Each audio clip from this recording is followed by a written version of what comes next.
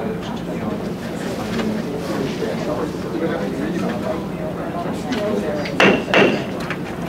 morning. This is a meeting of the State of Hawaii Land Use Commission. The first item on the agenda is an action meeting on docket number DR 12-46, James Spencer, and Pamela B. Spencer, Hawaii, to approve the form of the order in this matter. On May 3, 2012, the Commission met in Honolulu, Hawaii, and voted to grant DR 12-46 James Spencer and Pamela B. Spencer's petition for a declaratory order providing that the operation of a pet boarding kennel is a permissible use on certain land in the agricultural district.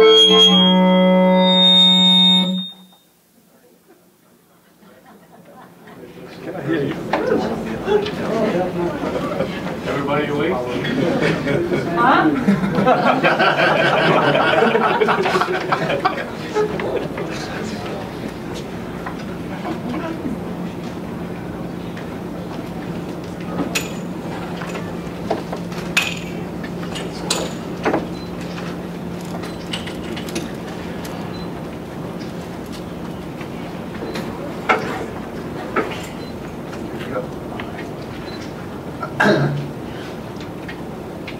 For an order providing that the operation of a pet boarding kennel is a permissible use on certain land in the agricultural district identified as tax map key 9-2-25047, Hoopili, Hawaii. Is there anybody signed up for public testimony? Is there anybody in the audience who wishes to provide public testimony on this matter? Hearing none. Parties' appearances, please. Deputy Attorney General Brian Yee on behalf of the Office of Planning. Sean Smith for the District 2 tickets on Big Island 6. Morning. I'll note the absence of the county, although not a party, they appeared at the last hearing. Commissioners, before you form the order granting the petition in this docket, I'll entertain a motion to approve the form. To approve, Chair. Second. We have a motion. Mr. Sartori, we hold the commission. On the motion to adopt the form of the order, Commissioner McDonald? Yes. Commissioner Contreras? Yes. Commissioner Judge? Yes. Commissioner Teves? Yes. Commissioner Makua? Aye. Commissioner Chop? Yes. And Chair Lacy. Yes. Chair, we have 7 votes to support the motion.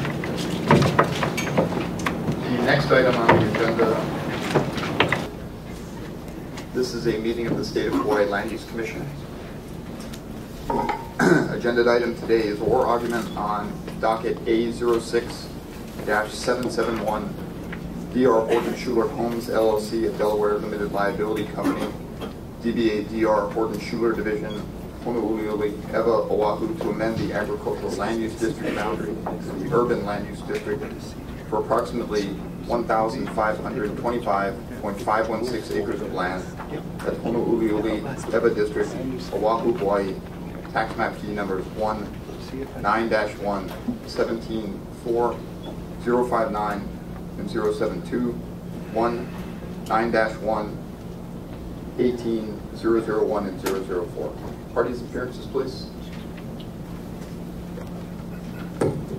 Good morning, Mr. Chairman and members of the Commission. Ben Kudo, Noli Kauai, representing DR Horton Schuler, petitioner in this proceeding, and with me is Cameron Nikoto, Vice President of DR Horton Schuler. Good morning. Good morning, Mr. Chair and members of the Commission. Don Tino Oka, Deputy Corporation Counsel on behalf of the Department of Planning and Permitting, City and County of Honolulu. And with me today is Tim Honda from that department. Good morning.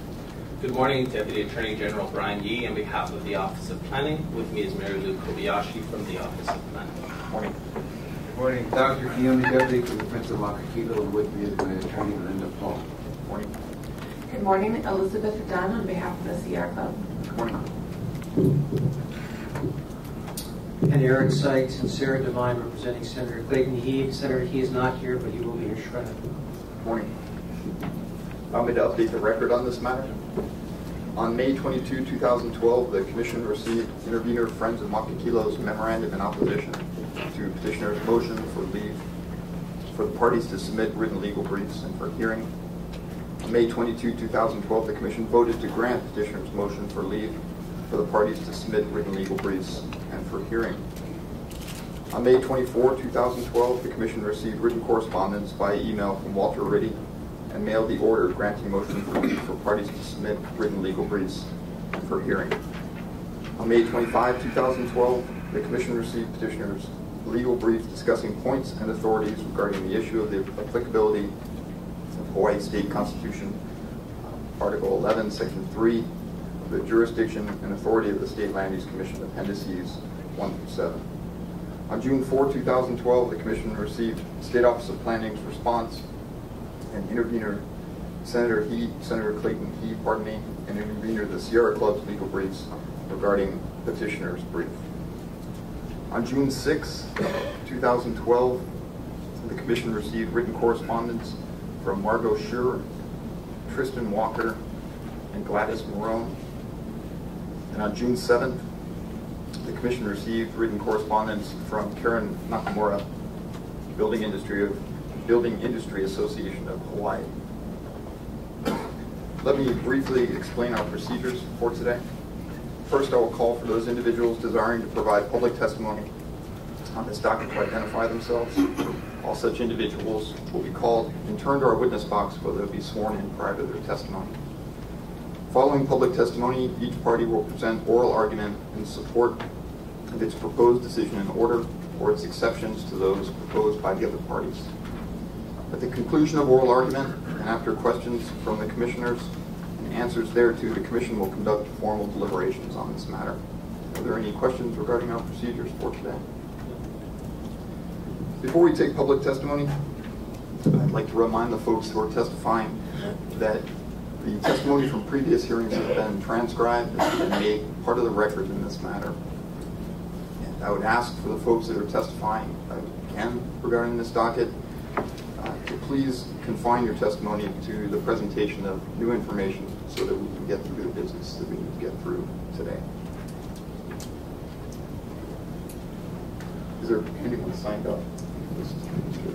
Okay, first up, Dave Nakamura, followed by Gary Kai for public testimony. Dave Nakamura.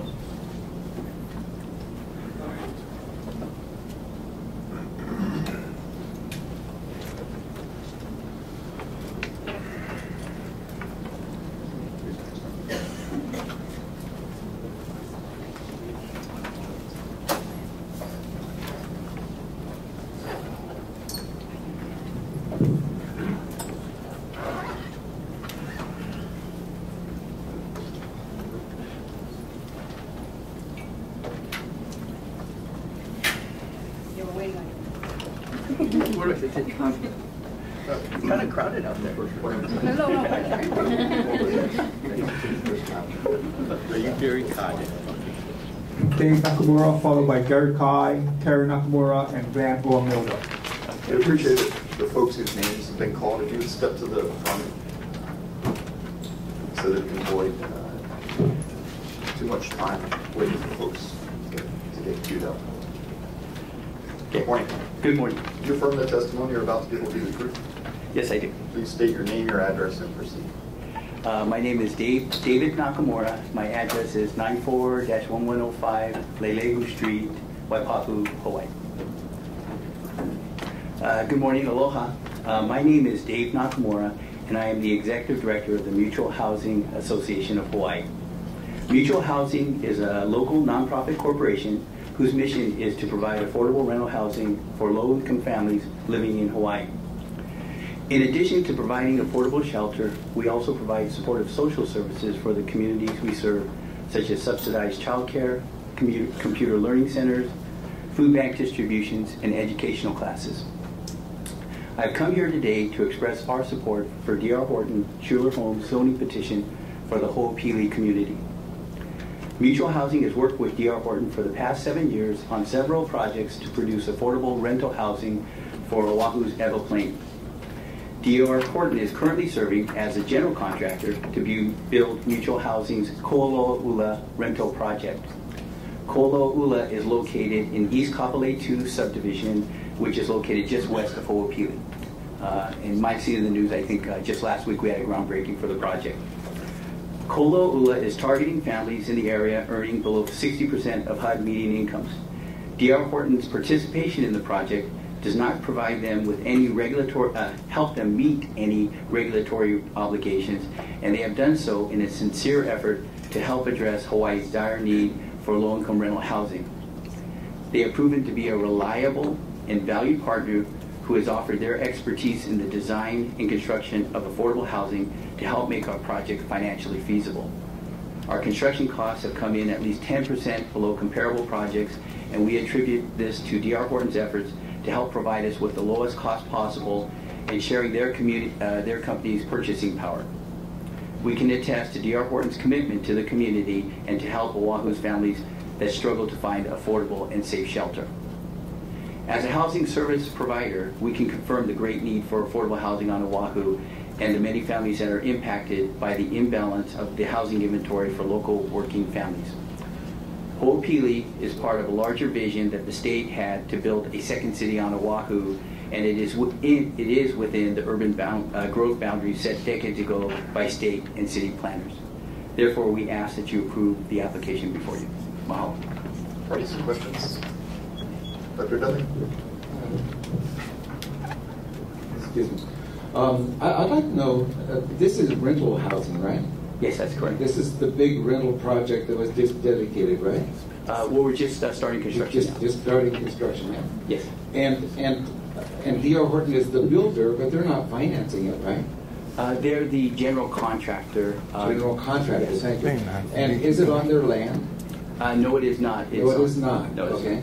And so in reality, that project doesn't have very much to do here because that's a rental project for very poor people, right? I'm sorry, can you rephrase that question? You aren't suggesting that they're building this kind of affordable rental housing on Ho'opili, are you? No, I'm not suggesting that. Thank you very much. Thank you. Any additional questions? Commissioners, questions? Thank you for your testimony, sir. Gary Kai, followed by Kara Nakamura. Good morning. Good morning. Do you affirm the testimony you're about to give will be the truth? Yes. Please state your name, your address, and proceed.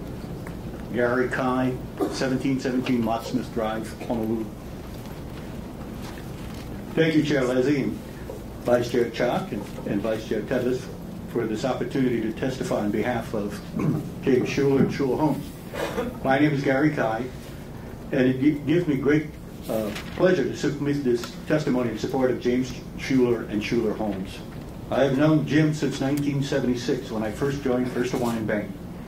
Jim already had an excellent reputation with the senior management of the bank.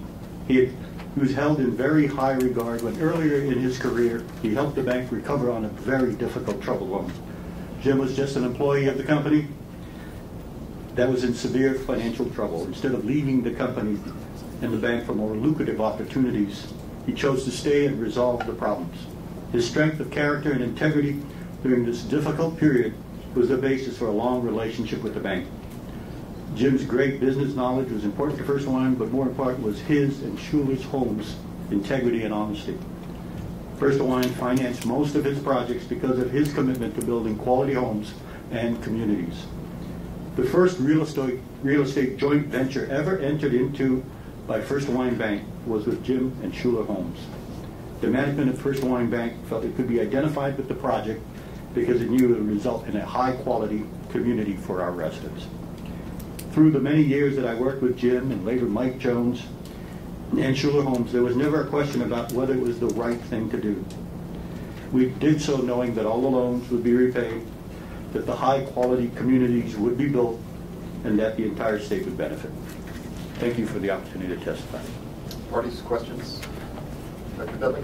Yes, I'm sorry to again interrupt, but you know, we all have a lot of admiration for Mr. Schuler, and Mike Jones is a fine man. But, sir, isn't it true that the company now is no longer Mr. Schuler's company and that it's a Texas-based company? That's my understanding. Good. And so really all the profits, the real profits from this project would go to Texas rather than to... I couldn't testify on that. Thank you very much. Any additional questions? Yes. Mr. Sykes? Then why are you here? I don't understand. Why are you testifying this morning at this late stage in this case? Basically, my support of Mr. Schuler and Schuler Homes. Did somebody ask you to come? They did. Thank you. Any additional questions? Commissioners, questions? Thank you for your testimony, sir. Karen Nakamura, followed by Glenn Boamildo. Good morning. Good morning. Do you affirm the testimony you're about to give will be the truth? Yes, I do. Please Good state your morning. name, your address, and proceed. My name is Karen Nakamura. My address is 2825 South King Street, Honolulu, Hawaii. Good morning, Chair and members of the Commission. My name is Karen Nakamura. I am the CEO of the Building Industry Association of Hawaii.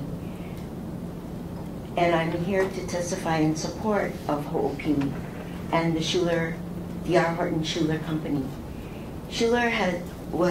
Carl Schuler was a member, our 12th president of the Building Industry Association since 1966. And his company has been active members and supporters of the community and the industry for over 40 years. So I'm here to testify on the quality of their homes and the benefits that our community reap from them. 2 years ago, they are very active in providing monies to local charities, and they provided $100,000 to the Building Industry Association to build the Construction Training Center of the Pacific, which puts on pre-apprenticeship construction training programs for entering level of our industry. And so I am here to ask you to please pass Ho'opili, because without homes, we will have more homeless and rents will be higher. Thank you very much. Parties, questions? Commissioners, questions? Thank you. Thank you. Glenn Boamildo, followed by D'Angelo McIntyre and Rona Pakata. Morning. Do you affirm the testimony you're about to give will be the truth? Sure do. Please state your name, your address, and proceed. My name is Glenn O'Milda, 91-1179 Pu'amaiole Street, Ineva Beach, 96706. Good morning, Mr. Chair, members of the Commission. I am presently the president of the Ineva Beach Community Association, and many sit on many activities within the area. My comments this morning is well noted from previous testimonies. So what I'm here this morning is to ask that you deny Horton's request to rezone that ag land. I'm a product of the plantation, born and raised in Waipahu on the Oahu plantation. I have at least 100 years. My grandfather, my father, and my brother all worked on the plantation. And I know firsthand that this 1,500 acres of land is the most productive in the state, let alone the island. So there's no importance than preserving this land for future food security and for the needs of the population. We have done a lot of planning. In my 30 years of being involved in the Everglades, I've ensured that planning to the utmost will be done with care. And I feel this project has never gone through a well planned out process. I cannot imagine that the developer has selected few people within the region to sit on this board. Members from my own community, members from my board have sit on this, but there was never an open and transparent process on how this is going to proceed. And I was never consulted as the guy. I mean, we've been in the region, the community association has been in the region for over 30 years. And we've never been consulted on issues regarding planning. So I consider planning is the most important process in development in the Everglades. Furthermore, Mr. Chair, there's two products. There's the Ever Development Plan and the Oahu Master Plan. None of these have come to the community. The Ever Development Plan was accepted by the city in 1997 and should have come for a public review 5 years later. It never came to a public review. And this is 2012. So, and the lingering things on people's mind, well, it's well within, the guidelines of the Ever Development Plans, but it's not. The public has never reviewed these plans. So I'm requesting that, look, planners, DPP, the state planners, consider this. Consider planning as the focal point within the region. We're bombarding with development. There's rampant development. Everybody wants to come to EVA. And nothing has been done to really put things in place so that people can be well satisfied that the process or their impacts are limited to, their lifestyles. But it's not. So, again, Mr. Chair and Commissioners, unless we have something in place, this is all for naught. We're giving up our food security for one, and we're not improving the conditions within the region. Those are important things that I consider as being one of the focal points in trying to resolve issues within the Ever region, Ever Plains. And I cannot for one think of, all these rampant developments and nobody is on top of it. Not even the city nor the state. The city has never denied any kind of process. They haven't denied any kind of no's to developers. From 2000 to the present time, EVA has gone rampant in development. They have issued permits like it's gone out of style. We try to be on top of it, but the community sense that it's futile. That the government has ceded its authority to the developers. The city, our steward, they should be protecting us in the process, but they have yielded. They have yielded to the developers in the region. And that's why people are so upset about conditions in the region. In Ever Beach, Kalailo is another one. They don't have a master plan in place, but they're still building. Consider that. Consider Kapolei, where you have the transit station, Hoopili, 3-4 miles from the Civic Center. I mean, how people going to, get around the Civic Center? You're going to drive. You're going to have to drive to the Civic Center. Oh, when the development is 12,000 units is 3-4 miles away from the Civic Center. I mean, I think it's not well planned. Okay, so I ask you to deny that based on conditions that it's going to exacerbate one, people moving back to town, people driving back to town. I always emphasize, if you're going to create a second city, let's have a second city. Put the government structure in place. Put the government structure in place. We have a tax base in Kapolei. We have the resources. We got police. We got fire. But everybody seems to want to go back to town. I can't imagine a second city where everybody wants to go back to. Government is leading the way to push people back to the primary urban center. I mean, it makes no sense at all in planning. And they're going to create 12,000 more houses. Where people are going to work if you don't have the infrastructure in the second city in place? So, Commissioners, I don't know. I personally feel that being involved in the region, that something's got to be done. And I asked you this morning to deny the request so we can sit down and plan. Plan in the region, plan in the Everplains so that we can, people be well satisfied that something is being done by the government, not by developers. So I conclude my testimony anyway. Thank you. Parties, questions? Commissioners, questions? Thank you, sir. My address is 810 Keala Olu Avenue. Aloha, Commissioners. I would urge you to please deny the petition to reclassify this land from agriculture to urban. Prime farmland is meant to grow food. We should not have houses on prime ag land. We cannot allow big corporations and big businesses to continue to exploit Hawaii for their own needs. People of Hawaii need to come first. And first and foremost, we need to eat. Eating comes before working. It's something we all need to do, so please deny this petition. Thank you. Parties, questions? No. Commissioners, questions?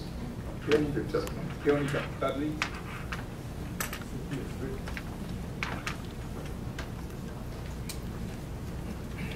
Morning, Dr. Dudley. Do you affirm the testimony you're about to give will be the truth? I do. Please state your name, your address, and proceed.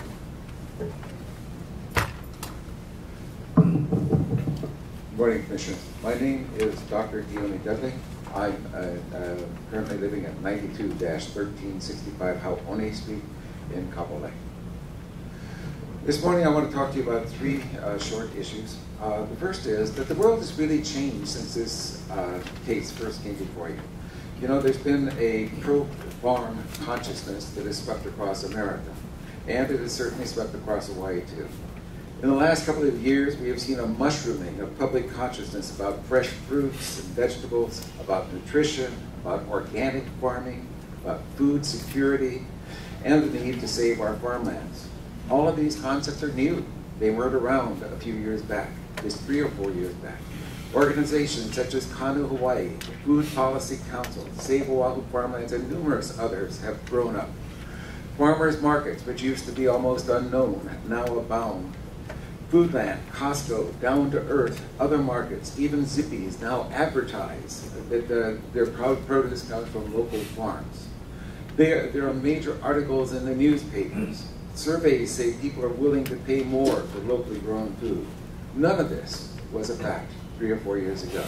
We live in a world that has really changed, a world that has really become food conscious. This property is very important for our future. It's very important for our future. This is not something that's just a flash in the pan. We need to save these lands. The next point I'd like to make is about the City Council. The City Council is willing to set Cool Ridge aside as important agricultural lands. This resolution 1223, we made them perfectly clear. There was no question about it. These lands are in the urban growth boundary. They are already designated in according to city plans for development, but the City Council voted to set that aside and wait for you folks to make a decision so that if you decide to keep it in farmland, they can make it important agricultural lands. They will designate it. I don't say they will, but I firmly believe they will. Okay, the last point I want to make is, why is this project not needed? And it's not needed because we already have enough housing. When you go back over at Bob Stanfield's written documentation, he says that we need 1,800 houses a year for Eva and Central. Now, we've already got those houses. We've got the 34,805 houses in Eva, and we've got another 12,000 houses in Waiava. We've got another 3,500 houses in Launani Valley and Waikele and Royal Kanea. When you add them all together, it's 50,305. We only need 46,800 if we need 1,800 a year. So we've got an excess already on the books. You know, we've already approved them. They're zoned. They're ready to build. Okay. We do not need one single house in order to fulfill the city requirements. Not one from Coal Ridge, not one from Hoopili. As a matter of fact, if we build this, we're going to have an excess, a glut in the market of 8,500 houses. I just ask you to keep all these things in mind, and I thank you very much for your time. Parties, questions? Commissioners, questions? Thank you for your testimony. Cynthia Britt, followed by Michael Dahl.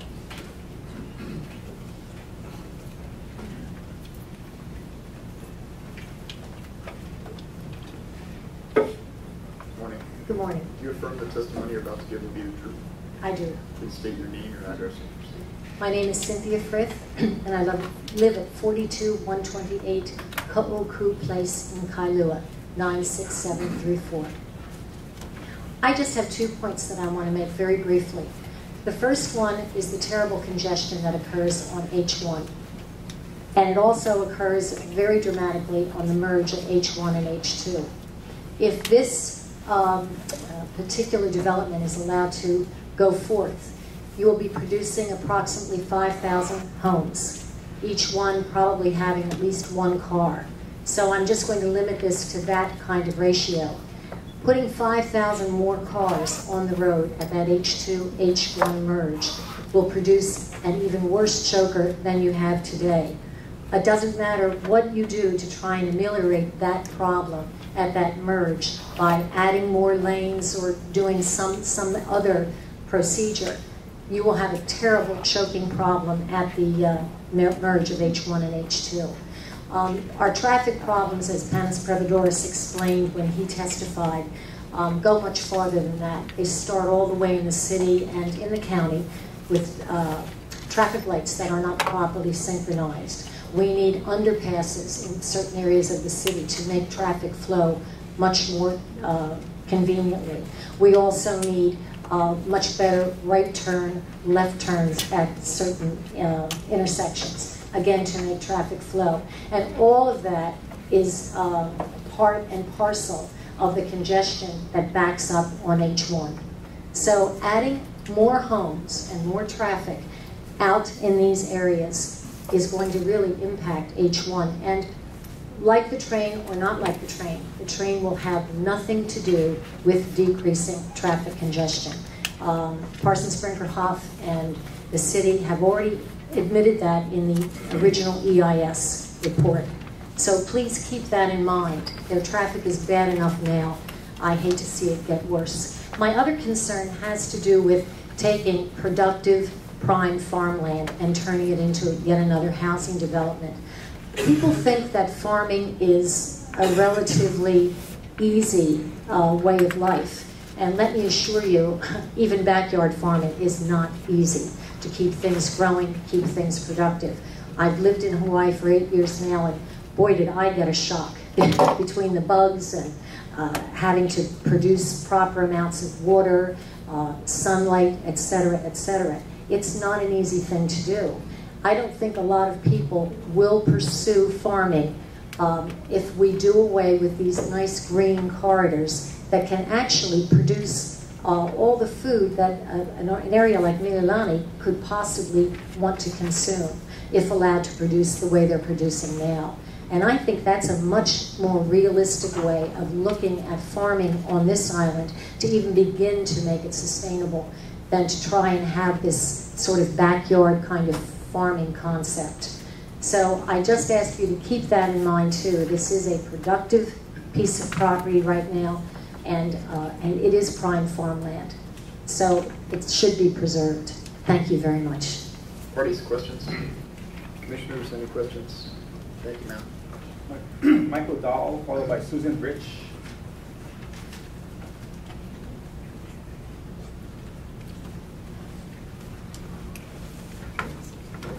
Do you affirm the testimony you're about to give will be the truth? Yes. Please state your name, your address, and proceed. My name is Michael Dow, 94-500G, Cam Highway, Hawaii, Pahu, Hawaii. Good morning, Land Use Commissioners. Coal Ridge, sugar-coated, baby. About 1988, when Castle and Cook were trying to get approval for Mililani Malka, they promised to leave Coal Ridge a 20-year greenbelt so that urban sprawl would not connect from Waipio Gentry to Mililani. Why 20 years? Yes, they knew Mililani Malka would be built out and everyone would forget about the 20-year greenbelt. Coal Ridge, sugar-coated, baby. Then we have Tom, the Costco store manager, testifying at the LUC hearings that his store sales were down 20% and that they needed Coal Ridge. About 3 months later, while on my morning walks, I saw Tom on a break in front of Costco YPO, and I said, "Hi, how's Coleridge doing?" He said, "I don't know. I said, well, you testified at the land use hearings about Coleridge." He says, "I don't know anything about Coleridge. Castle and Cook asked me to testify." Coleridge, sugar-coated, baby. Land use and lures. Major developers have some type of lures to start their project. Waiwa General needs Coleridge. Why? They are settled in a beautiful location in the middle of Waiwa. They could rebuild a world-class medical center in their present location. Traffic, traffic. I travel Coca Boulevard daily. What a mess.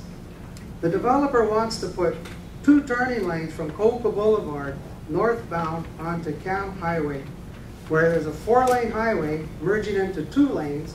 Now you're going to have 2 turning lanes coming out in the middle of that. Then go a few hundred feet down, and you're going to have a right turn in intersection turning in. That might help, but the right turn out isn't going to help. And the bottleneck right there. And then it goes down an 8-degree slope into Kipapa Gulch. Yep, sounds like a nice bottleneck just before I get home. Also, the State Department of Transportation has put a 16-ton limit on the Kipapa Gulch Bridge. The Honolulu Fire Department has restricted all fire trucks from using the bridge. I had to laugh when the Land Use Commissioner asked, "Why would you close the right turn in and out intersection when the Pineapple interchange is completed? They're at different ends of the project. It makes no sense." To sum it up, traffic around the whole project makes no sense. Coleridge, sugar-coated, baby. Coleridge will be built over a polluted water aquifer that could cause cancer in humans. The water needs to be filtered, which is going to cost millions of dollars. Who's going to pay for this? Down to important agriculture lands. Don't worry, there's 180,000 unused acres of land in Hawaii. Where? You know, it's all private property, has to be leased or bought. Agriculture land on Oahu is for sale. Drive through Central Oahu down to Wailua, flooded with ag lot for sale signs. But I see BMWs and Mercedes-Benz going down the dirt road, not a farmer in an old pickup truck. Gentlemen ranches? Maybe, not farming. Small farmers couldn't afford it. You also need irrigation water, irrigation supplies, pumps, reservoirs, elects. Costs a lot of money. Coleridge already has an irrigation system that is gravity fed off Waiholi Ditch. No pumps, no reservoir. The present farmers use a former pineapple irrigation system. Just doesn't get any better than this. In closing, I can safely say that 99% of the residents of Hawaii do not know where the Land Use Commission is or how it works. I come to these meetings and I don't know how it works. It appears that the Land Use Commission has never disapproved a major urban development to save important agriculture lands on Oahu. Thank you. Parties, questions? Commissioners, any questions? Thank you for your testimony, sir. Susan Rich, followed by Gary Wilford.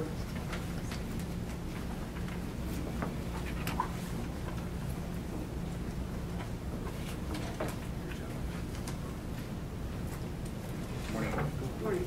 Do you affirm the testimony you're about to give will be the truth? Yes. Please state your name, your address, and proceed. My name is Susan Rich, 7438 Mokopana Place, and I'm the assistant administrator for Wahiawa General Hospital. I've worked in hospitals since the early 1970s, and I've watched and participated in the changing face of healthcare.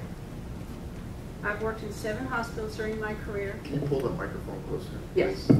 Sorry. Most of them were community hospitals. There are specific challenges rural hospitals face, in addition to the demands all hospitals are facing now. One of the most common threatening challenges for rural hospital experience is attracting new physicians to the communities they serve. As the older physicians begin to retire, new ones are not coming to take their place. Physicians with specialties tend to serve metropolitan areas where they are on staff at several hospitals or only work at the office and use hospitalists to treat their patients when they're in the hospital. The rural hospital must keep up with the latest technologies and processes in order to compete. Larger hospitals may have office buildings or clinics close by to encourage referrals and offer conveniences to physicians. Many rural hospitals are landlocked due to existing construction and are not able to accommodate additional buildings. For busy physicians, efficiency, convenience, and the latest technology can certainly determine where they choose to practice. For rural hospitals that cannot offer these amenities, services may start to dissolve and dry up. The big loser in this scenario becomes the patient. If the services they need are not close by, they are the ones inconvenienced as well as their families when they have to go further to get it. When you're ill, driving into town to see a physician or go to the hospital becomes a huge burden. I know this is true because I have lived with it while caring for my 89-year-old father who has since passed away. Because of him, I have seen the other side of healthcare as well. I feel it's imperative to have a long-range vision that provides quality services close to home to maintain and improve quality of not only the healthcare system but to the community. At Wahiawa General Hospital, we are already experiencing some of the effects I have mentioned. Not because we are not able to provide quality care, we can and do. We have excellent surgical suites with up-to-date equipment and experienced nurses, but busy surgeons don't find the time to make the drive, and we have limited options to provide them with office space. The revenue derived from surgical services is where many hospitals make enough money to invest in future technologies. So even though Wahiawa General Hospital can and does provide quality care and services, a new hospital that is designed for today's healthcare needs can draw physicians and services back to the local community, thereby improving the health of the community, and also offers employment opportunities to people in the community. Thank you. Board, questions? Commissioners, any questions? Thank you for your testimony. Gary Roper, followed by Pearl Johnson.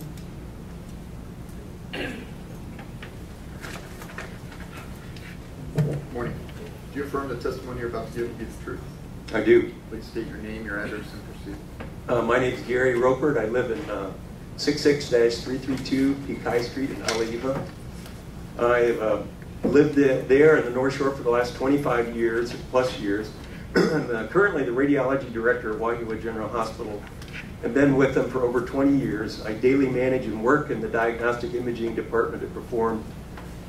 We really perform high-quality, state-of-the-art imaging here to emergency room patients, outpatients, and inpatients, and we serve the Central and North Shore communities there. We've always had the state-of-the-art imaging equipment like a 64-slice CT scanner, 3D and 4D ultrasound, digital breast mammography, nuclear medicine, as well as all forms of X-ray imaging.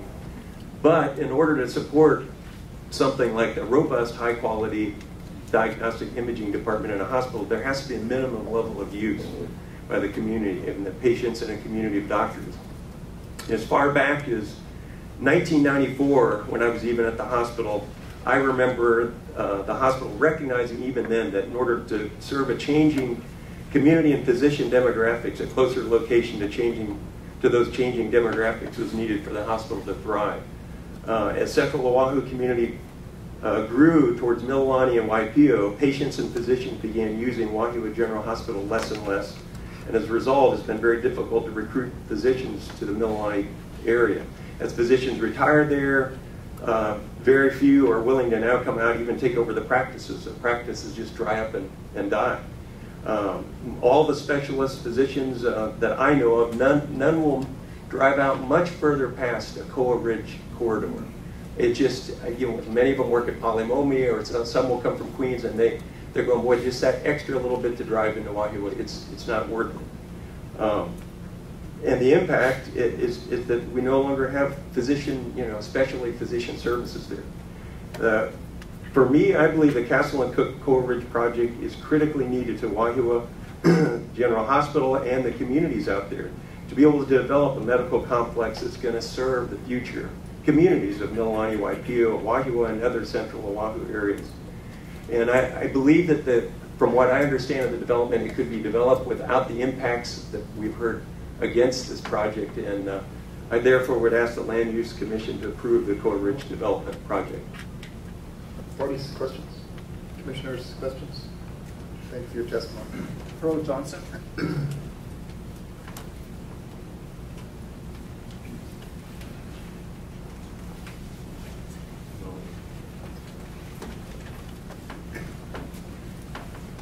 Morning. Do you affirm the testimony you're about to give will be the truth? Yes. Please state your name, your address, and person.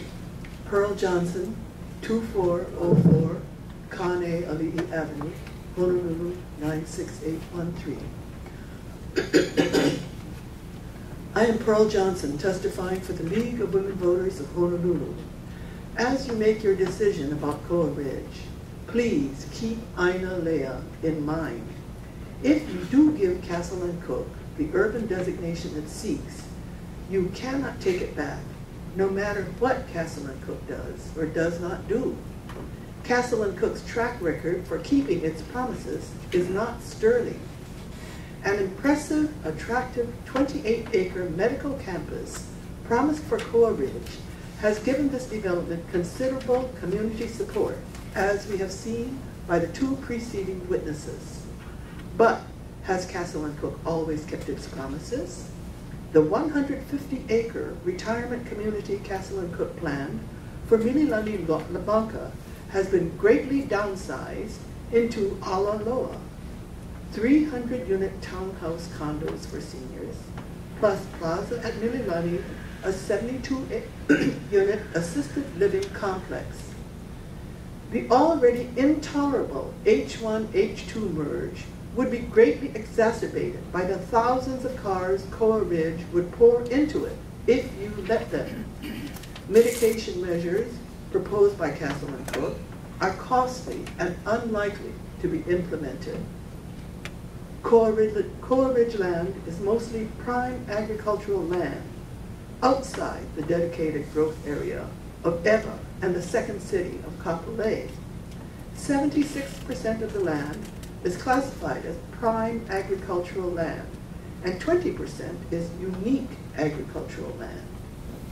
Further destruction of healthy farmland jeopardizes opportunity for diversified agriculture, economic expansion in agriculture, and self-sufficiency. Coa Ridge agricultural lands are especially valuable because of their proximity to markets, the harbor, and the airport. Furthermore, developing on agricultural land increases the speculative value of other agricultural lands around the state, making farming less economically feasible. Water is another concern. The aquifer that this project will draw from, Waipahu, Waiawa, part of the Pearl Harbor system, is nearing its sustainable yield. The Board of Water Supply has raised serious concerns, not only about the current water availability, but also about the impacts of paving over an important aquifer recharge area. The Coa Ridge development, especially the Mauka portions, will pave agricultural areas, thus increasing runoff and decreasing groundwater recharge. Please protect the future of our beautiful state and reject this petition. Thank you. Parties, questions? Commissioners, questions? Thank you for your testimony now. Is there anybody in the audience who would like to provide public testimony on this document? Hearing none. Mr. Matsubara, are you prepared to proceed? Yes, I am, Mr. Chair. Before you do that, please go ahead.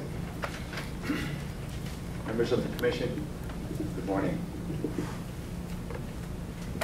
Coa Ridge, Makai, and Castle and Cook, Waiawa represents Castle and Cook's goal to create a planned residential community in Central Oahu that would provide heated homes for Hawaii residents and access to a medical facility that would address needed community medical concerns.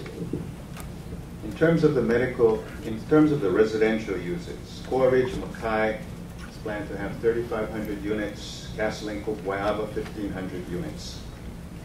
The planned residential units are targeted at helping address the projected 30,000 residential shortfall projected by 2030 for Oahu, and the 6,500 shortfall projected for Central Oahu alone. The passage of time has established that Central Oahu continues to be a pleasant residential location attractive to local residents. The upland climate and the relative proximity to the island's main employment centers make it attractive.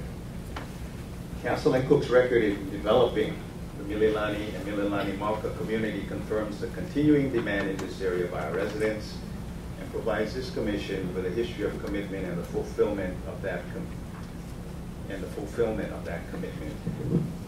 In this particular case, Castle and Cook's record has been, as soon as entitlement has been received, is proceeded with the actual construction of the homes. And although they may be other entitled properties, the question is whether or not and when they will be built.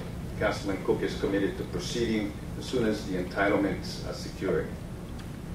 The medical complex that is being proposed by Wahiawa Hospital Association on 28 acres of land will provide comprehensive primary and secondary care medical services for Central Oahu and North Shore residents.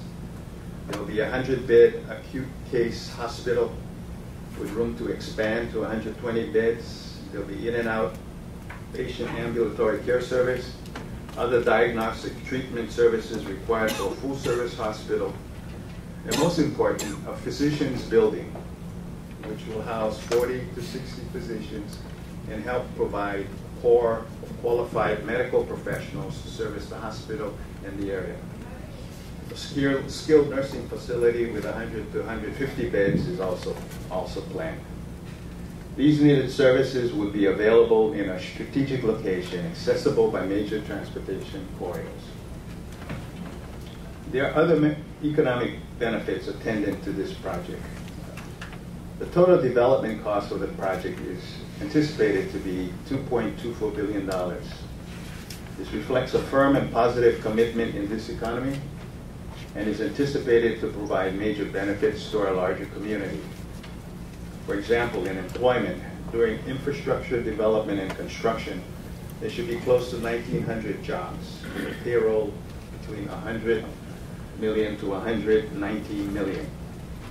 After build-out, there should be approximately 1,490 net new jobs, which are jobs that would not have existed without this particular project.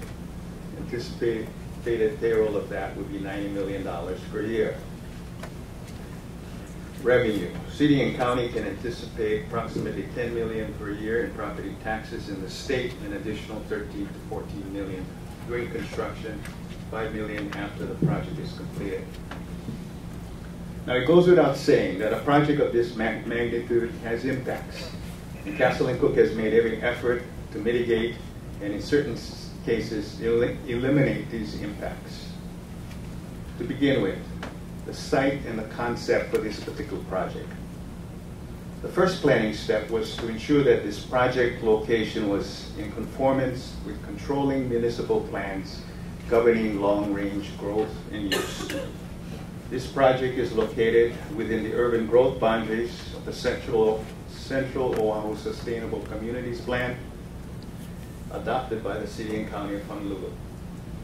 The urban growth boundary was established to provide a balance between urbanization required by normal growth and the protection of land necessary for agriculture. The urban growth boundary was intended to give long-range protection from urbanization for 10,350 acres of prime and unique ag land and preservation of open space while providing adequate land for residential, commercial, and industrial uses needed in Central Oahu. Beginning in 2003, the petitioner worked with the community to get their input through visionary groups.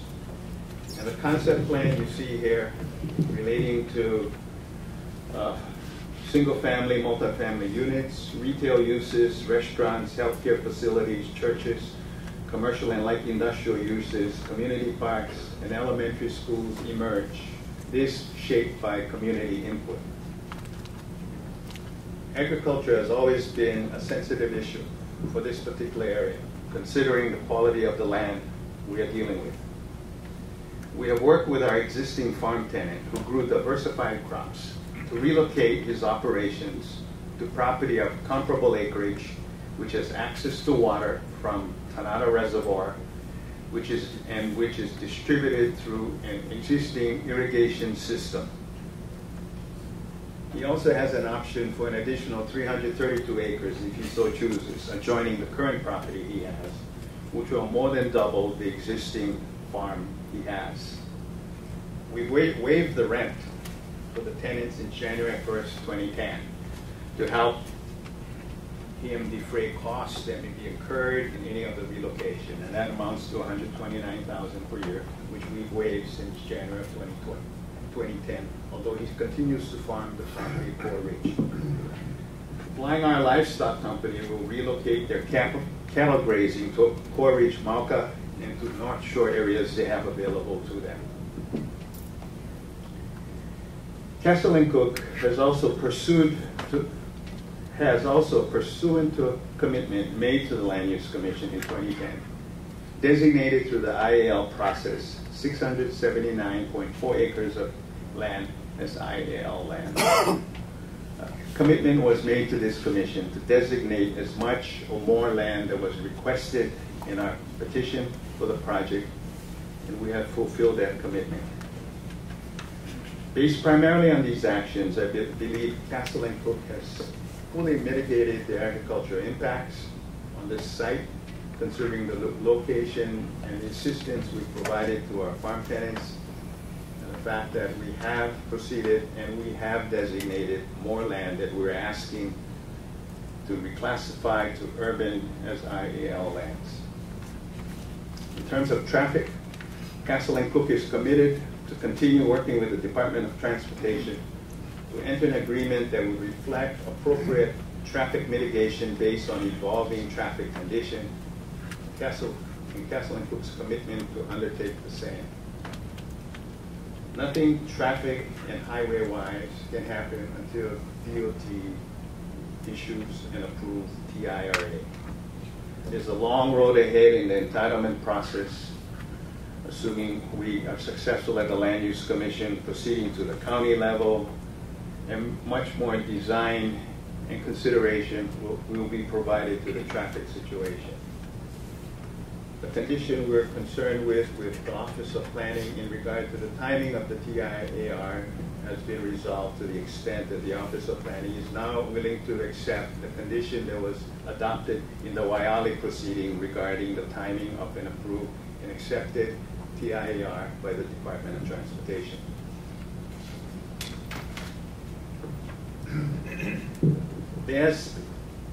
Let me focus a little bit on some of the arguments relating to IL land and the Constitution. Intervener, he has argued that Article 11, Section 3 of the Hawaii State Constitution prohibits the Land Use Commission from reclassifying subject property. A closer look at this article provides a different picture. The sentence the intervener is relying on says, the state shall conserve and protect agricultural land, promote diversified agriculture, increase agricultural self-sufficiency, and assure the availability of agricultural suitable lands. The next sentence says, the legislature shall provide standards and criteria to accomplish the foregoing. It is clear that the constitutional mandate is directed to the legislature to come up with the standards and criteria, not the Land Use Commission. This constitutional amendment was enacted in 1978. 30 years later, the legislature enacted the IAL law. It became effective in 2008 when benefits and credits were attached to the criteria of what becomes IAL land that was promulgated in 2005. So in 2008, 30 years after the constitutional provision was enacted, the law came into effect. The length of time it took to promulgate that statute, I believe, indicates the difficulty in coming up with a statute that would accommodate the interests and concerns of the various stakeholders that would be seriously affected by this law. And during that 30-year period, this was what was hammered out. Now, under the IAL law, the Land Use Commission is designated as the agency to consider the petitions to designate IAL land. You have no authority to go out and initiate any petitions for IAL lands. Your responsibility is to consider petitions filed either by private landowners or by the county. Those are the two procedures the law provides for you to consider IAL petitions. The county does it through a process whereby they will do maps of lands within their county. They'll present it to the commission for the commission's consideration. But what is of importance to the statute passed by the legislature, that we call the IAL statute, clearly provides that the county maps will not include lands that have been designated through the state land use zoning or county planning process or for urban use by the state or county. And this is how I revise statutes 205-47A, which is part of the IAL law enacted by the legislature. So it is clear that land within the urban growth boundary that is part of the city's long-range planning will not be utilized, or should not be utilized by the county in determining IAL lands in their mapping. The other process of designating IAL lands, like I indicated, would be through petitions filed by individual landowners. I mean, you should note that since the law was passed in 2008, 5 petitions have been filed with you.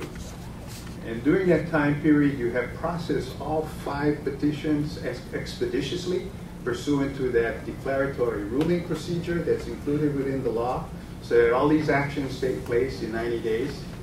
And in effect, on all the petitions filed with you, you have designated 89,859 acres as IAL land on Hawaii, Maui, Big Island, and our IAL designation on Oahu. On those 4 islands, you have designated close to 90,000 IAL lands. So if anything else, you've done a tremendous, you've made a tremendous step toward fulfilling the statutory intent and purpose of the constitutional amendment and the law that was enacted that gives you the authority to proceed. You've proceeded expeditiously in all these areas, no questions. You have also been mindful that as a commission member, you serve on a commission that was created by statute. And your duties and responsibilities are clearly spelled out by statute. There's the IAL statute, which requires you to focus on the qualities of land that are suitable for IAL designation, which you've done in the IAL petitions. There's also proceedings relating to district boundary amendments, of which this is one. When you're dealing with district boundary amendments, your focus is broader. Your responsibility under the statute that you were, for the commission you are appointed to sit on, is much broader, and therefore a balancing is required. You're not just looking at ag qualities of IAL land. You're doing a district boundary amendment. Under the statute, there's numerous things you need to consider. Under 205-17, for example, you need to consider the preservation or maintenance of important natural systems or habitats. You also need to consider the maintenance of valued cultural, historic, and natural resources. You need to consider the maintenance of other natural resources relevant to Hawaii's economy, including agricultural resources. You also need to consider the commitment of state funds and resources. You need to consider the provision of employment opportunities and economic development, and also the provision of housing opportunities for all income groups, particularly low, moderate income groups. So all of these elements are things that are before you on a district boundary amendment that you need to consider. Ag is one of the issues, along with other issues you need to look at and balance and come to a decision on. Your decisions have always strived to achieve a balance by the required numerous criteria you're required to consider. I think it's the responsibility of the petitioners to present you a case that addresses these criteria that you are required to look at and examine before you make a decision. I believe we've done it in all areas that are relevant to the criteria you need to consider.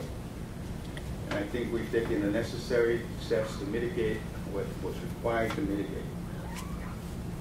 We believe the project we're presenting to you meets these objectives, goals, and criteria. And we ask for your support in approving this petition. Thank you. Thank you. Mr. Kidoka. Thank you. Good morning, Mr. Chair, members of the Commission. The city has supported this project because it is consistent with the city's plans and policies. It's consistent with the general plan. It's consistent with the Central Oahu Sustainable Communities Plan. And it's consistent with the urban community boundary that is drawn within that plan. And this is significant because, as you know, the city has a comprehensive process for land use planning and approvals. It's an arduous process. It's a public process. And if in fact redistricting is granted in this case, as Mr. Matsubara points out, there's a gamut of city approvals that the petitioner must go through, including zoning, subdivision, building permits, grading permits, and so forth, that would assure the protection of public health and safety in addition to considerations of housing and traffic. The adoption of the Sustainable Communities Plan and the revisions of this plan is in fact subjected to extensive public outreach and public input.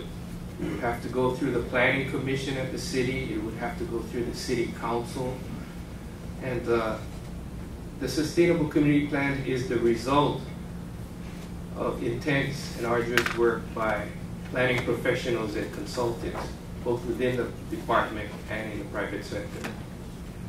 With this expertise, the Sustainable Communities Plan is produced. I understand that the opponents of this project are arguing to limit the conversion of prime ag lands and preserve open space.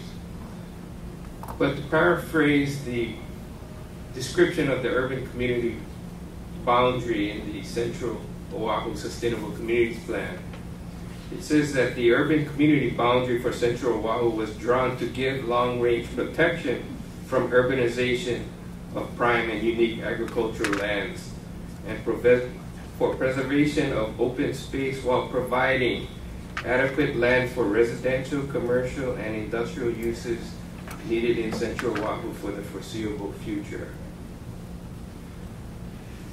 So that's why I say it's significant to say that the project is consistent with city plans and policies. And I would ask this commission to give that consistency the significance it deserves. Thank you. Thank you. Mr. Yee. Good morning. The Office of Planning supports the petition for reclassification because it meets the standards set forth in our statutes and rules. In particular, it meets standards for urban district boundaries as set forth in 15-15-18.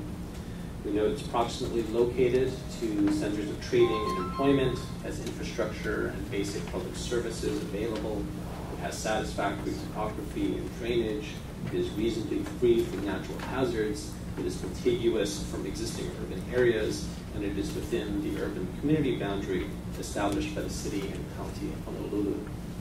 As boring as this list may be, it is the list by which we review and determine petitions for reclassification, and this petition does meet all of those standards.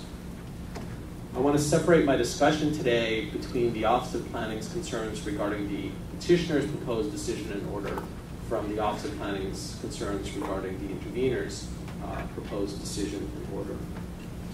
With respect to the petitioner's proposed DNO, the briefing has all been about narrowing the issues.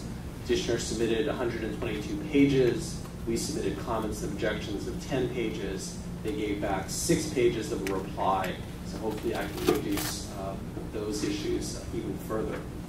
I know we were going to talk about larger themes and issues today, and my discussion on the petitioners will tend to be a bit mundane about the findings of fact, but at some point a decision order has to be drafted, and we wanted an opportunity to give our comments on the particulars of what we think you may be accepting.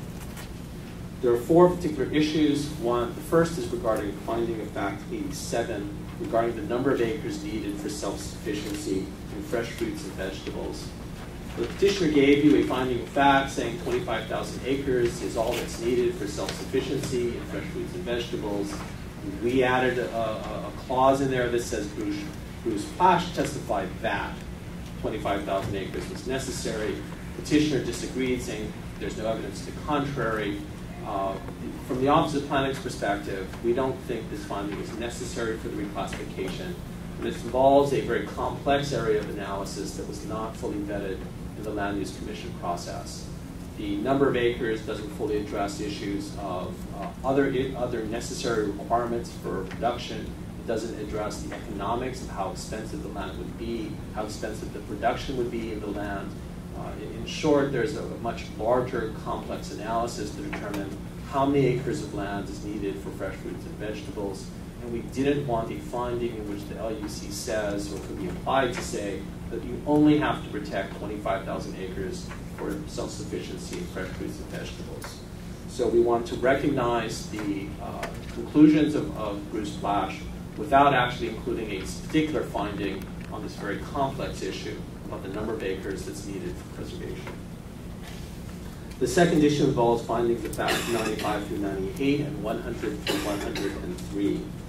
This describes the process by which the Land Use Commission went through in designating important agricultural land in one of the prior dockets. Finding of fact 95 through 98 describes the procedural process. Findings of fact 100 through 103 describes the lands.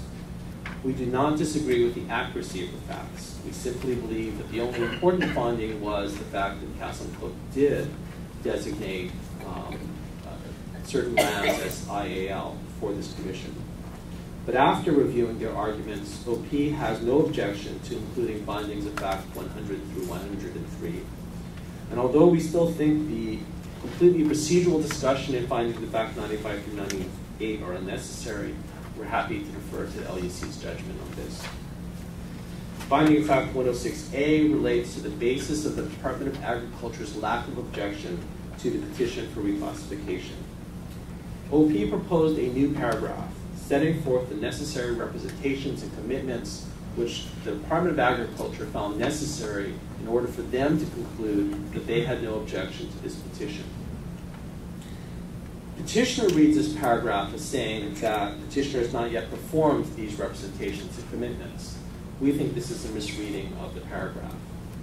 The whole purpose of the paragraph is simply to set forth that there were necessary conditions, necessary elements that had to be met before the Department of Agriculture could conclude that it had no objections to the petition.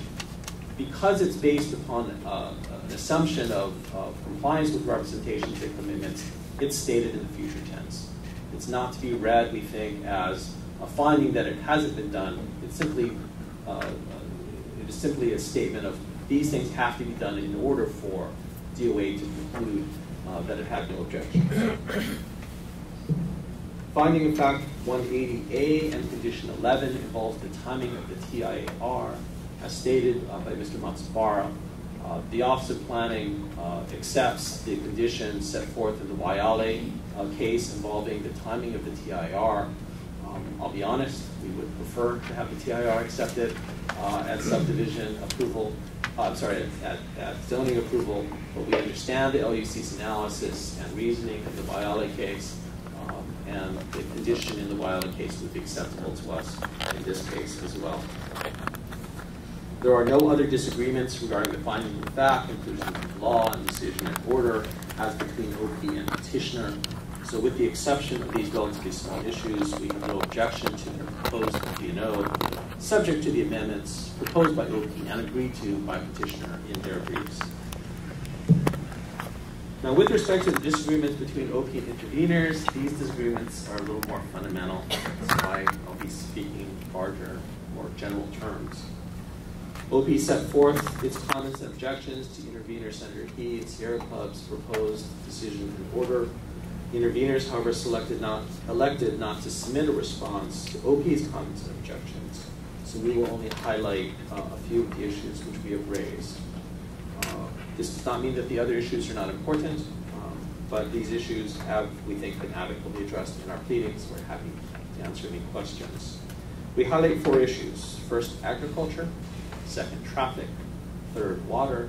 And fourth, a particular finding of fact and a citation to the director's testimony regarding the medical center. First, of course, is agriculture. OP's analysis on agriculture begins with the urban community boundary established by the City and County of Honolulu and the urban designations in the Central Oahu Sustainable Communities Plan. As has been explained to you in this and in other cases, the purpose of the urban community boundary is to direct urban use in certain areas with the related purpose of preserving agriculture in other areas. Allowing some agricultural lands to be urbanized or to accommodate population and economic growth is part of the larger picture in which other agricultural lands are preserved. From an island-wide perspective, agricultural lands are protected by careful observance of the urban community boundaries. Interveners have essentially argued that the city's urban community boundaries are wrong and the petition area should be excluded from the urban community boundary. But that's a discussion that should be argued at the city level. In this level, the petition area meets all of the standards for HAR section 15-15-18 regarding the standards for an urban community district, as I discussed at the beginning of this argument. The interveners also argue that the city's urban community boundary is not binding on the LUC. And although they argue this, the petition area, as discussed previously, meets all of the standards for reclassification in 205-17 and 205-16 and in your rules.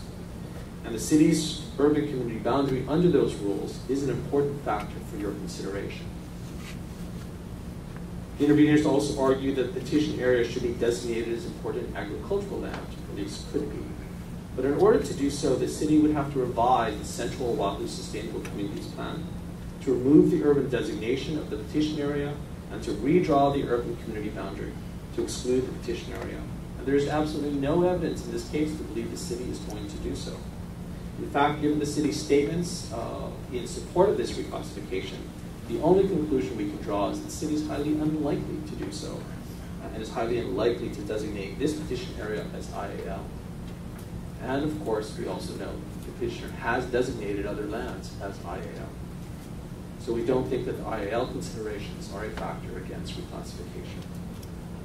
Now, this does not mean that agricultural lands are unimportant.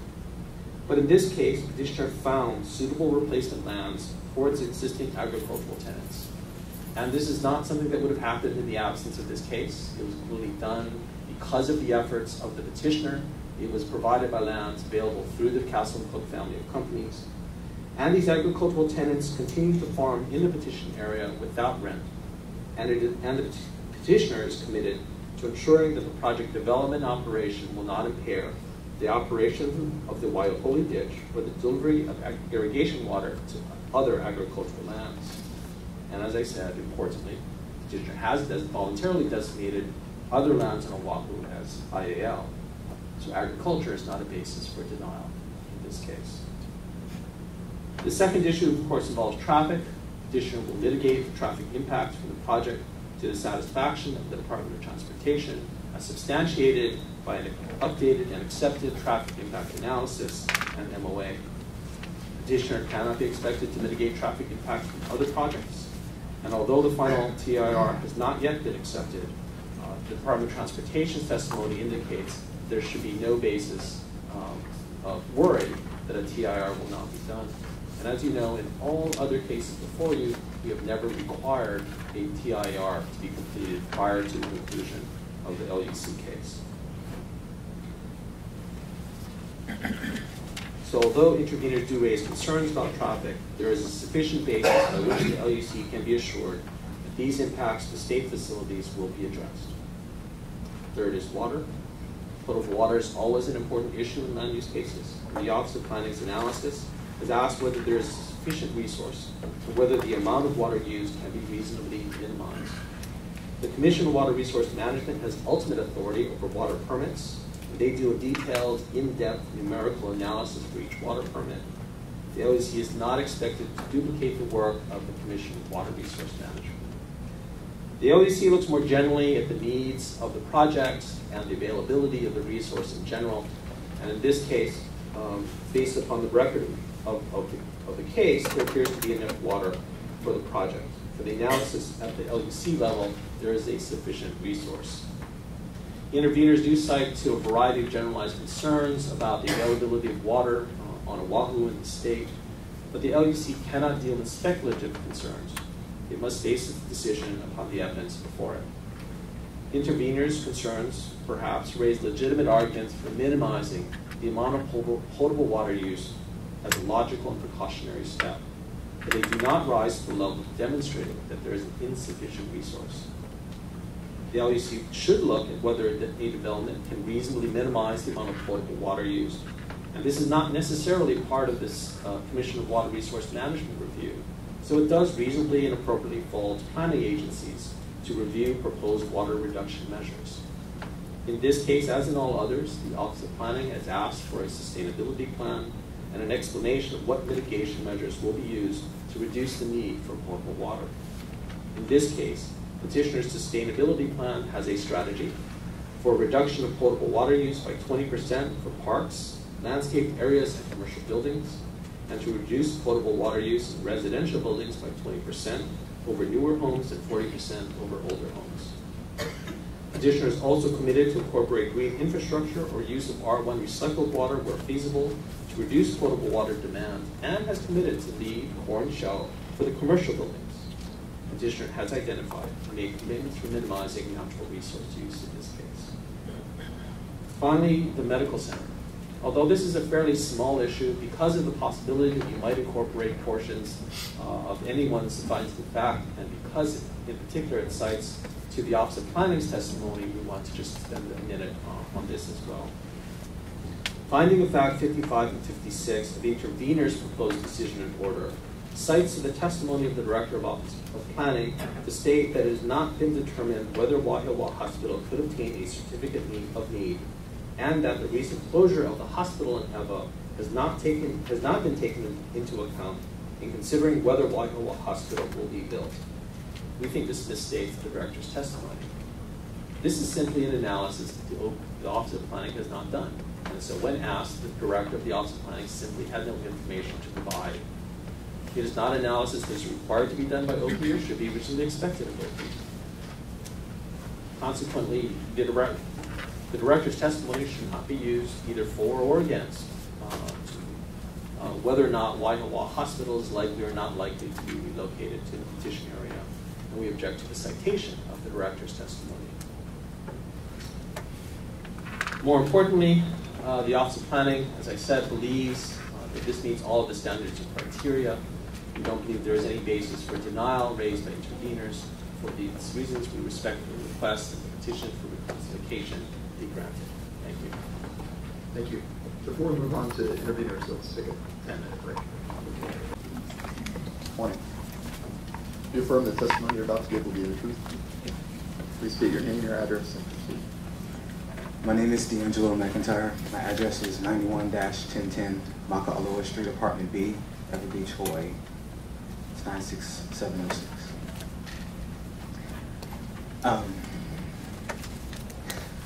I didn't prepare today like I usually do because I read a verse in the Bible that said that, you know, don't worry about what you're going to say. God will give you the words. You just go up there and do your thing. And here I am. I'm actually kind of scared, nervous because of what I want to say. It deals with the kids because it's the first thing I see on the back of the shirts is our Keki's future.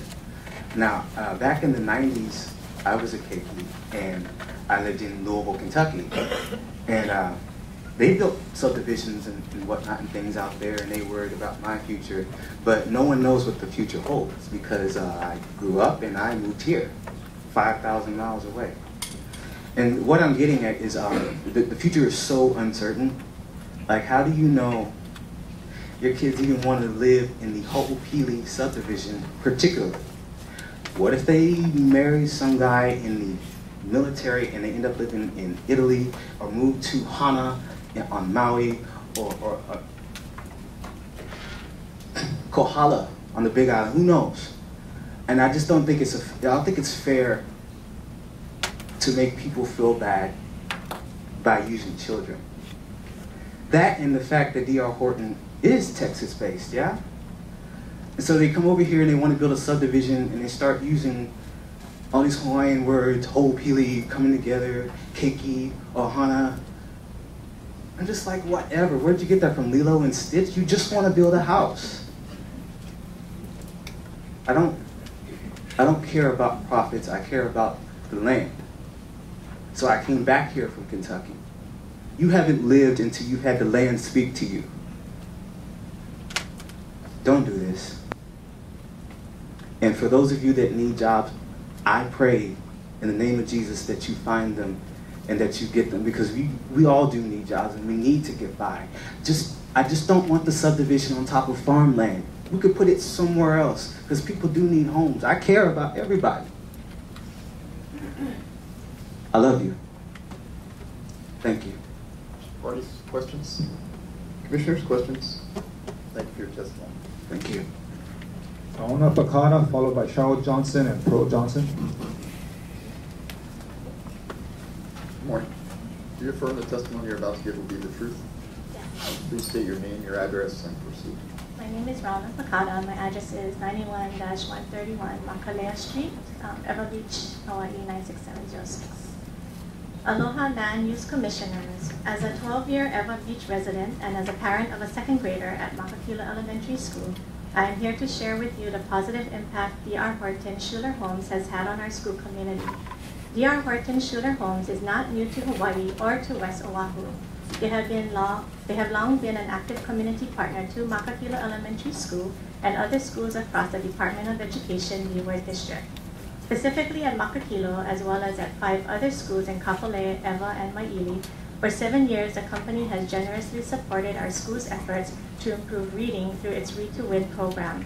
The support we receive from D.R. Horton goes a long way, including new books and supplies for our students and teachers.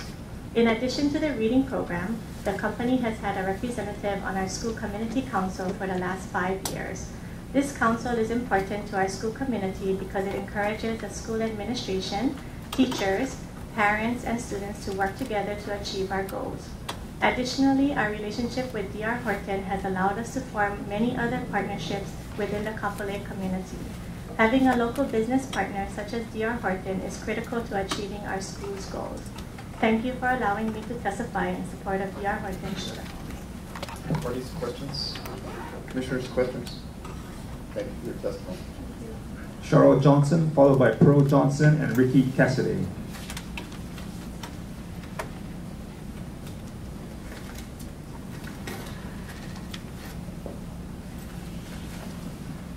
Good morning.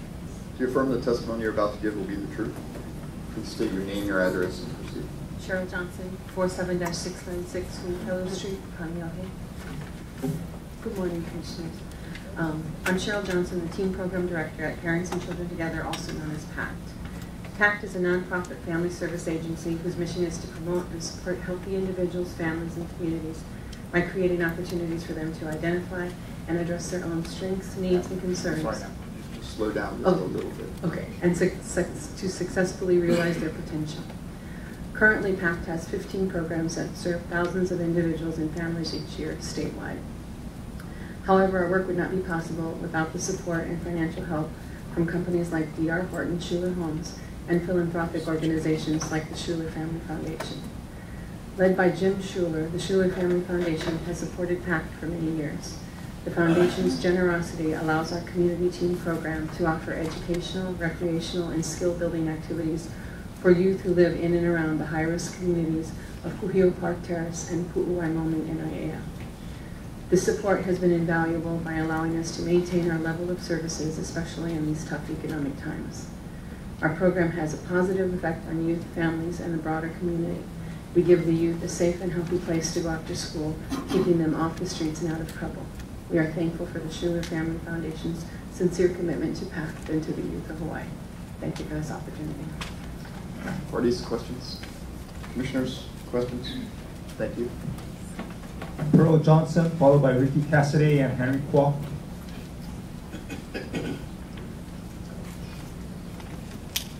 Morning, Ms. Johnson. Morning. You affirm the testimony you're about to give will be the truth? Yes. Please state your name and your address.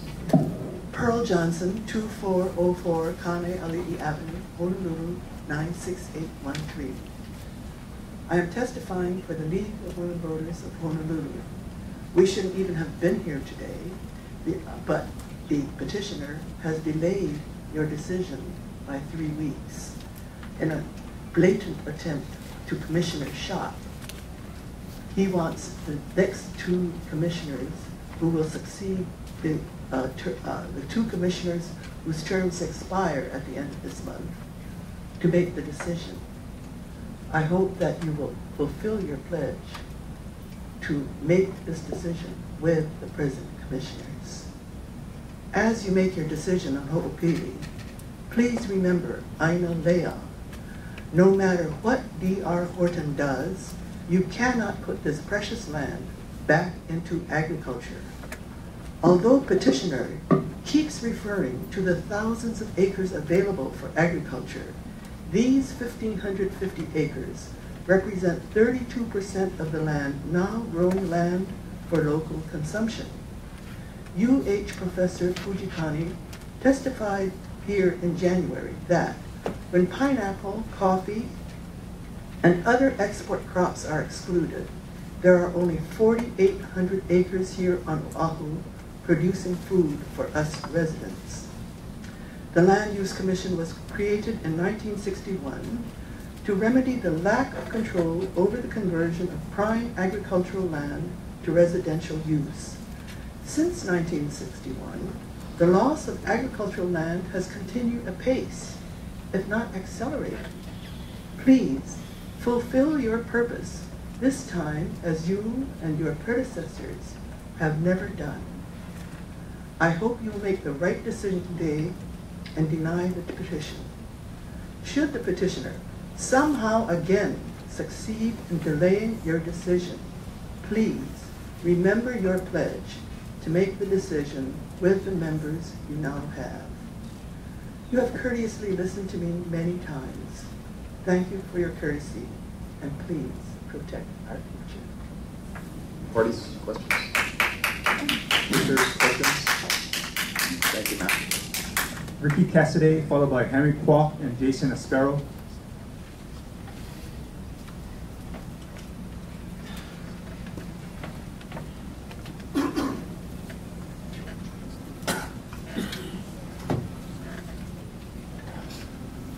Good morning. I do. Do you affirm that the testimony you're about to give will be the truth? I do. Please state your name, your address, and proceed. I live at 1029 Eby Street, Honolulu. My name is Paul R. Cassidy, with Paul Richard Kanahuakaman Cassidy Jr. My father was Paul R. Cassidy, and he was a trustee for the Campbell Estate for 30 years. I do market research. I came back, market research for housing. I came back 20 years ago. I worked for Gentry Homes. The first thing they said to me when I was doing their long-term projection was that they wanted me to pencil in Waiawa. And I said, how soon? 5 years. This was 1990. Every year, 20 years since then, they have told me it's 5 years. When I came to work for them in 1990, it was the top of the real estate cycle and they couldn't get it going. That's the time when you get a project going. 15 years later, 15 years later, there's another real estate cycle. It's the top of the cycle. A whole bunch of mainland companies come into Hawaii and they look at doing Waiawa Ridge. They can't make it pencil. It is too expensive at the top of the cycle. The other day, there's an article by Keone Dudley about the numbers that you're looking at. He posited that Waiawa would contribute 12,000 homes. I would say that that is very unlikely in this real estate cycle, which is about to kick off again, and maybe not even the next one. It's too expensive. So you take off 12,000 homes of the 60,000 homes that have been zoned. I've looked at those numbers, the 60,000 entitlements, for 20 years. And you can't take them as numbers that are actual, but that are all apples. You have to take out some of the numbers. Some are Waiaba, which won't get built because it's too expensive. And there's Makahiva, which is too expensive and they'll never have affordable housing. And then you take out the wine homelands, you take out the affordables, and you come down to a much smaller number. Then you have to overlay that with the utility of that number, which is a whole bunch of trusts have zoned land, and a whole bunch of trusts don't have money to go ahead and do it, and they are prevented from going ahead and developing. They need a builder. So any number that you're looking at, you have to go to the number that a developer owns, like Mililani for Castle and Cook, etc. That land will then proceed with housing. So it's a much less number. If you read the paper today, you see that housing prices are going up, and Paul Brubaker is saying that prices are just going to keep on going higher, and he's right. As soon as people hear that, they're going to start taking out mortgages. They're going to say, okay, we're in the midst of another bubble. And for the next couple of years, you guys are going to see guys like me coming up and saying, look, we need help. Housing prices are too high. We want you to supply houses. If you don't do that, high prices drive people away. Again, referring to Mr. Dudley's article, he said, you know, you can't eat houses. I was thinking about that, shared it with some people. A friend of mine said, well, you know, why can't you just split the difference? Why can't you have a house that you can eat?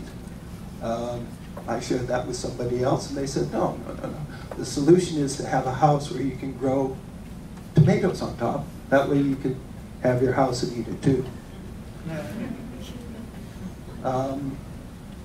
What you guys are looking at in your responsibility is what is the highest and greatest public good. In my opinion, building houses on this land relative to growing tomatoes is a higher public good for a couple reasons. It injects money into the system. It goes directly to people's pockets, the laborers. Housing is probably the best form of investment. It gives laborers money, and it spreads out very nicely. On top of that, besides the injection of money, which helps the economy, you build a community. You build cheap houses, or cheaper houses. The houses at Hoopili will be cheaper than those at Makahiva and other places. Coral Ridge, the houses will be more expensive because the infrastructure costs more. So the secondary effect is you build communities with affordable prices, not affordable housing prices, but lower prices than would be otherwise.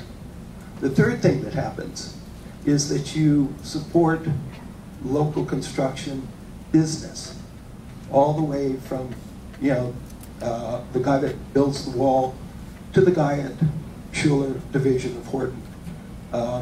I've seen any number of big companies come and go to Hawaii. Watt Homes, Centex Homes, Jack Myers, good developers.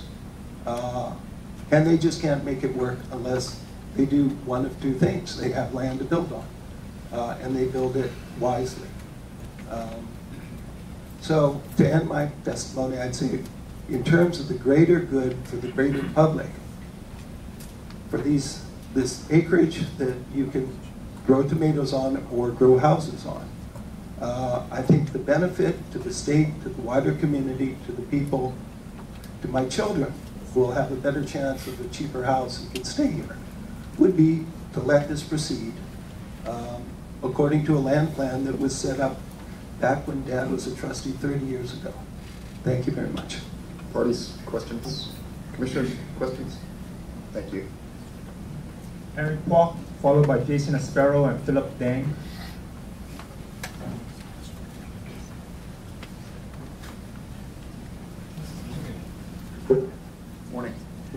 testimony you're about to give will be the truth? Yes. Please state your name, your address, and proceed. My name is Henry Kwok.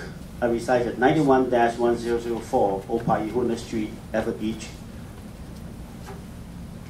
Members of the Land Use Commission, thank you for the opportunity to allow me to share my support for the proposed Hoopili community in East Kapolei. During the past few hearings, a lot of pros and cons testimonies have been put on record to help you decide today. I attended a few of these hearings and have noticed that most of the people who testify against this development and propose to preserve the land for farmers are not farmers themselves. These people do not understand how the cost of leasing farmlands to produce food for consumption in Hawaii. Slow down just a little bit for the court reporter. Thank you. The fact is that in order to produce reasonable priced produce, cost of the lease and labor has to be low. Statistics shows that many of the Oahu's farming is done on state-owned ag lands. These state leases are at a very low rate, subsidized by the taxpayers. Other farms are leased through the original big landowners like Campbell Estates. Land from inheritance cost them nothing. They in turn leased the property for a small amount because the little income was better than no income from the idle landlords. Loon Farm's original 1996 lease with Campbell Estate was at a very low rate due to the fact that the estate had not paid millions to acquire the empty ag land. The county master plan defines our urban growth boundary, which includes the Hoopili parcel, was adopted decades ago, and the value of the land skyrocketed. That is why in 2006, when D.R. Horton bought the 1,500 acres of land from Campbell, the transaction cost over $70 million. It no longer became economical, feasible for farming from that point on. You just don't grow produce on $45,000 an acre of land.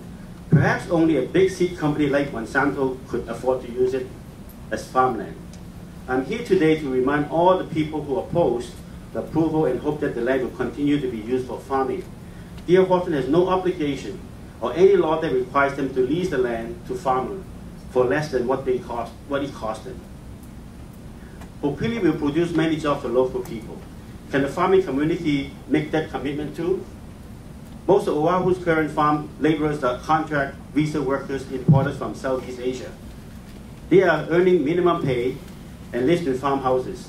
Will our local children accept minimum pay to work long, hard hours in the hot leeward sun? If you do not allow this development today, you will announce to the world that Honolulu County government made a mistake, including the parcel within the county's urban growth boundary. Is the city willing to buy back this parcel from D.R. Horton and make them whole again? It's no wonder Hawaii is on the bottom 5 worst state to do business. Without approval today, the loser will be the majority of the Hawaii working class families. Construction jobs from the $4.6 billion, direct investment and 7,000 permanent jobs from the completion of the entire development will be lost. Mr. Clark, you're going to drive the court reporter crazy. Oh, you 2 minutes. You don't have to rush. Oh, okay. Plenty of time. Thank you. You know, the land may never produce any food since the landowner may legally leave it empty without farming activities. I respectfully encourage you to approve this project today. It's not only for West Oahu where people can work and live, but also for generations of Hawaii's working families to come. Thank you very much. Parties, questions? Commissioners, questions? Thank you. Jason Aspero, followed by Philip Dang and Linda Young.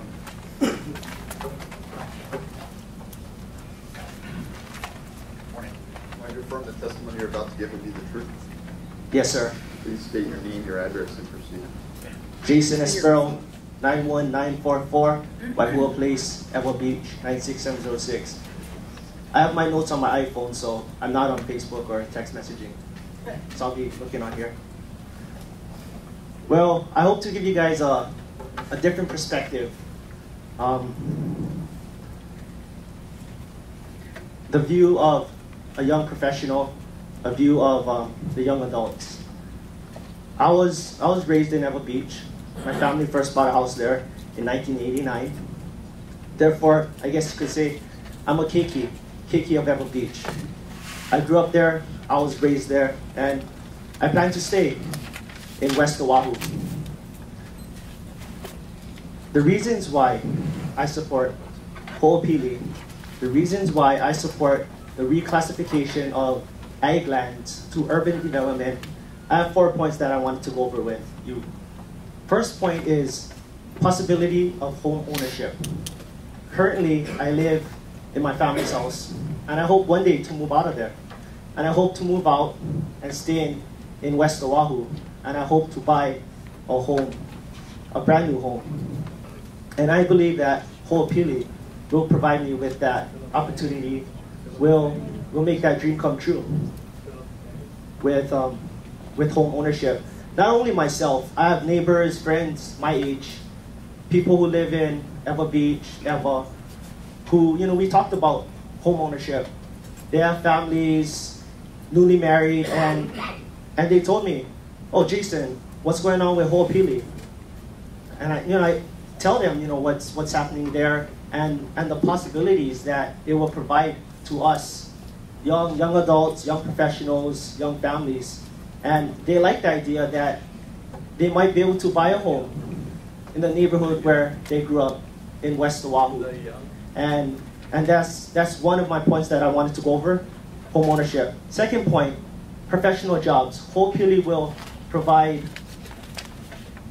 businesses an opportunity to open up their business, their professional business in the Hoopili neighborhood. For example, doctor's offices, dentist offices, accounting offices, Enterprise Rent-A-Car could open up a business in Hoopili, or even recruiting office for the Navy, Marines, Army, Air Force. Who knows? Hoopili is or will be a mixed-use neighborhood, businesses and residential. And with that, the jobs, the professional jobs that it will bring into the neighborhood is so beneficial that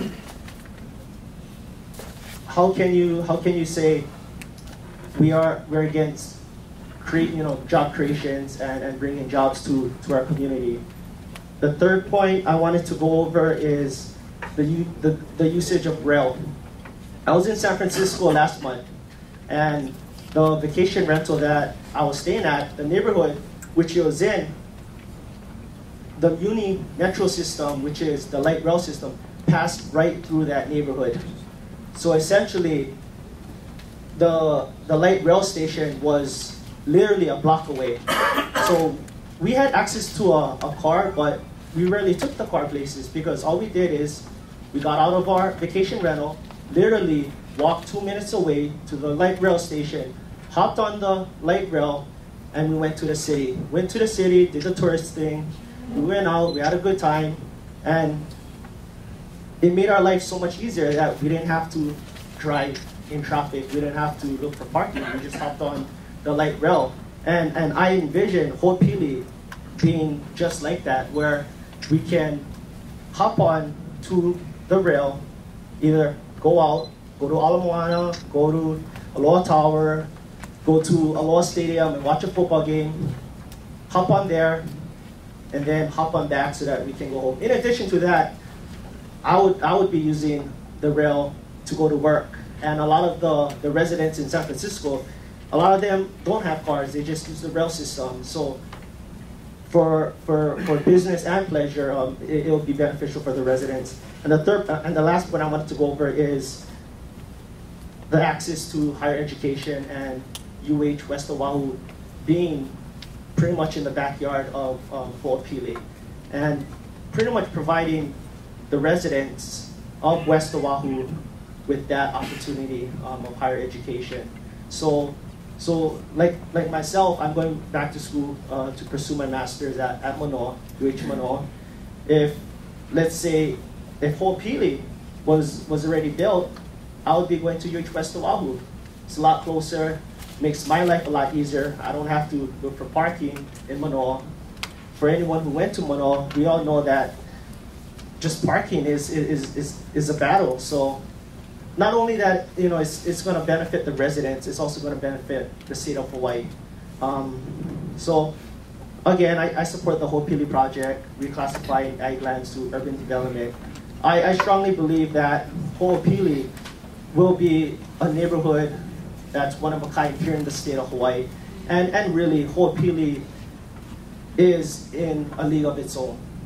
Thank you. Parties, questions? Commissioner, questions? Thank you. Philip Deng. Philip Dang, Linda Young, Pele Yuen, followed by Pat Kuniyoshi. Morning, board, people. Morning. Do you affirm that testimony you're about to give to be the truth? Yes. Please state your name, your address, and go ahead. Pele Yuen. Pele Yuen, I'm a BR for the business rep for the Flow Layers Union, and I'm for the Hoopili project. First of all, I live in Kapolei. Second, my job is to get work for my members, and a lot of them live down Eva and Kapolei side.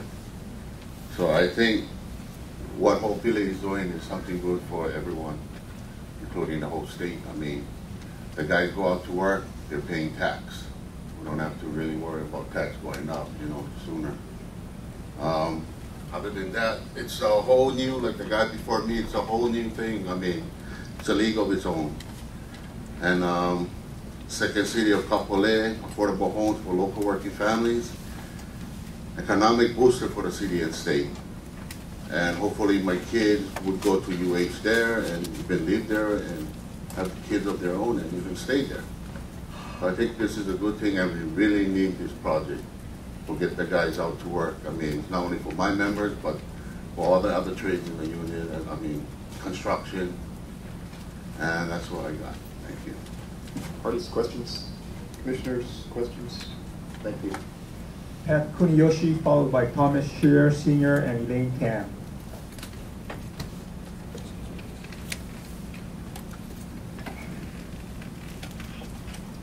Morning. Do you affirm the testimony you're about to give will be the truth? Yes. Please state your name, your address, first. Patrick Kuniyoshi, 94-15000 Waipahu. My name is Patrick Kuniyoshi. I'm from Wahiawa, graduated from Lelua High School, went to University of Hawaii, graduated as an Aggie. So I've been in the field of ag for over 40 years. I grew, I raised, I harvested, and I marketed. I did local businesses, and I did international. On a small scale, looking for bigger opportunities to try to expand that business. Eventually in 1994, I got my landscape contractor's license, and I've been in the beautification business since then. I'm the president of Island Landscape and Maintenance. I do contract landscaping, I do maintenance, and I grow flowers or plants. So I've been in the business for that long as an adult. I had two jobs, one in the military and one in landscaping and agriculture. I strongly support Horton Schuler, not only because I'm a contractor and I make my livelihood is based on their type of work that I do, because we do all bid jobs. I have no free or handout jobs from them or anybody else. So all our jobs are bidded out. And if I win, I get the job. If I lose, I don't get the job. But my big concern is, what is that word, highest and best use? What does it mean, highest and best use? So in my interpretation, being in landscaping for well over 40 years, I'm looking at the Ever Plain and I'm wondering, when are they going to farm it? Who's going to grow anything on there?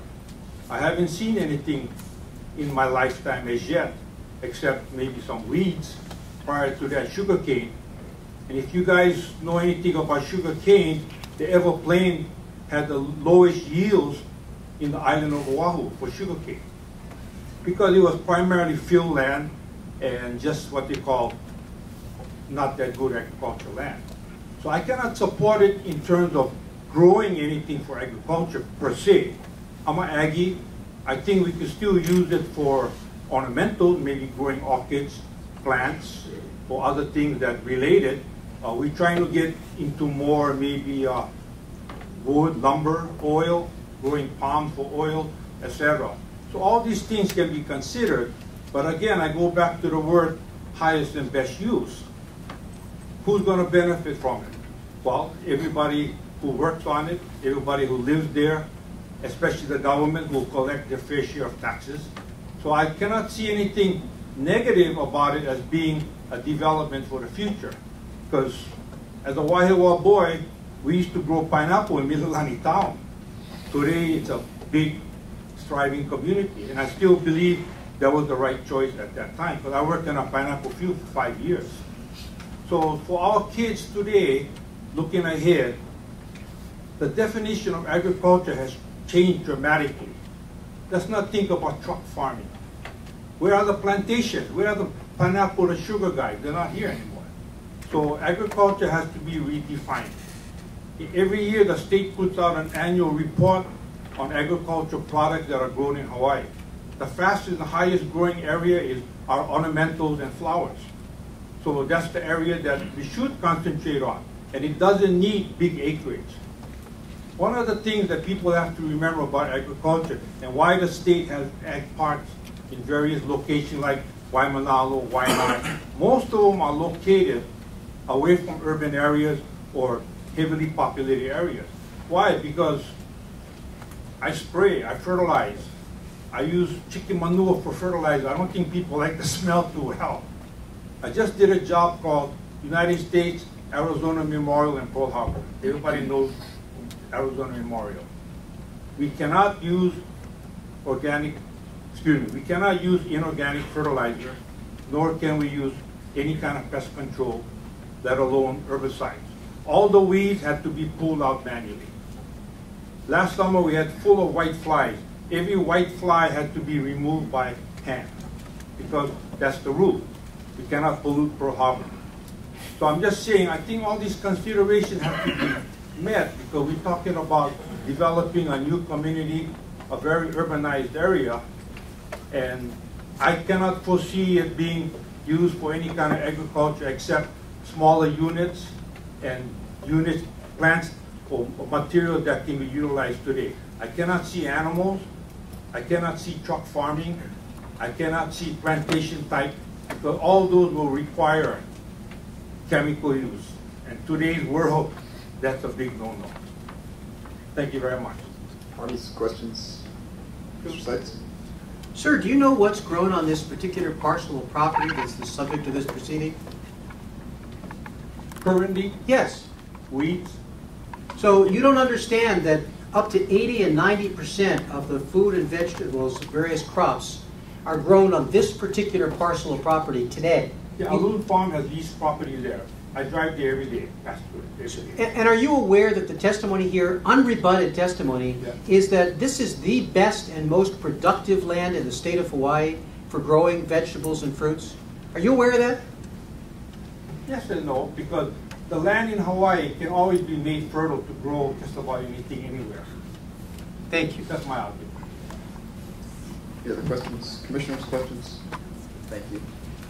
Thomas Scher, followed by Dane Camp. Am I pronouncing the last name correctly? Last name is Shirai. Oh, Shirai. This morning, do you affirm the testimony you're about to give to be the truth? I most certainly do. Please state your name, your address, and proceed. My name is Thomas Shirai Jr. I live at 68258 Crozier Loop in Waialua, Oahu, 96791.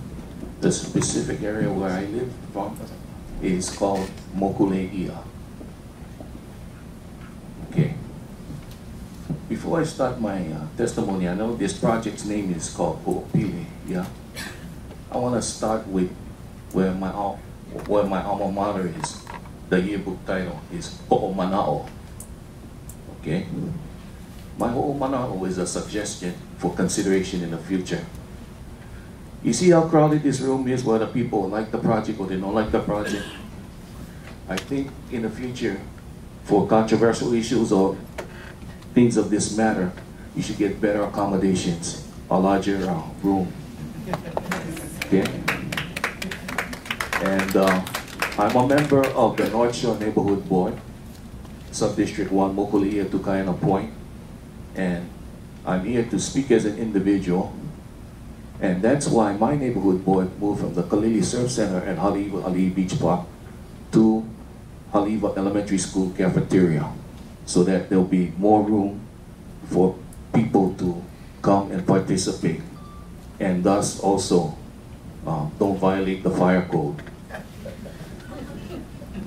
Okay.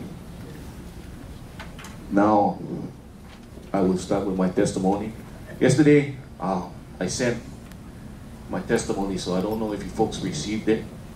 So I'll just mainly touched up on, but I will give you an idea of who I am. Agriculture, right?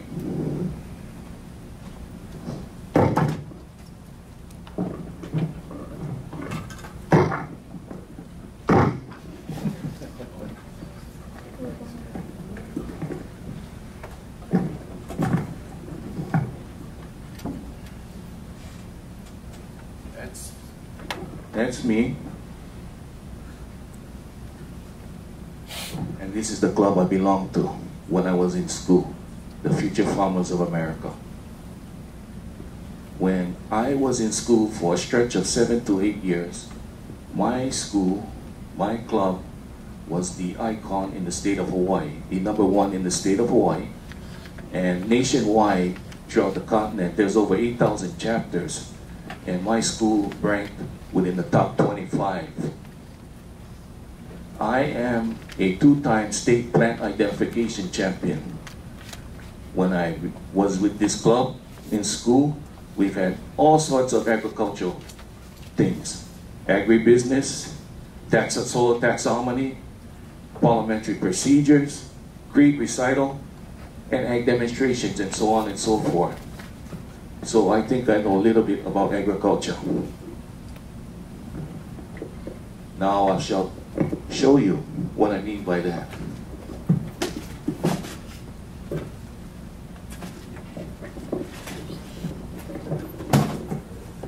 My family is a very special family where you come from on the North Shore in Waialua. They were the cultural informants for the Bishop Museum. They were featured in 2 publications. The first is Archaeology of Oahu, 1933, and today's feature, The Hawaiian Planter of 1940. They were the original cultural informants for the Bishop Museum. This goes back to my great-great-grandfather. It's a Polk's 1900 phone directory page. And his name, if you're inclined to Hawaiian words and stuff, his name is Ka'ai Moku Kakulu. He's listed as a taro planter.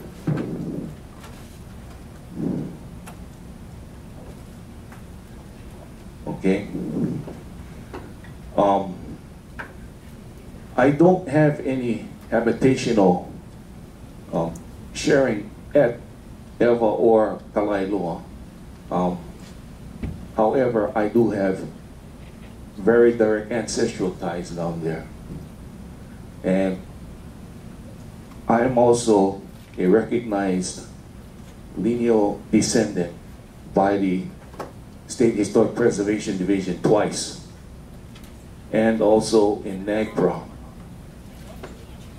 I'm the guy that had his bones, ancestors' bones reinterred at Dillingham Airfield on a TV, and my friend there covered it, Andrew Pereira. Thank you, Andrew.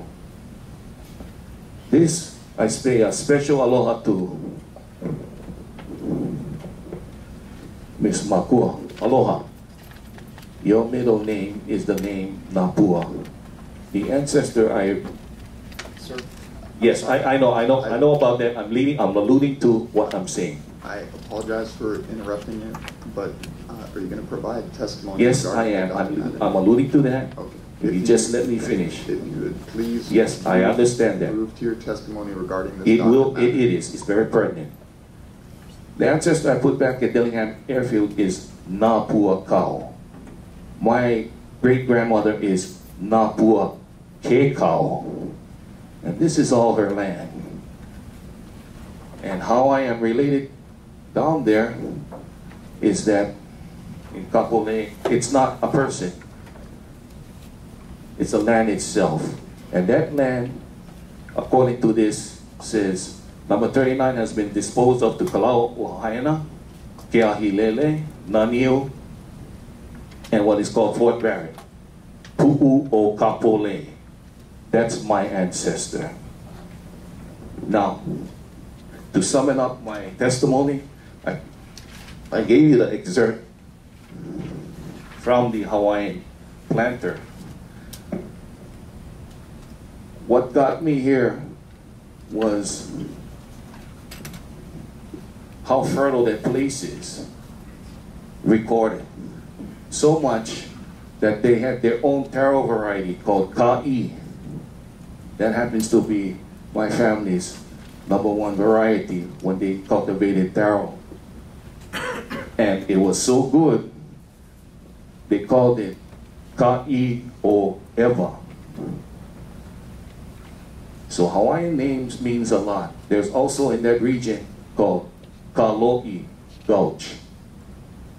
Just at face value, that should tell you the agricultural prowess of that region. So, Mr. Chair, that's all I want to share about that. And that,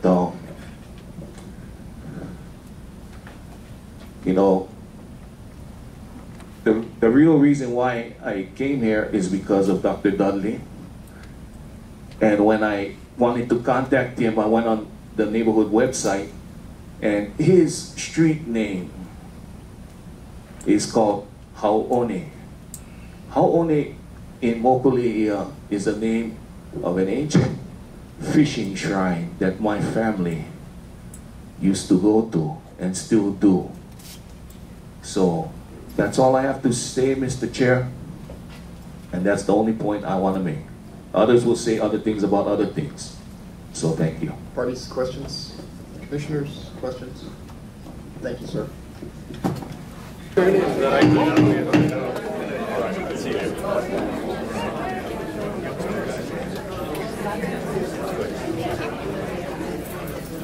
Excuse me. Do you need to take over here?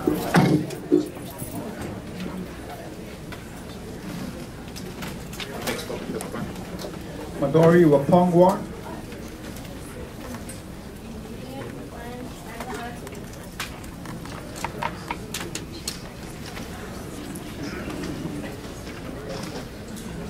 So soon, okay. Good morning. You affirm the testimony you're about to give will be the truth? Yes. Please state your name, your address, and procedures. My name is Midori Rumpungwarn. I live in Pearl City, so 98-114 LIPOA Place, 96701. And this is where I proceed, right? I kind of prepared, but not really. But good morning and aloha petitioners and commissioners. As you know, I grew up in Eva Beach, and I live in Pearl City, behind 2 gas stations, a karaoke venue, high-density apartments, across the street from a mall, restaurants, and several large banks. But in the midst of this immense concrete jungle, there is a very small, almost benign watercress conservation farm of what Pearl City used to look like before all that development.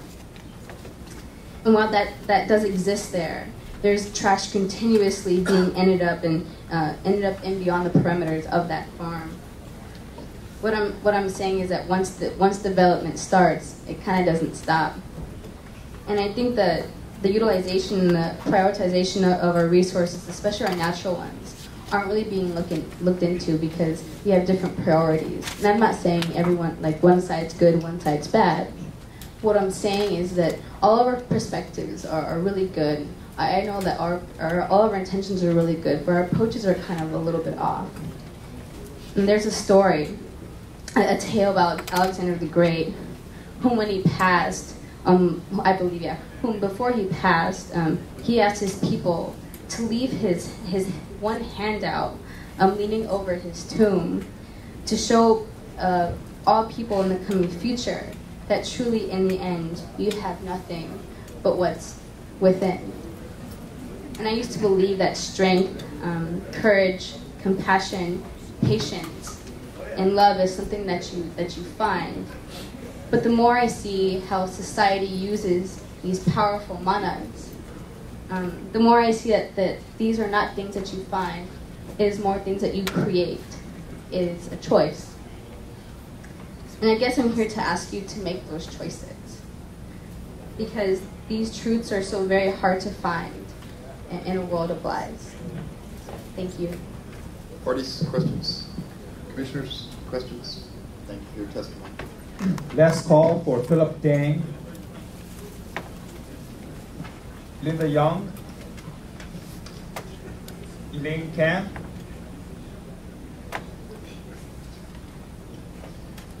Is there anybody else in the audience who'd like to provide public testimony on this docket matter? If so, step forward, please.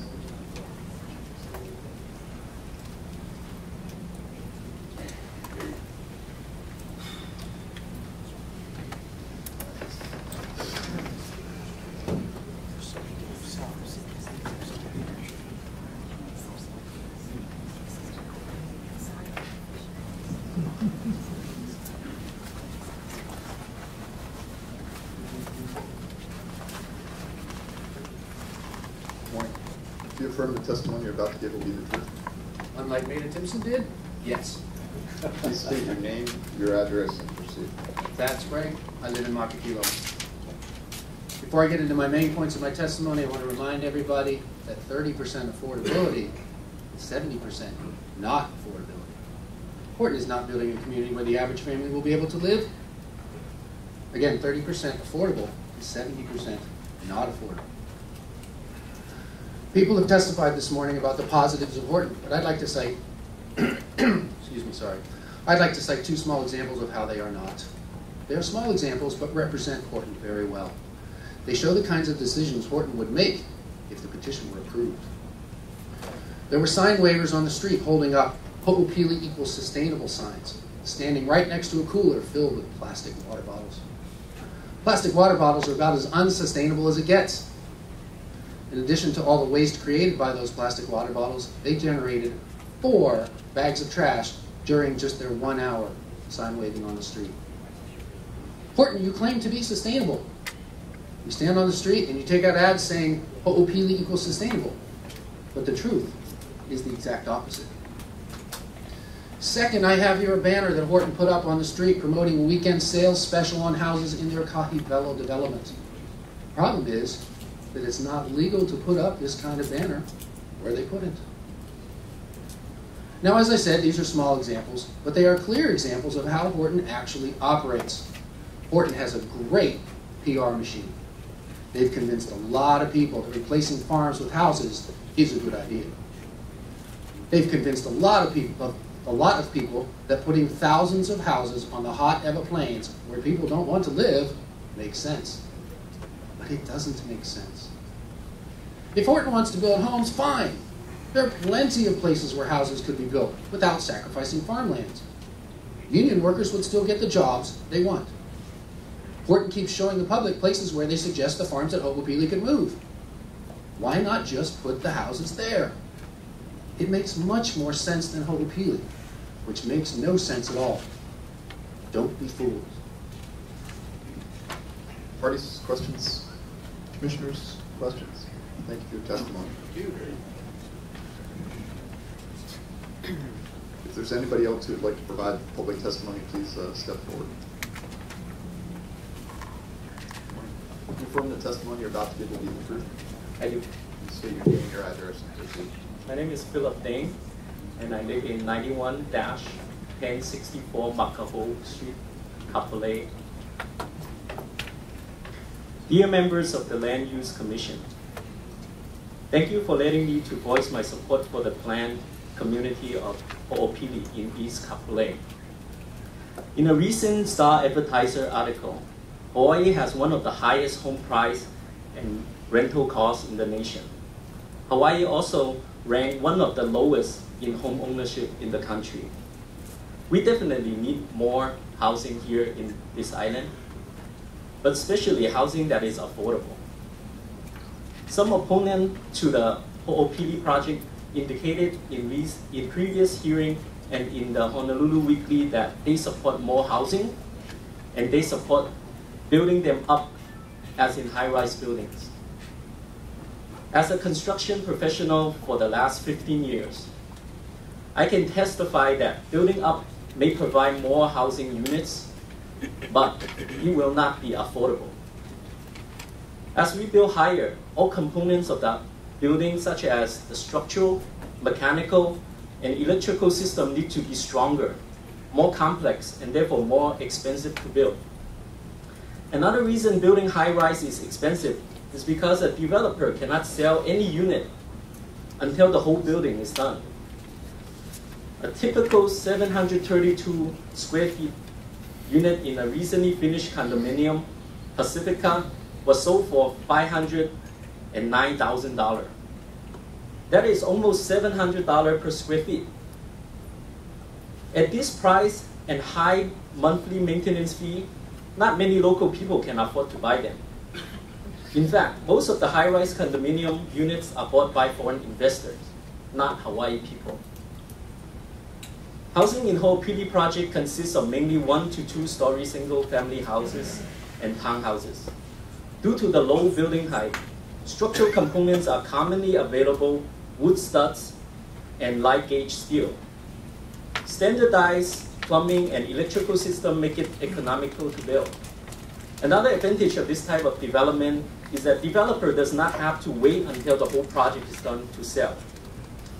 A typical 1,350 square feet single-family house at Lahiki in the city of Kapolei is listed for $479,000. That is about $350 per square feet, which is about half of the 700 square feet you would pay for a high-rise condominium. 21 years ago, my family was the first family to move into the city of Kapolei. At that time, there was just some houses and sugarcane field all around. We were really happy and excited to move to Kapolei because our American dream of owning our own home finally came true. Our house was not big or fancy. It's a 3-bedroom, 2.5 bath for a family of 5. Two-car garage in the front and a small backyard in the back. But it was brand new and affordable. 18 years later, I moved out from my parents' home, got married, and I also bought a home in Kapolei. As a resident of Kapolei for all these years, I see how the city of Kapolei grew from a sugarcane fields to what we see today. Well-planned communities of houses, townhouses, offices, and retail stores. All this growth was based on the continued supply of affordable housing. Although the city of Kapolei is becoming more and more like a city, but we are not there yet. With the addition of Hoopili to complete the final piece of the city of Kapolei, we can finally live, work, and play all within the second city. I respectfully ask you to approve B.R. Horton Schuler Division's Hoopili project today. Thank you. Parties, questions? Commissioners? Thank you.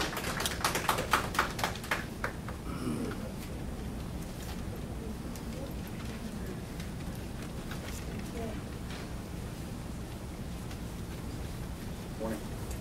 You affirm the testimony you're about to give will be the truth? I do. Please state your name, your address, and proceed. My name is Dennis Agee. I live at 2920 Ala Elima Street. And 1% of Oahu's population lives on that street, according to the Census Bureau. But I think you already know that because I told you that, stated that fact the last time I was here. Yesterday, this commission approved Koa Ridge Estates. That's what I call it. And today, you must choose between Hoopili Farms and Hoopili Homes. Maintaining the status quo at Hoopili will stop or at least delay our state's deliberate move towards total reliance on food grown in Connex boxes on Sand Island. I'm trying to be funny, but nobody's laughing. Since we're never aware of the origin of this food or the quality, some of us would prefer that us locals, and I consider myself to be a local, that we prefer to eat locally grown food. Now, somebody asked why so few farmers are here. Well, there's a simple answer to that. It's an ugly word, but they're sharecroppers. Most of the farmers in the state of Hawaii serve at the pleasure of their landlords. And we already know that the landlords of Hoopili prefer development. So I think we're getting down to the root issue here. And if we have to have so many homes, you look right across H1 towards the north, you'll see 30,000 acres of Del and Del Monte land growing weeds. Now, if 12,000 homes can be built on 1,500 acres, then about 240,000 homes can be built on this fallow land. I mean, a little at a time, right? So to satisfy our needs. And right now, the Census Bureau tells us with the family size of a little over 3, we only have about 300,000 homes on this island. But I think the choice might be pretty easy for you, but at the end of the day, if you go with what is real, D.R. Horton will have to look elsewhere for a place to build homes, and he already knows where those places are. So I would urge you to strongly consider maintaining the status quo at Hoopili Farms, and Horton has the resources and the energy to build all the homes that the carpenters could possibly ever build elsewhere on the island, and we won't take this 1,500 acres out of production. Thank you. Parties, questions? Commissioners, questions? Thank you, sir.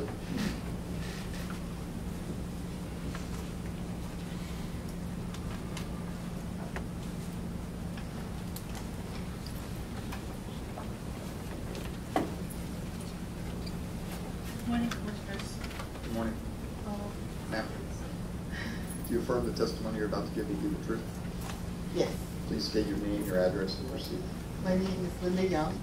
My address is 91-1059 Oaniani Street, Kapolei.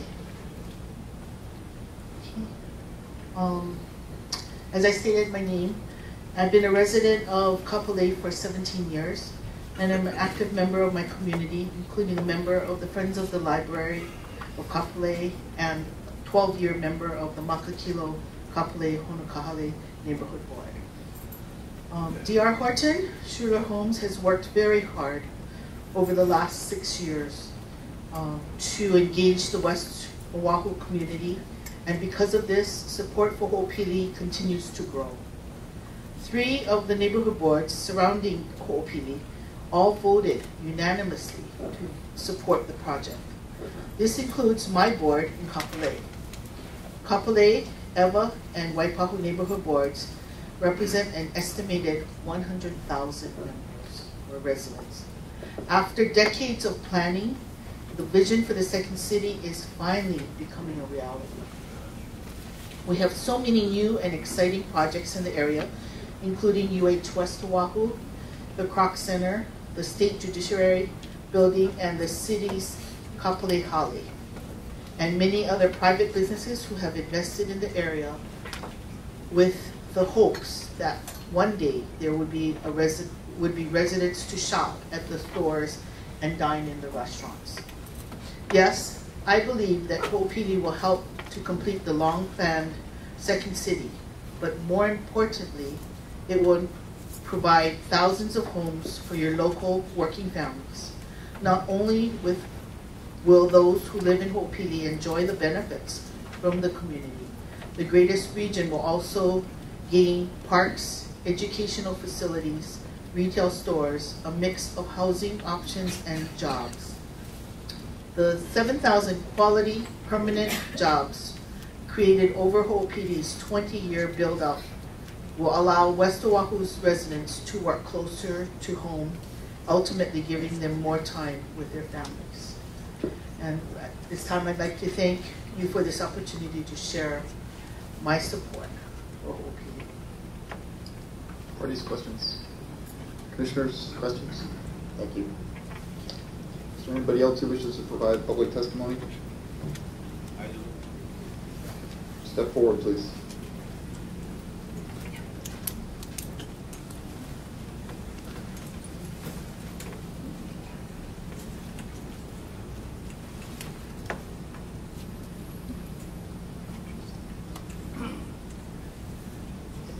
Morning. Good morning. You affirm the testimony you're about to give will be the truth? Yes. Please state your name, your address, and proceed. Chun Jane Sonkabuku. Several years ago, my husband came back from a trip to the island of Tonga, and he had brought home an in-flight magazine, and in that magazine it was a very intriguing article on the sinking islands in the Pacific area. And that article talked about a woman who was mining sand. And so she was asked, what was she doing mining sand from her island, who is already a sinking island, so to speak. And her response to that was, it's my livelihood. Now, it's a very poignant answer, because knowing the situation of her island home, she either could not understand or refused to understand that what she was doing at that time is not going to be sustainable, because you cannot continue to mine sand from a disappearing beach or from a sinking island. Now, I congratulate D.R. Horton for building so many exciting and wonderful subdivisions. I've seen them on the mainland, and they are beautiful. But the question that we need to ask ourselves today is, where are we? Are we in Florida? Are we in Texas? Are we in Arizona? Are we in Utah? The answer is obviously no, we're not. We are in Oahu, a very teeny island in the middle of the Pacific Ocean, and the closest flight, the fastest flight that we can get to the mainland is at least 5 hours. And our little island home already imports 92% of our food. And so when we put that all together, we really need to step back. D.R. Horton has many, many other wonderful options that they could use to continue their business model. But I submit to you today that this D.R. Horton business model of putting up wonderful subdivisions cannot continue to be duplicated on our island, because how many more subdivisions can we duplicate? And you have gone through this whole long process, and I need to congratulate the citizens who have put forth their efforts and who have spent so much time, because they feel in the na'au that it is their kuleana to protect what little is left of Oahu. I know that they don't do it for themselves. They could be out golfing, they could be out traveling, but they do it out of a sense of responsibility and kuleana. And they do it out of their own pocket and of their own time and their efforts. And I understand where they're coming from, because I feel that way. This is not about you versus us, or who's going to win or who's going to lose. This is about us living in this same canoe. At the end of the day, we are all human beings. We have our families, we have our children, and we want the best for them. And so it cannot be on this little island that you're going to say, well, I want this, and so I'm going to fight tooth and nail to get what I want. Because it can't work. We are all in a little canoe together, and what is going to happen today is going to honestly reflect what the consequences are going to be for us tomorrow. If nothing else, in terms of food security, let's not even talk about impacts of traffic or increased property taxes and the multiply effects that it has on a society with such big projects. And may I also add, again, this is not about who wins and who loses.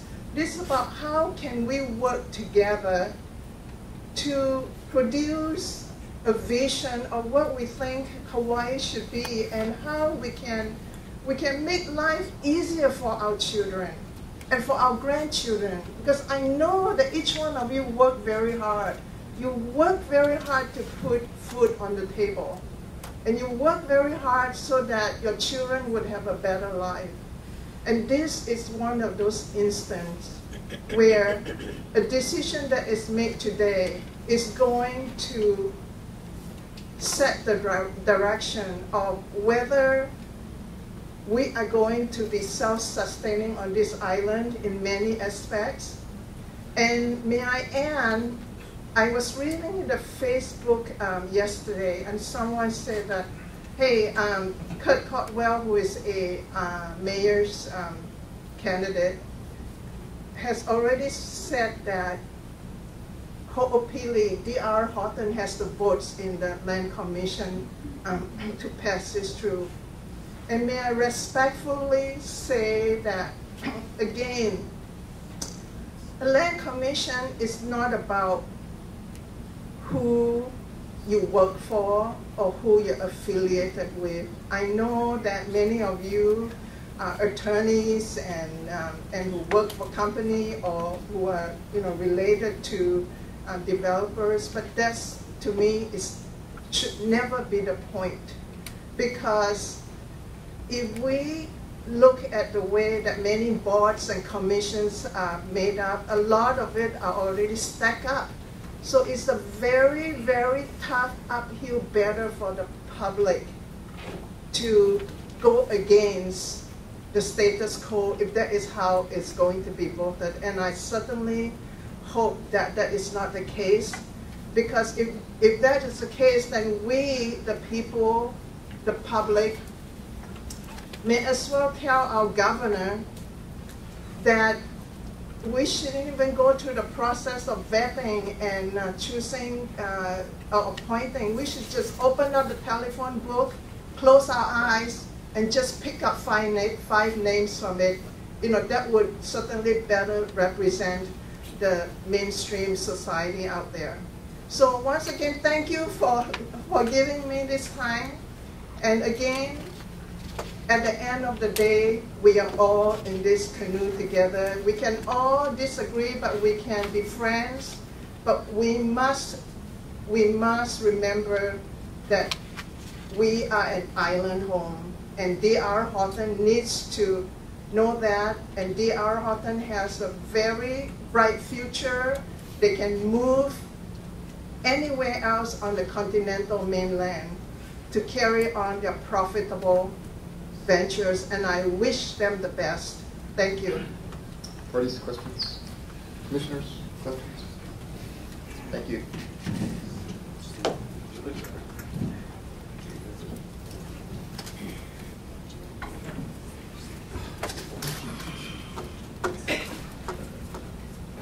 Morning. You affirm the testimony you're about to give will be the truth? Yes, sir. Please state your name, your address, and go ahead. My name is Dana Patria. 98-352 Pono Street. I'm just an independent Hawaiian. And all I want to ask is Hoopili going to feed me? And stop the hunger. Save all farmland, stop Hoopili. Thank you. Parties, questions? Commissioners, questions? Thank you for your testimony, sir. Thank you.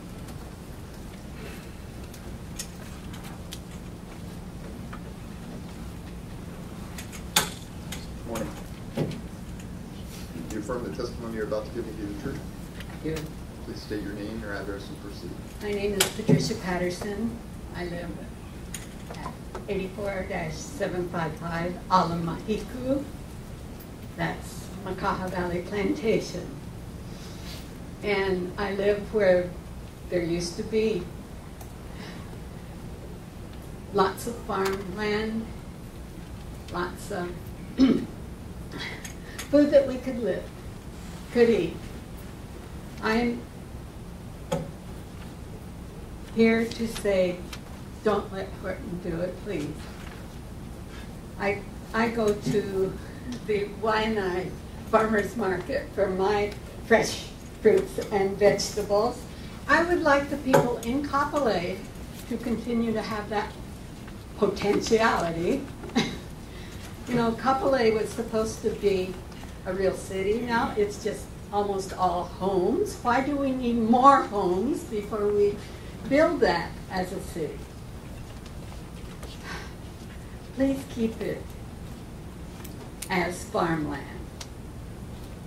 Remember that that piece of farmland can grow 4 crops every year. There's hardly any place else in the world that gets more than 1. So please save it so that the people in Kapolei can have opportunities to go to their farmers markets. Thank you. Parties, commissioners, thank you, ma'am. Thank you. That concludes public testimony on this. Is there anybody else who wants to provide public testimony on this docket item? Please, anybody else that wants to provide public testimony, please step forward now. Thank you. Morning. Confirm the testimony you're about to give will be the truth. Yes. Please state your name, your address, and proceed. Kiko Bukowski, 560 North Nimitz Highway, Honolulu, Hawaii, 817. And thank you for this opportunity to testify, Chair, Commission members. Just for clarification, this is a plastic bottle, and I will recycle and reuse it. So that is sustainability. I want to start off by saying that I respectfully disagree with the gentleman that represented himself as the president of the Ewa Beach Neighborhood Board. And I'm going to paraphrase him, but basically stating that this project is not fulfilling the vision of a second city. In other words, it's not building the infrastructure and what is needed for a second city to sustain itself. And you know, there's a lot of good things happening on the west side. If you take a ride out there, you'll see the first pillars of the rail project that are going up on the proposed Hoopili site. You'll see UH West Oahu that is currently completing construction and getting ready for the fall semester to begin. You see the East Kapolei Regional Fire Station and Training Facility that's being built just down the road from the Hoopili site. The FBI building that's nearing its completion in Kapolei. The recent opening of the Crop Center, one of the state's largest, if not the largest, community centers in the state that's going to service the Kapolei community. And more recently, in the last couple of days, 4 bills that passed through the City Council, which are critical to the rail project moving forward. There's a lot of good things happening in Kapolei. Things are coming together. Hoopili is a piece of that master plan, that vision that was put together decades ago. Is Hoopili about jobs? Sure. My organization represents the construction workers, and it is about jobs for us. We have an obligation to promote and protect the health and well-being of our members. But we as a society, we as community leaders have an equal responsibility constitutionally to protect and promote that health and well-being. Hoopili provides opportunity for those who are dependent on an economy to live and to survive and to enjoy the kind of quality of life that everybody should be able to enjoy. Hoopili, again, provides that opportunity. There is a broad base, you know, there may be a misperception that there's just union construction workers here, but that's not true. There's a lot of different representation from all walks of life. There's not just construction workers, but families young and old who hope to maybe have an opportunity to purchase a home at Hoopili. Maybe have a little small yard where they may be able to grow some fruits and vegetables and barter with their neighbors and reach across the fence and talk story like we used to in the old days. Hoopili is not just about building construction or constructing physical home. It's about building a community. You know, someone once told me that there's 2 types of people. There's people that divide, and there's people that bridge. There's people that destroy, and there's people that build. Some may say that Hoopili is going to destroy prime ag land that is currently being farmed. and I respectfully disagree. I think what Hoopili is going to do is it's going to build homes, it's going to build opportunities, it's going to build security, it's going to build stability, it's going to build hope for people. And the young gentleman who just came up, brother, is Hoopili going to feed? Yes, definitely Hoopili is going to feed. Because although the jobs may be temporary for the construction workers, what's going to remain is a community that's being built that will last for generations to come and provide jobs to the community, provide homes, provide shelter, provide opportunities. There's other projects when we talk about the second city versus the first city. It's not about dividing. It's about bridging. That's what other projects are intended to do, to bridge the first and the second, to provide opportunities out in the second city to relieve some of the traffic infrastructure concerns that we have, but also to bridge the first and the second city so that people can move and be mobile between the two and have a choice and have alternatives. And that's what Hoopili represents to us. Not just jobs, but opportunities for everybody to enjoy, not just the construction workers, but for everybody. So we humbly ask, and we appreciate this opportunity to testify and to participate in this process, and we humbly ask for your support and your approval of this Hoopili project. Thank you. Parties, questions?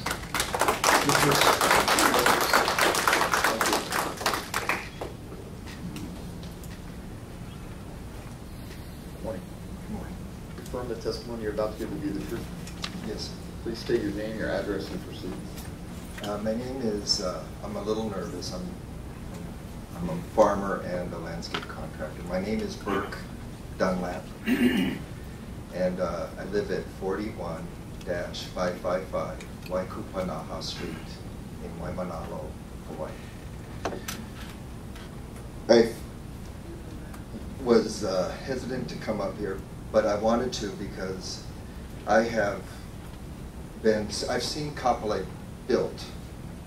I had a contract to grow all the trees with Campbell Estate for Kamakila Boulevard, for the regional park and the shopping center. And for the past, since 1989, I have been driving from beautiful Waimanalo to Kapolei, doing a lot of work out there.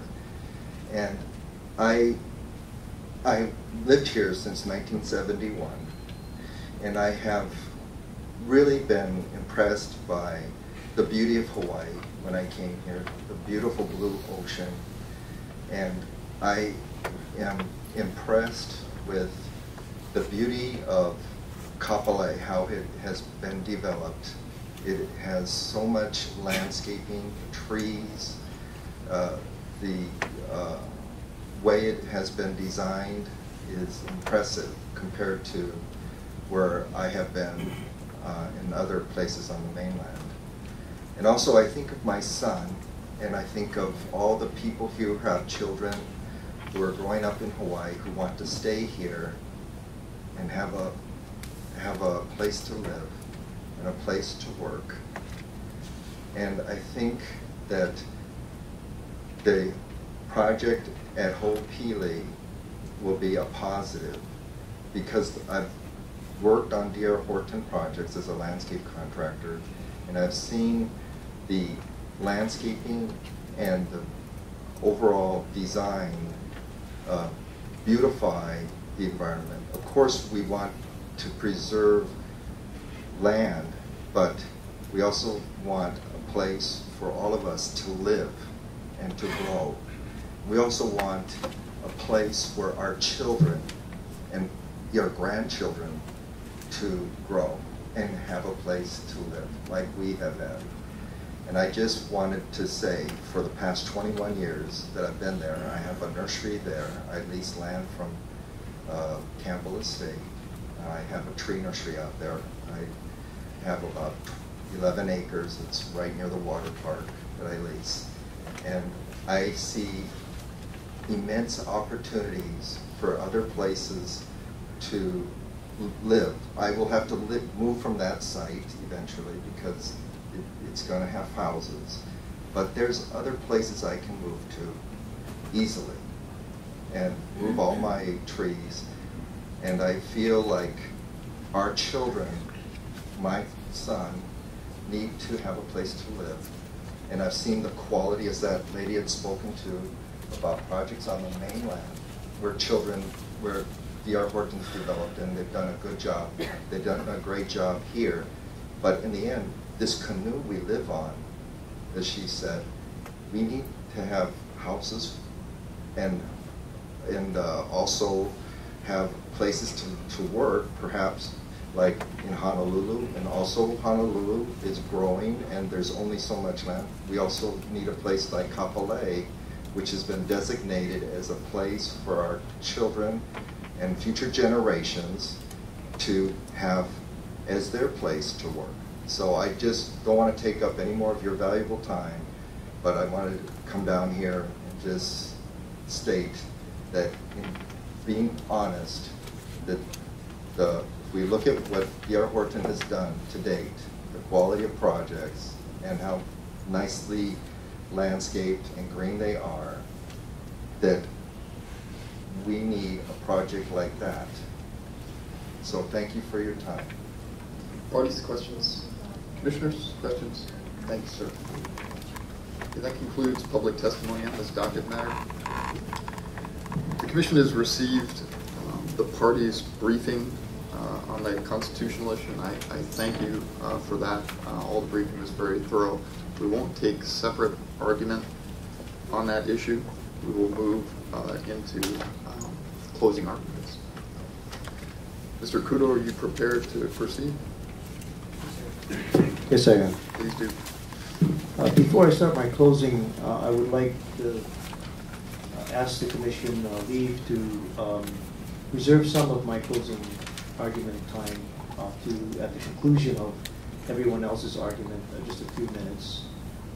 As petitioner has the burden of proof, I'd like to be able to respond to anything that might come up in the closing arguments raised by the other parties, if it's okay with the Commission. Sure, you can keep time for rebuttal.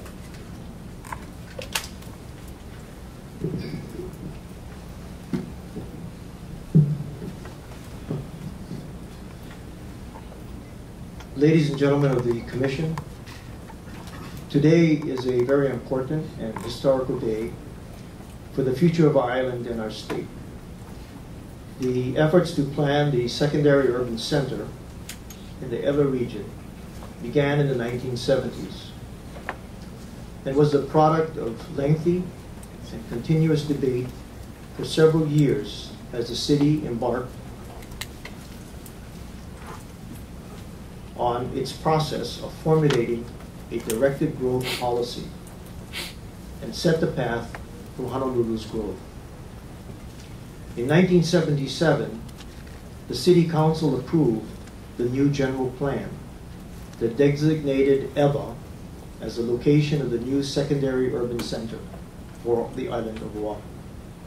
The development of the Eva region and Kapolei was accelerated once Oahu Sugar, which occupied much of the Eva lands, closed its doors and stopped farming the 20,000 acres of agricultural lands in the Eva region. This occurred in the mid-1990s. Oahu Sugar's demise marked the end of an era of large plantation farms in Hawaii. The closure of plantations throughout the state would have wide-ranging ramifications. For one, it released thousands of acres of agricultural lands that lay fallow for decades. The state and city recognized that this was a major problem, but it also presented a significant opportunity to diversify our island's economy in other directions. We should also bear in mind that during this time, military spending was on a decline. Only tourism remained as the state's chief economic engine. Diversification was pursued and needed to keep our island's economy and communities viable and healthy. During the plantation days, the waving fields of green sugarcane, pineapple, presented to our islands vast open spaces that also provided an underlying economic value. Unfortunately, the global and local economics of maintaining and operating the large commercial farm plantations in Hawaii could not sustain itself. It was then recognized that decisions needed to be made regarding the future direction, growth, and prosperity of our island. Land use decisions were part of that decision-making process. These decisions were not a panacea to resolving all of the problems facing our community and addressing all of its needs. However, the planning process that brought the city, state, and the general community together would provide a basis to explore various options available. Each of us were stakeholders in that process. Debate, discussions, and compromise over a lengthy planning process got us to where we are today. Decision makers, planners, stakeholders, and political leaders made the best decisions they could based on the information they had before them to adopt a directed growth policy rather than promote urban sprawl into areas like the windward side of the island, North Shore, or the Waianae Coast. The planning process brought predictability and reduced uncertainty as a course and direction was set and is being carried out even today. Those 40 years of planning are at the heart of this Commission's decision on this petition. To implement or not, those decisions made to continue to complete the last component of the secondary urban center's success. Ho'opili is the last component to make Ewa into the secondary urban center.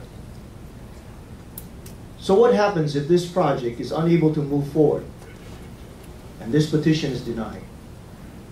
Will it be leased to small family-owned truck farmers at nominal or subsidized rents? Unfortunately, I don't believe so.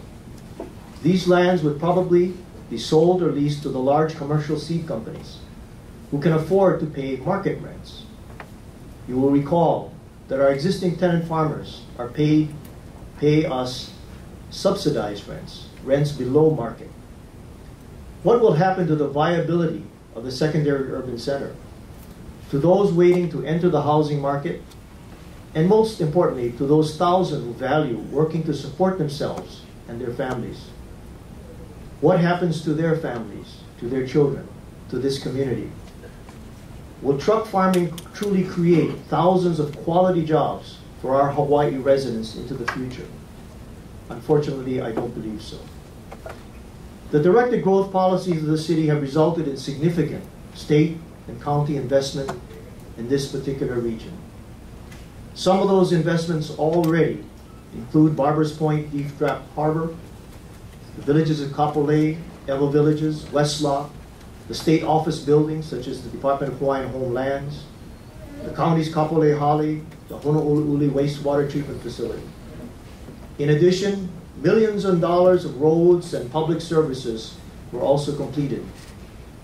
Today, more investments are coming in, such as the Disney Hotel Resorts at Ko'olina, the State Judiciary Building, UH West Oahu, the FBI Building, the Long's Distribution and Warehouse Center, Department of Hawaiian Homelands Residential Development, the DeBartolo Shopping Center, the Kroc Center, not to mention the concomitant improvements to roadways, parks, and public services.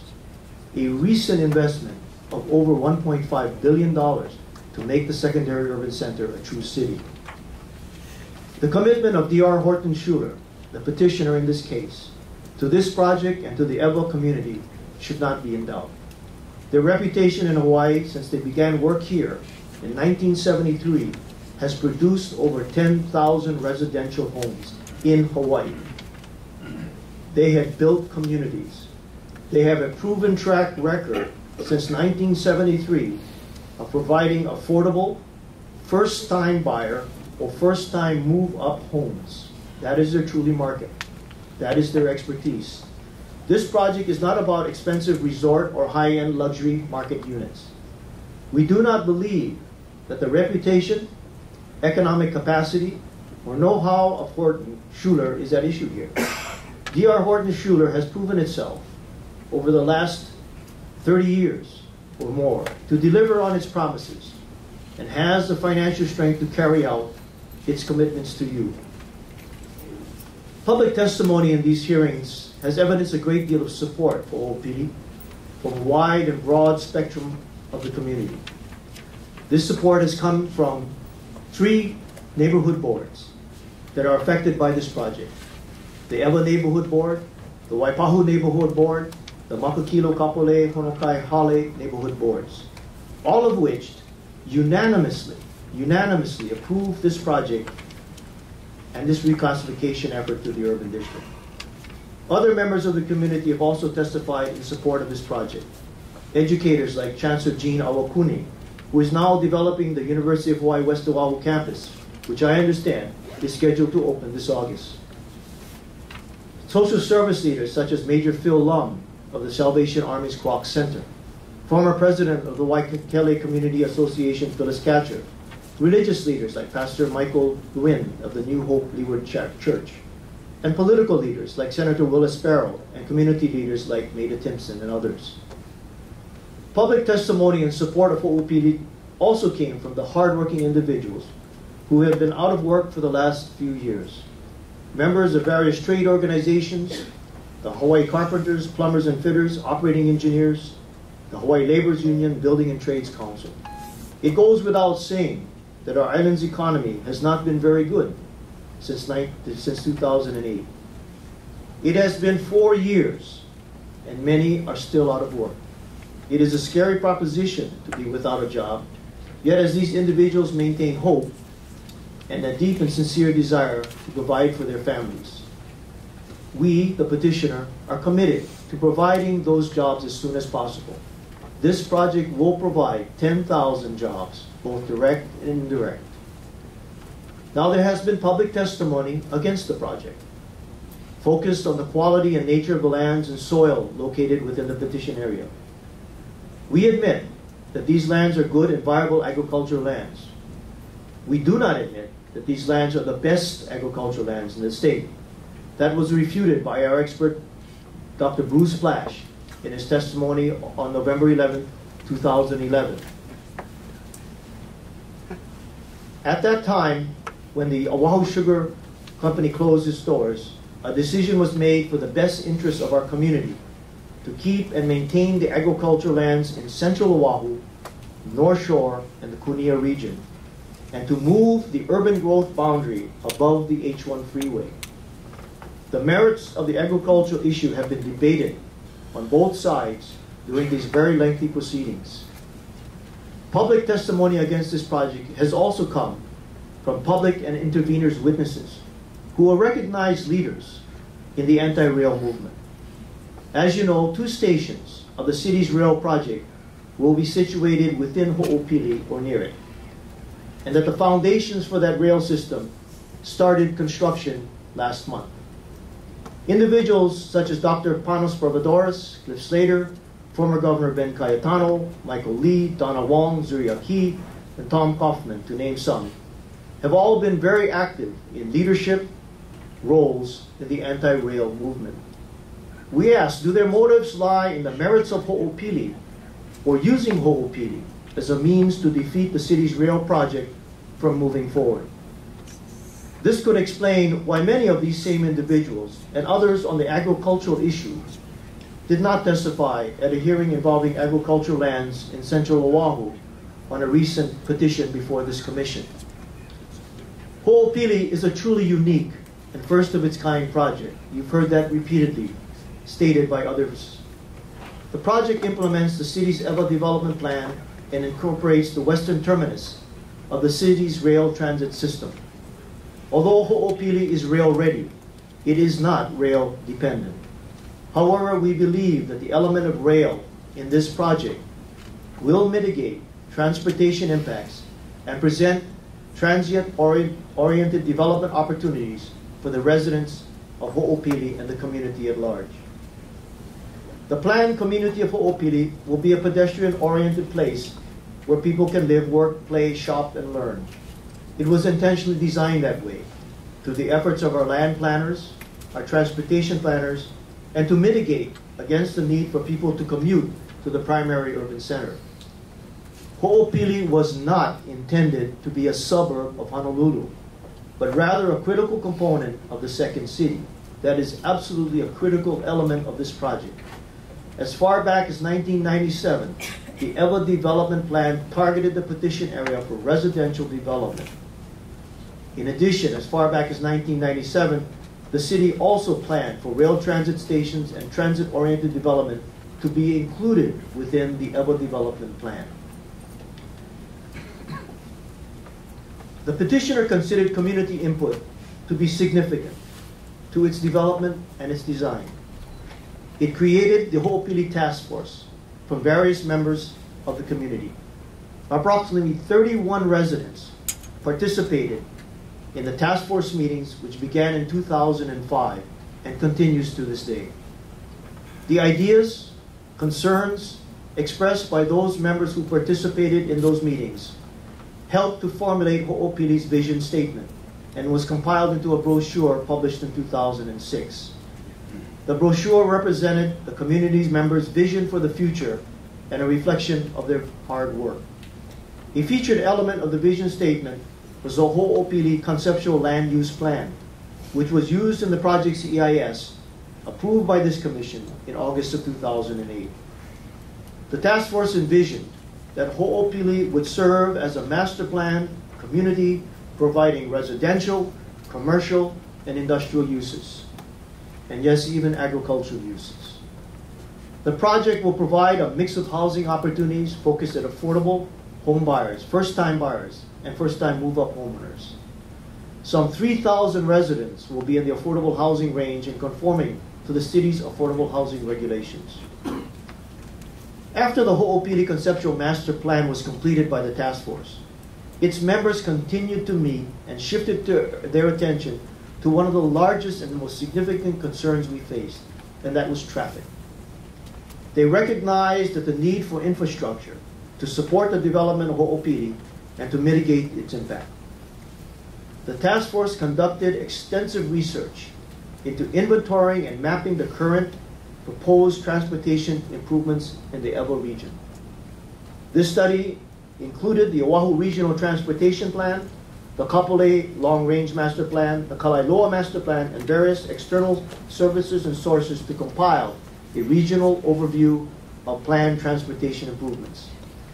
This engendered the publication of the EVA Regional Transportation Plan, which serves as the resource for all regional roadway projects either under construction or planned to be completed prior to the development of Ho'opili during its eventual build-out. This plan provided the task force members with a solid background to make educated decisions in regard to what was necessary to alleviate the traffic congestion in EVA. Petitioners' commitment toward resolving and mitigating these traffic impacts were based on this effort. As brought out by the direct examination of Mr. Michael Jones, Division President of the petitioner, the petitioner is committed to making substantial contributions in land and cash toward traffic and roadway improvements. These include, number one, the Ho'opili project will need to contribute $30 million to the city's EVA Impact Ordinance fee program. The city has been very proactive in EVA by having enacted a transportation impact fee law for this region. It is and covers all present and future projects which are required to contribute their fair share to address traffic impacts. I would like to add that this particular ordinance is unique because as I understand, this is the only ordinance in the only area, the EVA region, in the entire island. Secondly, petitioner will be participating in improvements to Farrington Highway, which is estimated to cost $50 million. Third, petitioner will contribute 20 acres of land along Farrington Highway for the widening of that highway, which is estimated at $8 million. Fourth, the petitioner will contribute land to the State Department of Transportation for the East-West Road Connector, which has an estimated value of $22 million. Five, the petitioner will be contributing lands on the petition area necessary for the city's rail transit system, estimated at $4 million. Six, the petitioner will contribute land for the park and ride areas, value estimated $2 million.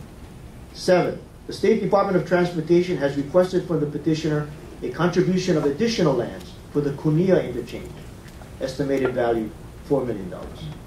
Petitioner number 8 will be working with the State Department of Transportation to create additional capacity on the H1 freeway from Kunia to Wahiawa.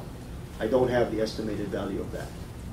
In addition to the above, to date, petitioner has already contributed 40 acres for the Due South Road, which has an estimated value of $16 million.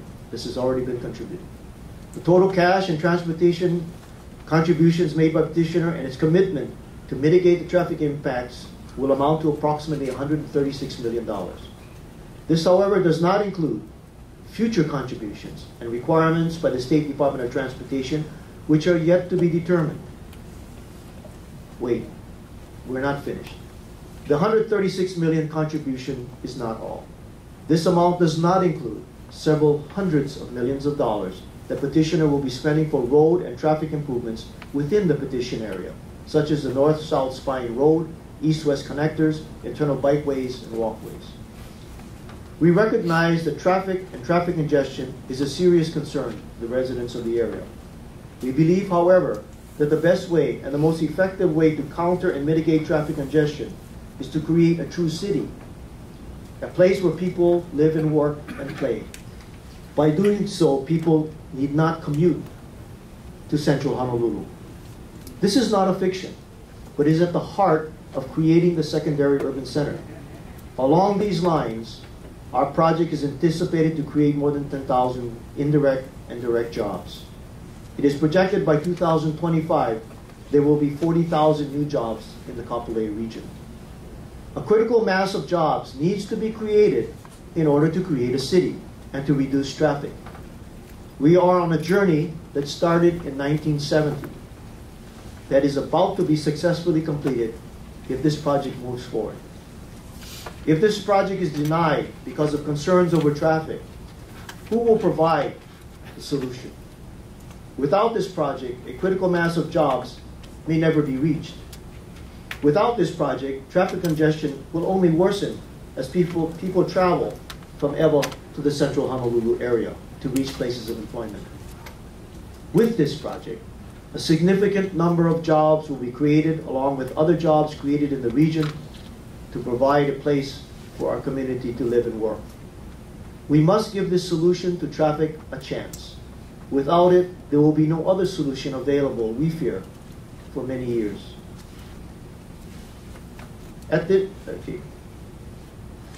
We ask at this time that this commission favorably consider this particular petition.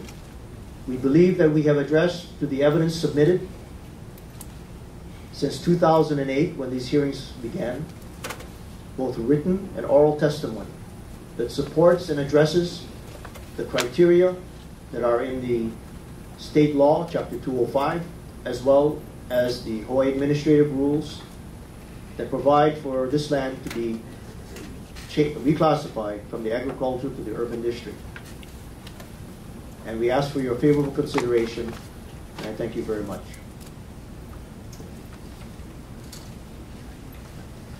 I think it probably makes sense to take a break for lunch at this point. Let's reconvene at 12:15, 45 minutes.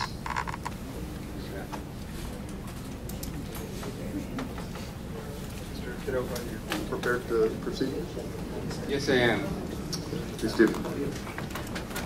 Thank you. Good afternoon, Mr. Chair, members of the Commission. Much of what I have to say today I've already said yesterday before this Commission, but for the benefit of those commissioners that were here yesterday and for the record in today's proceedings, I'll repeat myself. The city supports the Hoopili project because it's consistent with city plans and policies. It's consistent with the city's general plan. It's consistent with the Ewa development plan, and it's consistent with the urban growth boundary found in the Ewa development plan. It is also consistent with the city's policy of directing urban growth to the Eva Plain. Now, this consistency is significant because, as you know, the city has comprehensive plans and processes for land use planning and approvals. The general plan and development plan are part of this process, but also, in fact, the petitioners are successful at this commission, they would have to go through an arduous and thorough examination in the rezoning process, the subdivision process, and all of the permits that go along with entitlements for development. It is during this process of the city that the city will be able to address concerns about traffic, concerns about housing, and the city will in fact require updated traffic reports, TIARs, so to speak, and other reports to make sure that all of the available information is current in processing these land use approvals. So the city will be mindful of protecting the public health and safety in processing these permits. And the reason I say that it's significant that this project is consistent with the city's plans and policies is because the adoption and the revision of these plans go through a very arduous and public process. As you may know, just to adopt or revise development plans, the procedure has to go through the Planning Commission and the City Council. And the development plans, and basically the regional development plans, are the product of thorough investigation, public outreach, and consideration by planning professionals and consultants, both at the Department of Planning and Permitting and in the private sector. And their expertise in developing these plans are unquestioned. The opponents wish to limit conversion of prime agricultural lands, and they also wish to preserve open space. The city development plan also has these goals. To paraphrase from the EVA development plan, the urban growth boundary for EVA was drawn to give long-range protection from urbanization for prime agricultural land and for preservation of open space, while providing adequate land for urban development in EVA for the foreseeable future. I was very encouraged yesterday by the comments of Commissioner Judge when she mentioned the significance and recognized the significance of county plans when you consider these petitions. So I would ask that this commission basically give the significance to the county plans that the plans deserve. Thank you. Thank you. Thank you. Good afternoon. The Office of Planning supports the reclassification of this petition area. We have reached a stipulated agreement with the petitioner and the City and County of Honolulu with respect to the conditions in this case. And we support the petition because it meets the requirements of the statutes and rules. The petition area is surrounded on 3 sides for urban development, will provide workforce housing with additional multifamily housing, and lot sizes which are primarily consistent with an average single-family home rather than resort housing. It will foster economic development and create jobs, and it is in compliance with the EVA development plan and with the urban growth boundaries established by the City and County of Honolulu. In short, it is in compliance with HRS sections 205-16 and 17, the Hawaii State Plan, and Chapter 205A, Hawaii Revised Statutes. The Office of Planning has set forth its arguments and positions in this case, in its comments to the petitioner's proposed DNO, as well as in its comments to the intervener's proposed DNO. Although there are a number of findings in which the Office of Planning and the petitioner have not reached full agreement, we recognize that much of the disagreement in this case is really between petitioner and interveners. So we will affirm our positions in these documents, but we'll try not to repeat too many of our arguments here today. We will just briefly highlight 3 of the issues in this case. First, agriculture, second, traffic, and third, water. This does not mean that the other issues like sustainability or archaeology are unimportant, but we simply feel that they have been adequately addressed in our pleadings. First, agriculture.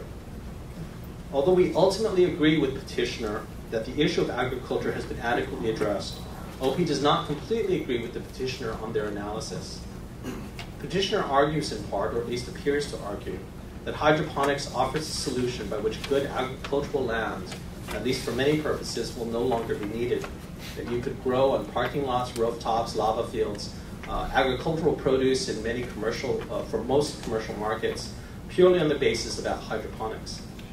Although OP acknowledges Dr. Plash's testimony, we believe the record is insufficient to prove that hydroponics will be commercially successful, at least on as wide a scale as claimed. Other petitioners could argue that because hydroponics does not require good agricultural land, one may then develop all of the good agricultural land in Hawaii. And we don't believe the record is sufficient to make that statement. OP believes this portion of the petitioner's argument is not supported by the record, and it's unnecessary for the LUC's decision for reclassification. And this is reflected in our proposed changes to the petitioner's findings of fact, in which various representations regarding hydroponics are either deleted or modified. OP's analysis of agriculture begins with the urban growth boundary established by the City and County of Honolulu, and the urban development designations in both the EVA development plan as well as the proposed revision currently pending. The purpose of the urban growth boundary, as we have described in the past, is to direct urban use in particular areas to certain areas with a related purpose of preserving agricultural use in other areas. Allowing some agricultural lands to be urbanized in order to accommodate population and economic development results in the preservation of other agricultural lands in other areas on the island. So from an island-wide perspective, agricultural lands are protected by a careful observance of the urban growth boundaries. This does not mean that the availability of agricultural lands is unimportant, but we do note that the petitioner's urban ag initiative will minimize some of the impacts. In addition to the community and steward farms, the petitioner has proposed a unique blend of agricultural and urban uses through its civic farm program. The lands ultimately chosen for the civic farm program will have to be approved by DOA, and its determination that those lands can be practically used for an economically successful commercial farming operation. We also note that the DOA is working to expand opportunities for agricultural growth in other geographic areas. Just as OP would not agree with any petitioner who would argue that agricultural lands are no longer require protection because of hydroponics, we also do not agree with any intervener who would say that every single acre of agricultural land must be preserved. As OP has said, there is a balance to be made, and for OP, that balance begins with the county's urban growth boundaries. With respect to traffic, petitioner will mitigate the traffic impacts from this project to the satisfaction of the Department of Transportation, as substantiated by an updated traffic impact analysis report, which is accepted by DOT prior to petitioner's submission of a zone change application, pursuant to a condition agreed to by both petitioner and the Office of Planning. Although a final TIR has not been accepted, as you know, a final TIR has never been finally accepted by the Department of Transportation prior to the conclusion of an LUC hearing. It has always been done by way of a condition and a requirement. The Department of Transportation is satisfied with the progress to date, and so although interveners raise concerns about traffic, we believe there is a sufficient basis by which the LUC can be assured that the impacts to state facilities will be addressed. The last issue is water. Potable water is always an issue in any land use matter. The Office of Planning's analysis asks whether there is a sufficient resource and whether the amount of water used can be reasonably minimized. The Commission on Water Resource Management has ultimate authority over water permits. They do a detailed, in-depth numerical analysis for each water permit that's issued. The LUC is not expected to duplicate the work of the Commission on Water Resource Management. The LUC looks more generally at the needs of the development and the availability of the resource. In this case, the Board of Water Supply has testified that there is enough water to provide for this project, and has given its reasons for this. For the analysis at the LUC level, the Board of Water Supply's testimony should be sufficient to determine that there is enough water. Interveners cite to a variety of generalized concerns about the state's water resources. But the LUC cannot deal with speculative concerns. It must deal with the evidence and the record it has before it. Interveners' concerns raise legitimate arguments for minimizing the amount of potable water used as a logical and precautionary step. But especially in light of the Board of Water Supply's testimony, these concerns do not rise to the level of demonstrating there is an insufficient resource or that all development in West Oahu should stop. We do think the LUC should look at whether a development can minimize, in a reasonable and feasible manner, the amount of potable water used.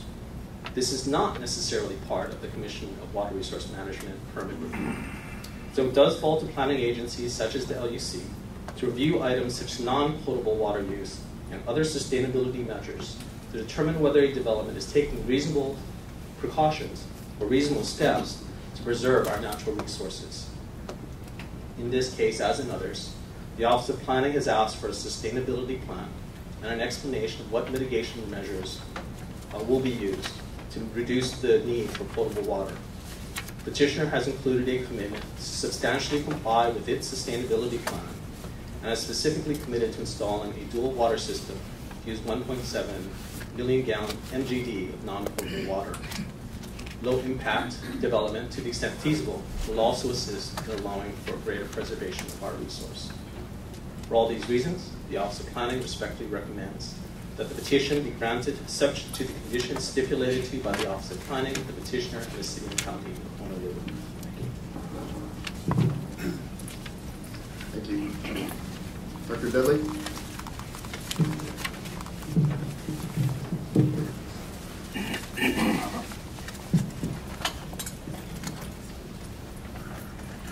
Good afternoon.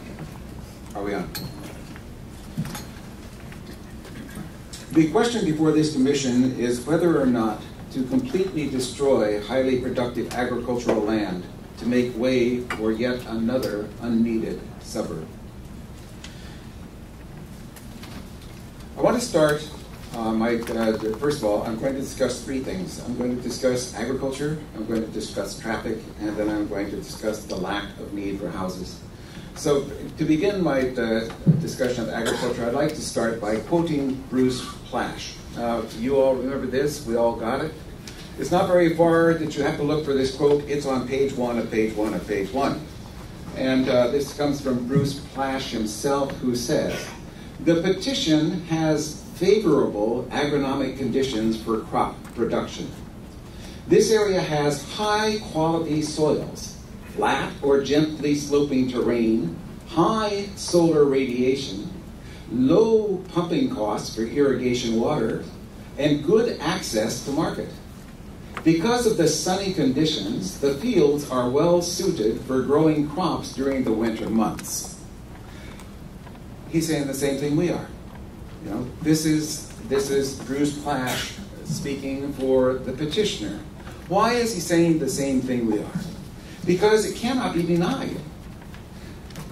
Plash later writes, "But the petition area constitutes 1/4 of what is called the Golden Triangle, and is the only part of the Golden Triangle which is still remaining in agriculture." I want to repeat that. The petition area constitutes about 1/4 of what was called the Golden Triangle. The Golden Triangle. Why is it called that? Because, as another of our exhibits states, for vegetable crops, the Ho'opili lands are among the most sustainably productive in the world. Now, most places in the world, because of their winters, have only one growing season, as we've heard many times. Hawaii can grow year-round, though some areas are limited in the number of crops they produce because of the cloud cover and the rain.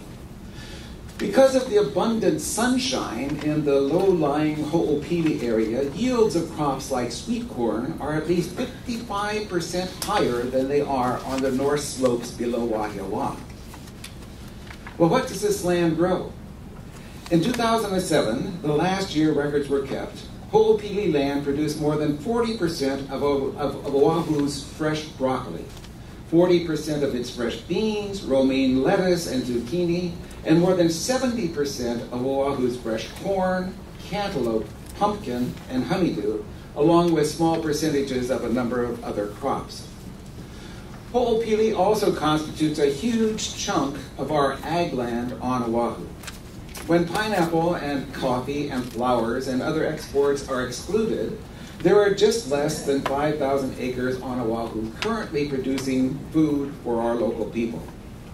Ho'opili accounts for 1,500 plus of those acres, and all of this is 32% of the active farm acreage on Oahu producing food for the local market. Again, let me repeat, Ho'opili constitutes 1/3 of our Oahu farmland producing food for the local market. Now let's talk about the soil. Professor Jonathan Dienick testified that close to 90% of the petition area is composed of high-activity clays. Now, these clays are characterized by very high nutrient retention capacity and by high fertility. He said 50% of the soils come from two groupings, mollisols and vertisols. He says, of the 12 soils of the planet, these two fall at the very top in terms of fertility and agricultural productivity. This is pretty precious farmland. Now, we all need to be aware of what is going to happen to this farmland. Because 1,000 of the acres are clay, and clay contracts and expands, and it cracks foundations, that 1,000 acres out of the 1,497 or whatever, that 1,000 acres, they're going to come in and clear off, dig up, take out 3 or 4 feet of that precious farmland and take it away and dump it places.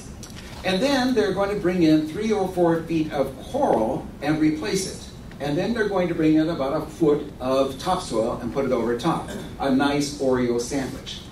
Now that Oreo sandwich is going to destroy that property forever. As long as humankind lives on these islands and inhabits the earth will not be able to replenish itself. That's direct testimony from Dr. Dienick. That's pretty powerful stuff. Okay. Can we afford to let them do this? The answer is no. And why can't we? Because we import 90% of our food. We have less than a 2-week supply of food on the islands, and if the ships don't arrive, we don't eat. You know, it's a fact. We need to be aware of the many things that could cut off our food supply. A spike in oil prices the last time, what did it do? It caused the price of food to rise. It can rise so high we can't afford to import it anymore. A tsunami. A tsunami could come in and destroy our ports and our airports. They're in the low-lying areas. We couldn't get food. A pandemic could strike, and all of a sudden we'd close off the islands to protect our lives. You know, an earthquake in California could destroy the ports there and could destroy all the roads going to them, so that it would be months and months and months before we could get food again. A war could happen, and war could cut us off for years. These things may not happen soon, but your descendants will live here for centuries.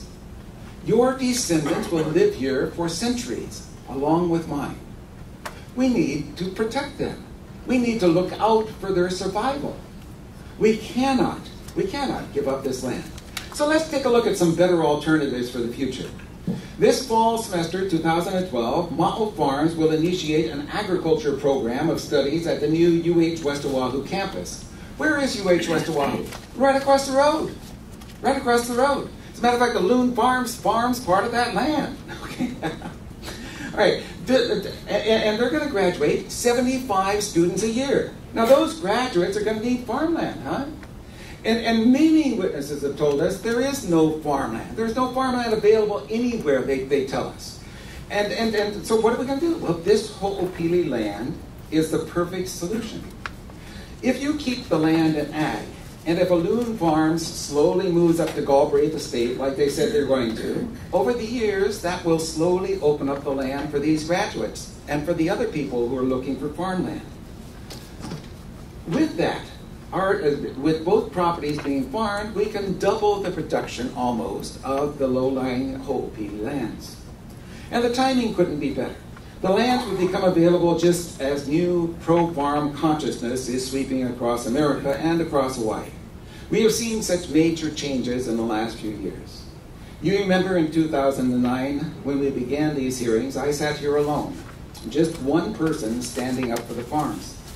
In these last 3.5 years, we have seen a mushrooming, absolute mushrooming of public consciousness about fresh fruits and vegetables. People are concerned about nutrition. They want organically grown food. They feel strong about food security and the need to protect our farms. All of these concepts are new. Kanu, Hawaii has 30,000 people they communicate with, telling them to eat right and eat local. It's everywhere. Honolulu Weekly, each week, article after article. Civil Beat, Honolulu, Hawaii Reporter, the Star Advertiser has articles. Hawaii Public Radio, Olelo, all over Olelo. Talk radio. You know, people are talking food. They're talking save the farms.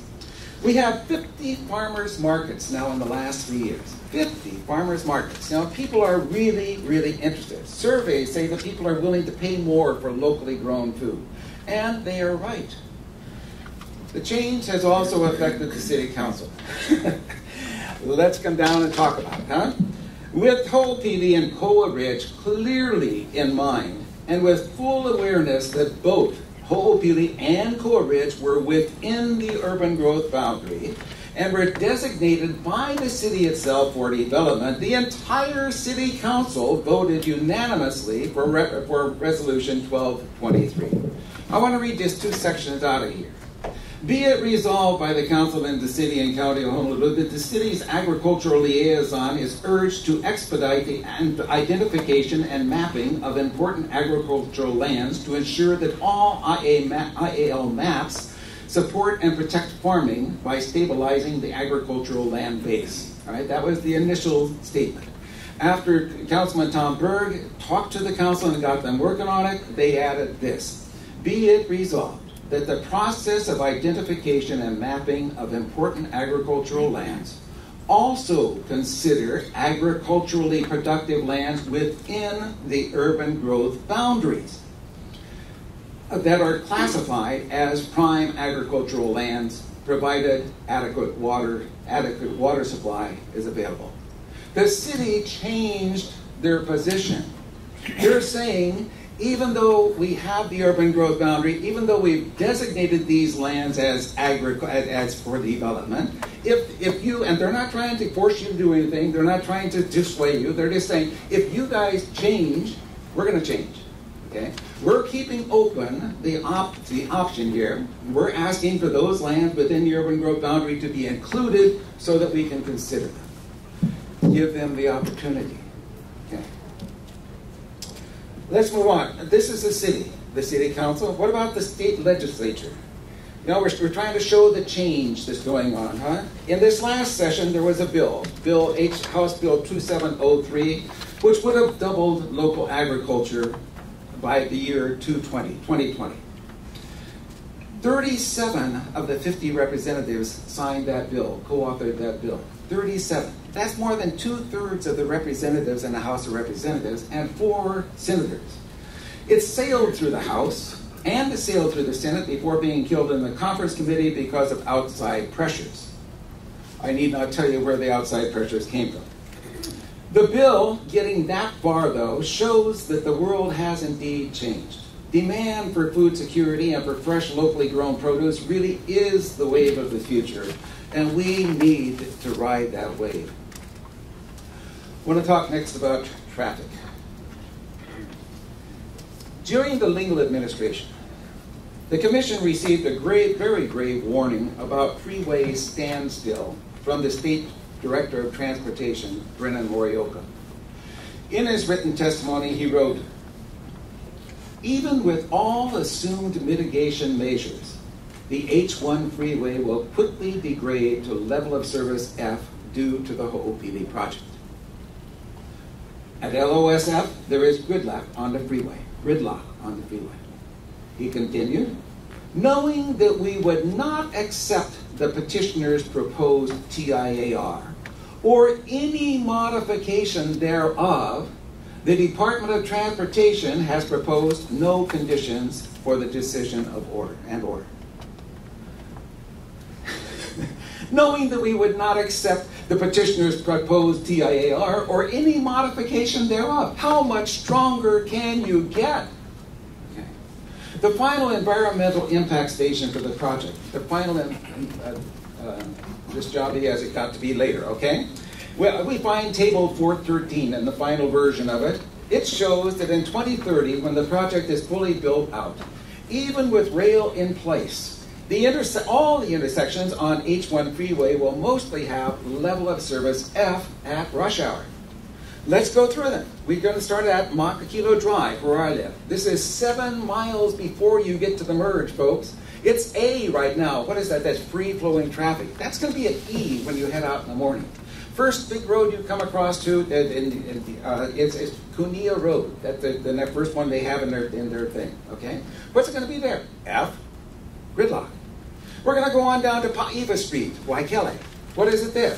F. We're going to go down to the H1, H2 merge. What is it there? F. Okay, let's turn around the other way and come back home.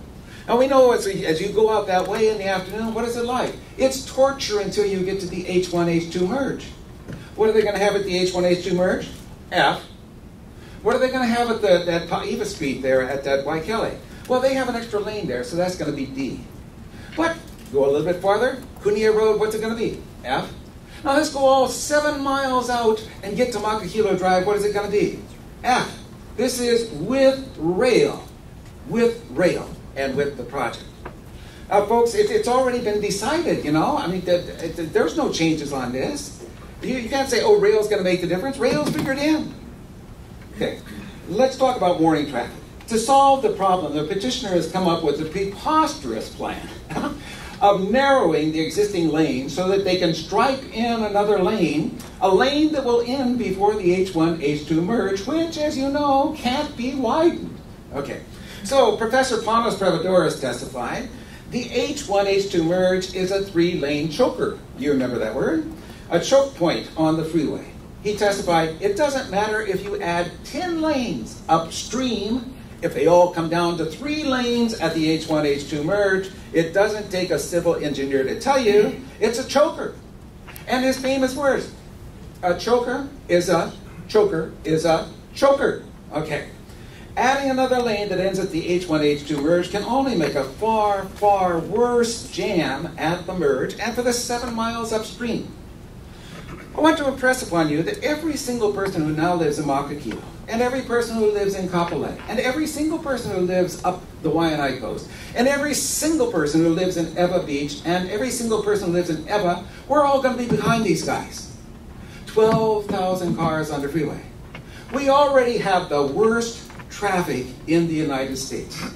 We know we've got 34,805 houses zoned in our area, another 12,000 up in Waiawa, another 3,500 in Royal Kunia and Waikele, and Launani Valley. That's another 50,305 homes are already zoned. And we added 5,000 more yesterday. Okay, so what are we at? We're at 55,000 cars more are going to be on the freeway. You know, just with what we've got. You've got to protect this.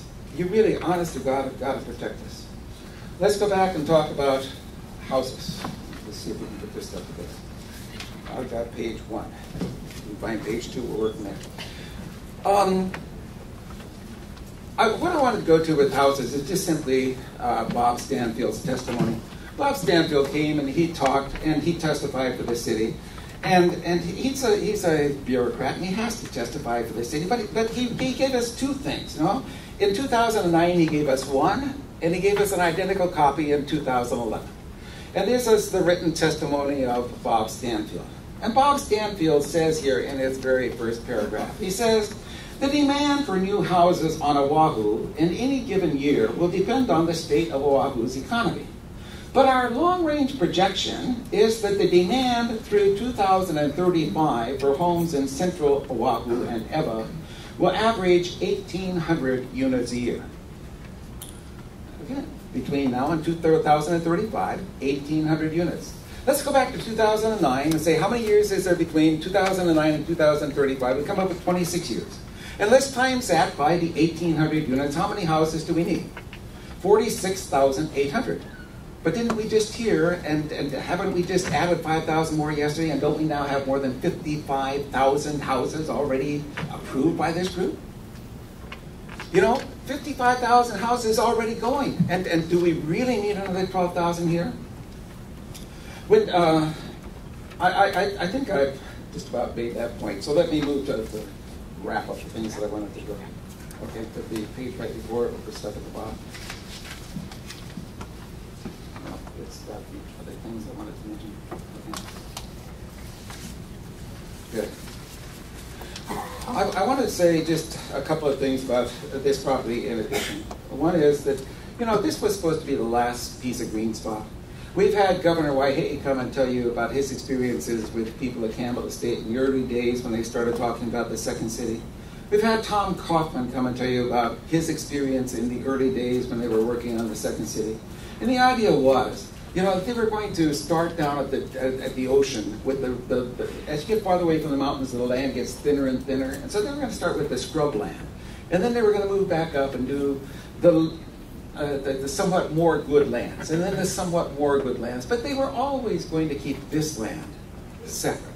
You know, this was always not going to be used. This was going to be the special land. And I want to tell you that it's important for tourism. Now, we know that these guys are out of work. And the thing is, though, that houses aren't going to help them. I mean, we've got 34,000 houses out in our area alone already zoned. If those haven't brought jobs, adding 12,000 to it isn't going to make jobs. You know, it's the economy. It's not jobs. It's not houses, lack of houses. We don't need houses.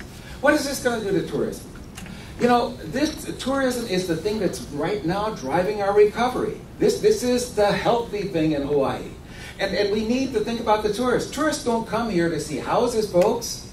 They don't come here to get to Waipahu and they get out to the wide open expanse and they want to see 12,000 houses down below the freeway and a great big wall going along that reminds them of San Fernando Valley. You know, they want to see beauty. We've got to consider what we're doing here. Somebody this morning was again talking about a lady about killing the golden goose. We really, really have to be careful. Tourism is so important. And what it's about is beauty and wide open spaces and Hawaii as the Hawaii they expected to come and see. And are we really, honest to God, going to destroy that? I beg you not to. Thank you very much. Thank you. You're done?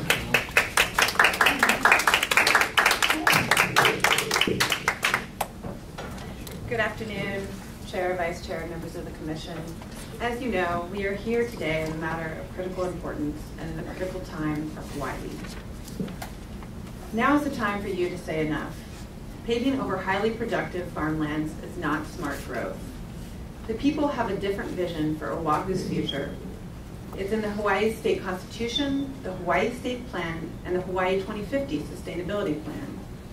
People want locally grown food, they want food self-sufficiency, cleaner water, cleaner air, less traffic congestion, redevelopment within the primary urban core, and more truly affordable homes. Keeping these lands in agriculture is a critical step to turning that vision into a reality. You've heard the plea of many witnesses that paving over this land is irreversible. D.R. Horton wants you to believe that this is some kind of revolutionary transit-oriented development when it's suburban sprawl. The majority of the project is more strip malls and single-family homes. D.R. Horton wants you to believe that it has somehow mitigated the severe consequences of paving over this unique agricultural land by relocating farmers and by what it is labeled its urban agricultural initiative. This is not a solution to increasing our local food production. The idea that we can replace 1,500 acres of some of the best soils in the state, if not the world, by setting aside 159 acres, which currently consists of gullies and buffer zones, is quite frankly insulting. D.R. Horton is telling you that you should follow a 30-year-old urban growth boundary established by the city, which is long overdue for update and currently under review, when you have overarching constitutional obligations and a duty to follow the state plan. There is no updated EVA development plan as required by statute. Planning documents are updated for a reason, because circumstances change, oil prices rise, and the need for food self-sufficiency becomes ever more apparent. If you abide by the Hawaii Constitution and follow the criteria you're obligated to consider, you have no choice but to deny the petition. To do otherwise would be arbitrary and clearly erroneous in light of the record evidence. As you well know, two key constitutional provisions are at issue. Article 11, Section 3, regarding the state's obligation to preserve prime agricultural lands, and Article 12, Section 7, regarding the state's obligation to protect Hawaiian cultural practices. You've heard a lot about your constitutional obligation to conserve agricultural lands. I want to highlight a point made in our recent filings, and that is that you must make specific findings as to the development impact on the conservation of agricultural lands, on diversified agriculture, and on the state's obligation to increase agricultural self-sufficiency and assure the availability of suitable lands. The only logical conclusion that you can draw from the specific findings that you must make is to deny the petition. I next point you to Section 151577B6, because that provision also leaves no doubt that you must deny the petition. You cannot take lands out of agriculture if they have been in intensive agricultural use for 2 years, unless you find that reclassifying the lands will not substantially impair agricultural production or is reasonably necessary for urban growth. It is undisputed that the lands have been and are in intensive agricultural production. You cannot find that either of these two exceptions apply without acting arbitrarily. As Dr. Valenzuela, Dr. Dienek, Mr. Monakea IV, Mr. Sullenberger, and countless public witnesses testified, reclassifying these lands will substantially impair agricultural production, not only in EVA, but in the state. You've heard statistics on how productive this land is. Paving over these lands will decrease the land available for agricultural production on Oahu by 50%. As Sandra Kunamoto, former chairperson of the Board of Agriculture, testified, I quote, "This petition, if approved, would result in the loss of productive, high-quality agricultural land on Oahu, equal to 42% of the amount lost over the last 18 years. Petition area land is of particular significance and value. Reclassification will, without a doubt, substantially impair agricultural production." Second, you cannot find that taking these particular lands out of agriculture is reasonably necessary for urban growth. It is not. It is undisputed that there are thousands of homes already entitled, but not yet built. There are urban infill projects, such as Kaka'ako, and as Dr. Paul Brubaker testified, growth within the primary urban core is not only economically feasible, it is economically desirable in accordance with the objectives of the Hawaii State Plan. Regardless of the exact number of homes already approved, there is no present or pressing need to build more homes in the EVA region and on this particular prime farmland. The development is not necessary for urban growth. I'd next like to turn your attention to sections 205-16, 205-17(1), and 1515-77B1.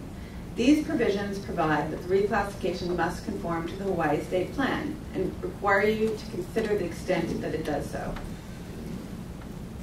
Reclassification does not conform to the applicable goals of the Hawaii State Plan. In particular, sections 226-7, section 226-10, and 226-103D7 each set goals for the growth and development of diversified agriculture. As Dr. Valenzuela, Mr. Monakea IV, Mr. Stollenberger, Mr. Glenn Martinez, President of Hawaii Farmers Union, Dr. Dienek, and Dr. Cox testified, these prime agricultural lands are essential to meet the increasing demand for locally growing food and for food self-sufficiency. They are essential if we are serious about the development of diversified agriculture. In fact, as the Department of Agriculture previously recognized, there are no other comparable lands. Allowing this development is also inconsistent with the goals set forth in sections 226-104 and 226-19, which pertain to encouraging infill development and urban growth within Honolulu as the primary urban core. Now, even though we are talking about a proposed development on prime agricultural lands, D.R. Horton argues that the Hawaii State Plan's agricultural policies are not even applicable to the project. This is outrageous. D.R. Horton directs your attention to other provisions of the Hawaii State Plan, but these provisions also show how reclassification is inconsistent with the Hawaii State Plan. Leaving the land in agriculture will, for instance, advance the policies set forth in sections 226-12 and 226-13 because it will preserve open space, view plains, and natural and cultural resources. Sections 205-17(3) and 1515-77(b)(3) also show that you must deny a petition. Under 1515-77(b)(3), you must consider the impact on the preservation or maintenance of cultural, historical, and natural resources. I'd like to turn your attention to water resources and cultural resources. With regard to water resources, D.R. Horton has failed to adequately assess the development's impact and has failed to show that there is an adequate water supply for the development. D.R. Horton would like you to forget that you have an independent obligation to determine the development's impact on natural water resources as required by 1515-77(b)(3, and an independent obligation to determine whether it has shown a sufficient water supply under section 1515-50C11. D.R. Horton instead argues that you should defer to other government agencies, such as the Board of Water Supply, but this is not what the law requires. The evidence before you shows that the development will detrimentally impact our natural water resources, and there is not a sufficient supply of water. As Mr. Bill Tam testified, D.R. Horton's water analysis is overly simplistic. We can't simply say there are X million of gallons of water per day. We get Y amount, so there's Z amount remaining, and therefore there's enough water. There are many other factors to consider. The actual sustainable yield of the aquifer, which is currently being studied, climate change impacts, and other competing uses. D.R. Horton argues that there is enough water available for the development if it were fully built out today. But this means nothing. The development won't be fully built out today. It won't be fully built out for 20 or more years. As Mr. Tam, Mr. Nance, and Mr. Usagawa testified, there's a good chance we're facing the need for desalination in 15 years, or maybe even sooner. According to Mr. Usagawa, as it is, new and upcoming development currently planned for the Ever region will more than double the water demand. Desalination is not the answer. It's not economical, and it's not sustainable. It is true that water is also needed for agriculture, but agriculture, as Mr. Tam and Mr. Gianbaluca testified, allows for resiliency and flexibility as well as groundwater recharge. Mr. Tam made clear, water and land use planning must be integrated. Indeed, you just heard the Office of Planning say the same thing. Hawaii has fallen far behind the mainland in implementing the concept known as wet growth. Large developments spanning over 20 years cannot be approved in the face of future uncertainty regarding our water resources. Finally, I want to turn your attention to cultural resources, which is a very significant issue in this case. As you are well aware, not only does section 1515-77(b)(3) require that you consider the proposed development's impact on cultural resources, but Article 12, Section 7 of the Hawaii Constitution obligates you to protect the reasonable exercise of Native Hawaiian customary and traditional practices. In Kapa'akai versus the Land Use Commission, the Hawaii Supreme Court held that in order to fulfill your duty to preserve and protect customary and traditional Native Hawaiian rights, you must, at a minimum, make specific findings and conclusions as to the impairment of valued cultural resources. Here, D.R. Horton does not even acknowledge, much less assess, the development's impact on customary and traditional practices. D.R. Horton has failed to provide you with sufficient information so that you can fulfill your obligations under Article 12, Section 7.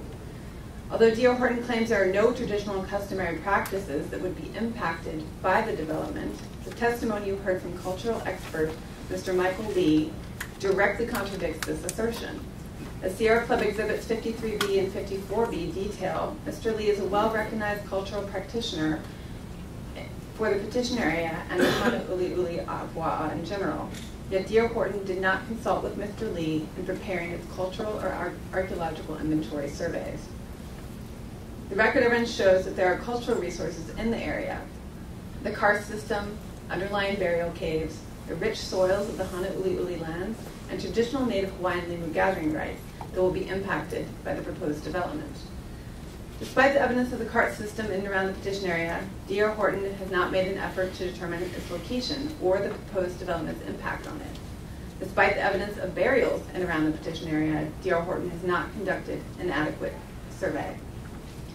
Limu gathering has taken place for hundreds of years, but D.R. Horton has not made an effort to determine the development's impact on limu gathering. Instead, it argues that because it takes place along the shore and not within the physical boundaries of the proposed development, it will not be impacted.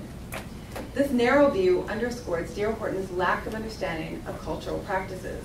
In fact, attempting to horizontally isolate a piece of land runs directly contrary to the A'apua'a and Konehiki land use planning systems.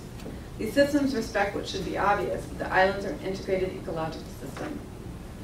Consistent with this view, Mr. Lee, Dr. Gianluca, and Mr. Tam testified that increases in stormwater and surface runoff impact water quality. It is undisputed that there is a direct link between water quality and the health of limu. The connection between water quality and traditional limu gathering elevates the issue of how D.R. Horton will deal with the impacts on water quality to one of constitutional proportions and implicates provisions of the Coastal Zone Management Act. Mr. Nance's rebuttal testimony that retention ponds will alleviate all concerns regarding the impacts on water quality and limu health is not credible. Mr. Nance did not conduct or point to any studies to support this speculative conclusion. As made clear in the Kapa'akai decision, you cannot delegate the protection of cultural resources to D.R. Horton. Allowing D.R. Horton to proceed with the development when it has completely ignored the very existence of certain cultural sites and practices, and has otherwise said that it will address the impact on cultural resources by uncertain means and at some undetermined point in the future, is a violation of your constitutional obligations under Article 12, Section 7. Instead of providing you with the studies it is legally required to provide, and because it has no real justification for developing on prime agricultural land, D.R. Horton wants you to believe that this case is about jobs and housing versus prime agricultural land. The good news is that this is a false dilemma. You can deny the petition, preserve prime agricultural land, and there won't be less jobs or housing deficiency.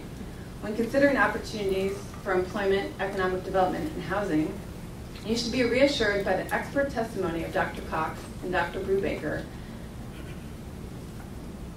and by other record evidence, there are plenty of homes already entitled. There are countless opportunities for urban infill development, that other projects will provide construction jobs, and in fact, increasing diversified agriculture will provide long-term jobs in accordance with the Hawaii Constitution and the Hawaii State Plan. Even more fundamental is the fact that it is time for a change. We don't have a choice, and times are changing. You've heard this repeatedly from Mr. Tam, Dr. Gianluca, Dr. Cox, Governors Cayetano and Wahehe, and Senator He. We cannot go on with business as usual, rubber stamping developments, gobbling up our farmland, sucking up our water resources, and harming traditional cultural practices. As you heard Dr. Cox and Mr. Maunakea Forth and many public witnesses testify, more young people want to farm.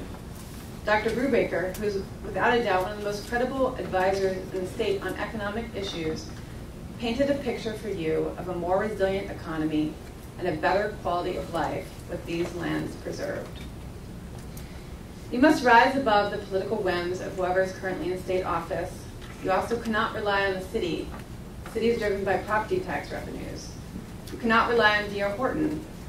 By its corporate nature, is driven by profit motives. It's left up to you. In your position, you are the guardians of the lands of the state. The legislature's primary goal in creating the Land Use Commission was to protect productive agricultural lands. Do not violate your constitutional obligations to Native Hawaiians and to preserve agricultural lands. Think about what it means to work towards food self-sufficiency. This is a goal that requires action. In this case, all you have to do to advance this goal, to uphold the state constitution, and to act in accordance with your obligations under state law, is to deny the petition. Mr. Seitz? Well, as I said yesterday, I find myself at the end of a long line of people who've spoken and who've said many of the things that I would say, and I don't intend to repeat them. However, I'm troubled by what somebody testified to earlier in purporting to quote mayoral candidate Mr. Caldwell, who says the votes are already in and have been counted and this matter's already been decided. I'm not quite that cynical, but I hope I'm not just speaking to the wind here. And I will assure you that if I am, that this matter is not going to be done today, that we will take it into the courts, because we certainly consider the arguments and the evidence that's been presented here is virtually one-sided. And it all lines up, the credible evidence, the credible testimony, all lines up to require that you deny this petition. You've already heard the prior speaker refer to your obligations under the administrative rules, section 15-15-77, but I want to reiterate that. Your process here is, if you find, as you must, that the lands in question have been in intensive agricultural use for 2 years, with a high capacity for intensive agricultural production, you cannot approve this petition unless you find either that approval of the petition will not substantially impair actual or potential agricultural production in the vicinity of the subject property or in the county or state, which clearly is going to occur, or B, is reasonably necessary for urban growth. So in other words, what we're talking about here is that last clause. Is this petition and the granting of this petition reasonably necessary for urban growth? And that is basically the task that you must find to such a degree that it overcomes the presumption that you would take the best agricultural land and destroy it. Frankly, in all the years I've lived here, and I've been here many, many years, I can never imagine a case like this where you would take the best and most productive agricultural land and build houses on it, especially when there are so many other options. You are the State of Hawaii Land Use Commission. When you were confirmed and sworn in as members, each of you swore an oath and pledged to uphold the Constitution and laws of the State of Hawaii. We've presented to you our arguments as to what that means in terms of the legal obligations that you face. But it is clear that your obligation here is to serve all of the people of Hawaii, not just simply people in the city and county of Honolulu, not the narrow proprietary or business interests of the petitioner, not the regional interests of EVA residents who've been recruited by Horton for its self-serving Hoopili task force, and not the short-sighted interests of some construction workers who would build homes on parks and beaches if that would get them jobs. Your duty is to serve all of us, including the many thousands of people statewide who flock to the farmers markets each week, who increasingly are growing their own food, who are training to become farmers and food producers, or who feature locally grown produce in their stores and restaurants. The people in Hawaii who urgently want to expand, not decrease, local food production and increase food self-sufficiency. Viable entities and institutions which we never had before, such as Mao Farms, Alun Farms, Whole Foods, Alan Wong's and Roy's restaurants, Kapiolani and Leeward Community College culinary programs, all in the forefront of a statewide, national, and international movement to protect and preserve agricultural lands and increase the production of healthy, locally grown food products. You are not obligated to follow decades-old county plans that cannot bind the state of Hawaii. In your sifting and consideration of the evidence and all of the competing demands that you've heard, you have a duty and a clear obligation to keep your focus on the larger, long-term issues. Preservation of agricultural lands sufficient to feed future generations of Hawaii's people. water capacity, not just now or next year or 10 years from now, but 20 or 30 years from now or 50 years, as Bill Tam suggested. And yes, to provide real affordable housing for our children and grandchildren with easy access to schools, jobs, and stores. This is one of the few cases that has occurred since I'm aware in the early 1970s when the Waihoʻoli-Waikani proposal was before the Land Use Board, where a developer wanted to shut down productive farming operations to build homes that we didn't need then and couldn't afford. And if you remember, in Waihoʻoli-Waikani, the people of Hawaii blocked the road, and I was one of them, occupied the valleys until Governor Ariyoshi agreed to step in and negotiate a land purchase and swap so that the farmers ultimately were not evicted and the so-called agricultural estates that were planned for those valleys were never built. In our view, in my interpretation of the Constitution and the statutory mandates that apply in this case, it would be a clear violation of existing law to grant Horton's petition and reclassify these valuable agricultural lands that comprise Ho'opili. And that is because the Constitution and laws require primary agricultural lands, important agricultural lands, productive agricultural lands to be produced and not paved over for urban development. And the persons and entities using those lands to produce crops sold and consumed in Hawaii cannot be compelled to shut down their farms and just simply move elsewhere to less productive, untested lands which may or may not have the infrastructure and climate and soil conditions to replicate what they are now doing on the best agricultural lands in Hawaii. Although the mandate to protect agricultural lands certainly is not absolute, although perhaps some of us would argue it should be, there is at least a heavy burden upon the petitioner to demonstrate the necessity, not a mere desirability, before a project such as Ho'opili is allowed to proceed. Here I submit to you, it is at least arguable whether other agricultural lands exist to replace the Ho'opili lands that will be lost.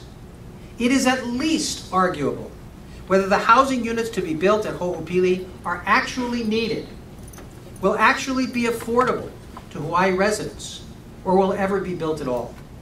Here it is at least arguable that the increased traffic, water demands, drainage and runoff problems resulting from the construction of Ho'opili will have dramatic impacts upon the environment and the quality of life for many Hawaii residents. Here it is a pure fantasy, a myth, an outright fabrication that Horton's urban agricultural proposals will by any stretch of the imagination replace even a small portion of the crops currently produced on the lands at Ho'opili. In attempting to sell its proposed Ho'opili development in the face of huge constitutional and legal impediments, Horton has resorted to the worst kind of pandering and public relations that call into question its credibility and integrity. They've spent millions of dollars on this case, on their lawyers, on their so-called experts like Bruce Plash, who has no farming experience and no agricultural expertise whatsoever. In comparison, none of the lawyers here have been paid, none of our witnesses were paid. They came here because they firmly believed, based on life experiences, research, and scholarship, that the opinions they were stating were valid and needed to be heard. Horton spent money creating a so-called task force that purports to speak for all of the Hawaii, but only represents the views of a few. They have provided you with hundreds and hundreds of pages of legal briefs and arguments that are intended to overwhelm you rather than to appeal to your good judgment and sensibilities.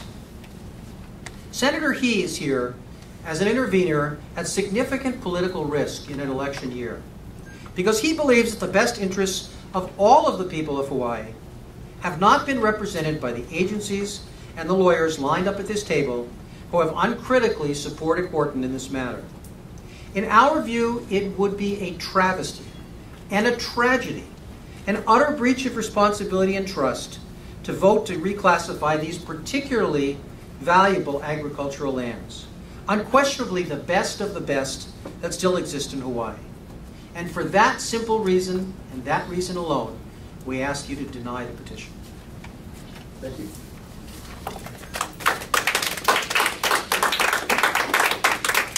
Let's take a 10-minute break for a quarter. Rebuttal? Thank you. I just have a short rebuttal. I think the issues raised by the interveners in their closing arguments present an initial issue to the Commission, and that is whether there's enough evidence in the record to make findings and conclusions that we have met the statutory requirements under Chapter 205, 205.17, and the Hawaii Administrative Rules 15.15.18 and 15.15.77. And they have several specific requirements in there. It is the position of the petitioner that we have, and we have set forth in our proposed findings of fact, conclusions of law, and decision in order, which has been stipulated to by the city and the state, with some exceptions by the state on some findings of fact, that we have met those. That is, that we've referenced the testimony, both oral and written, that has been presented to this commission since 2008. And in a matter such as this, in a case such as this before you, this is considered to be a discretionary approval. It is not considered a ministerial approval, such as a subdivision approval process, where if you meet certain requirements, government must give you the permit or approval. This is a permit approval process in which all of you have the power and authority to use your individual discretions to find whether the evidence is sufficient for you to make a finding conclusion that we have met each of the individual requirements that is necessary. Our burden is to prove by the preponderance of the evidence, 51% so to speak, 49-51, that we have done so. I just want to address a few issues that were raised by Sierra Club. We disagree with the position of the Sierra Club. They raised the Constitution, the state plan. We disagree with the position of the Sierra Club that acting favorably on this petition violates the state constitution, and in particular Article 11, Section 3, and she also mentioned Article 7, which deals with Native Hawaiian rights. I think their position rests on the assumption that the evidence, both oral and written, as presented to this commission during the months and months of hearings, do not rise to the level whereby the evidentiary findings of fact can be made to justify a decision by this commission to urbanize these lands. We believe this to be absolutely not true. Petitioner's proposed findings of fact, conclusions of law, and DNO contains many of these findings of fact and conclusions which are supported by the evidentiary record and justify the reclassification.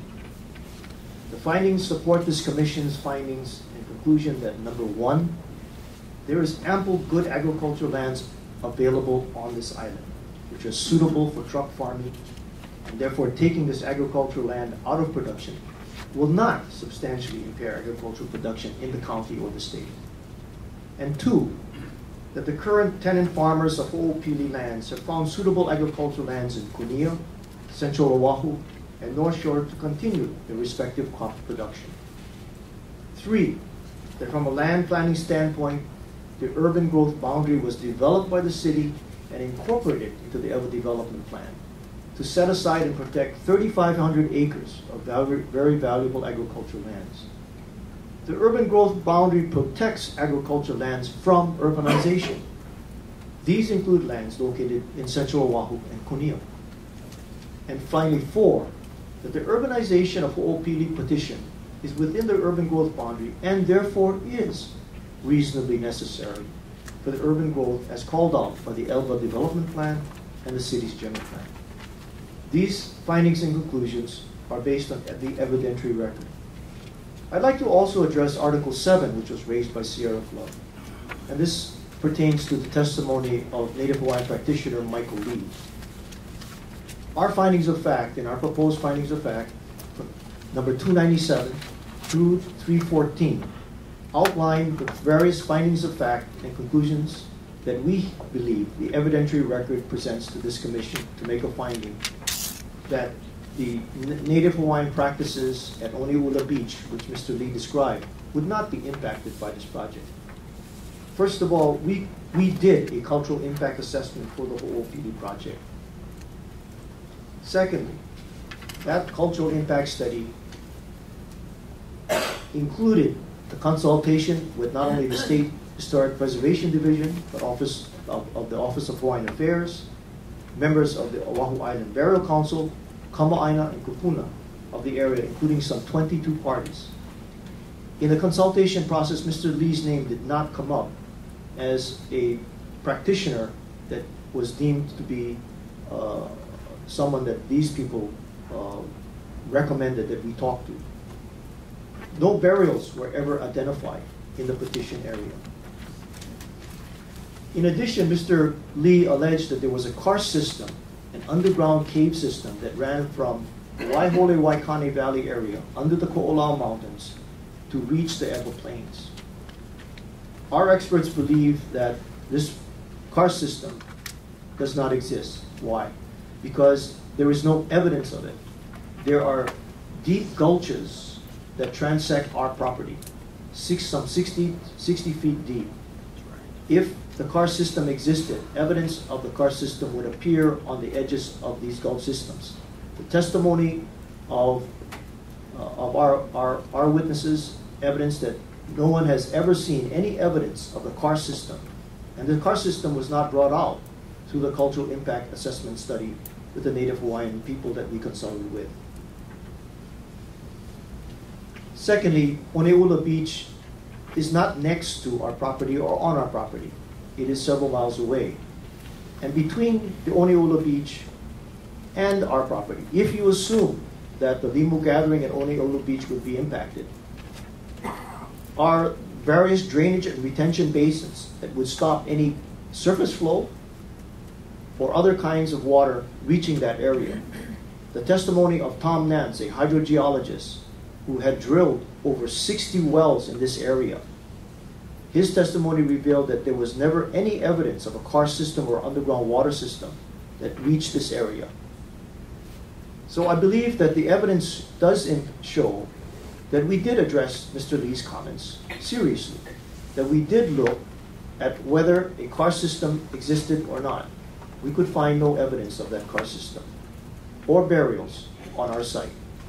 But that being said, we are governed by Chapter 6E, which requires that during construction, if we do run into those, we must stop and go through the procedures set out by the State Historic Sites Division to make sure that these burials are treated properly, and to go before the Oahu Island Burial Council for their proper treatment and preservation.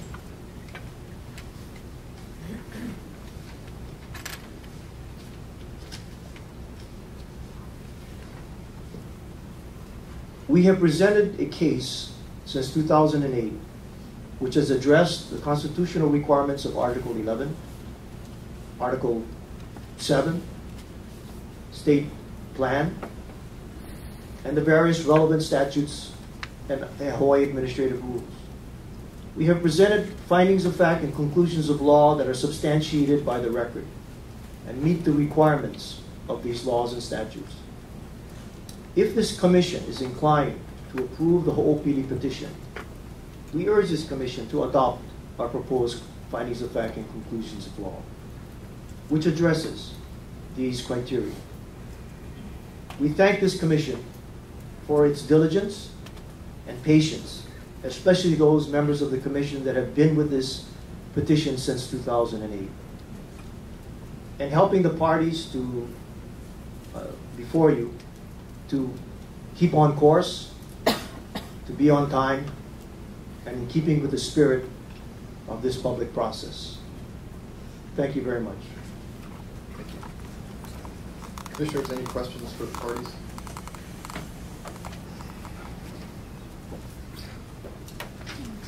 The Commission will now conduct formal deliberations on whether to grant the petition, whether in whole or in part, or to deny the petition. If the Commission grants the petition in whole or in part, it will determine what conditions of approval to impose. A note for the parties and the public that during the Commission's deliberations, There will be no additional input from either the parties or the public unless the Commission makes a specific request. The Commission held hearings on the merits of this petition on October 20, 21, 2011, November 17, 18, 2011, January 5, 2012, January 19, 2012, March 15 and 16, 2012, and May 22, 2012. Oral argument was concluded today. Commissioners, allow me to confirm that each of you have reviewed the record and read the transcripts for any meeting that you may have missed, and that you are prepared to deliberate on the subject docket. After I call your name, please signify whether you are prepared to deliberate on this matter. Commissioner Chalk? Yes. Commissioner Contreras? Yes. Commissioner Makua? Commissioner Judge? Yes. Commissioner McDonald? Yes. Commissioner Heller? Yes. Commissioner Tevis? Yes. Commissioner Matsumura? Yes. I'm also prepared to deliberate on this matter. The Commission will render a decision by way of motion on whether to grant, in whole or in part, to deny a petitioner's request to reclassify the subject petition area. If a decision is rendered, staff, with the Commission's guidance, will be directed to draft appropriate findings of fact, conclusions of law, and decision in order reflecting the Commission's decision. That in mind, Commissioners, what is your pleasure on this matter?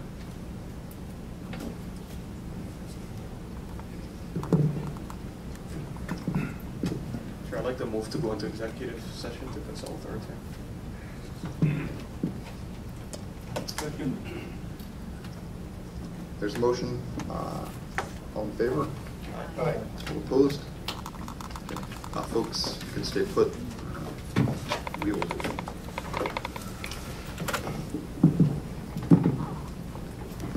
Mr. Chairman, Commissioner Tevis? before proceeding further, I would first like to acknowledge the petitioner, the City and State Office of Planning's intervener, Senator Clayton He, Dr. Dudley, and the Sierra Club, all of whom provided more than sufficient detailed information to allow this commission an opportunity to make a complete and fair decision. I would also like to thank the many public witnesses who testified at these hearings. Your input is always appreciated.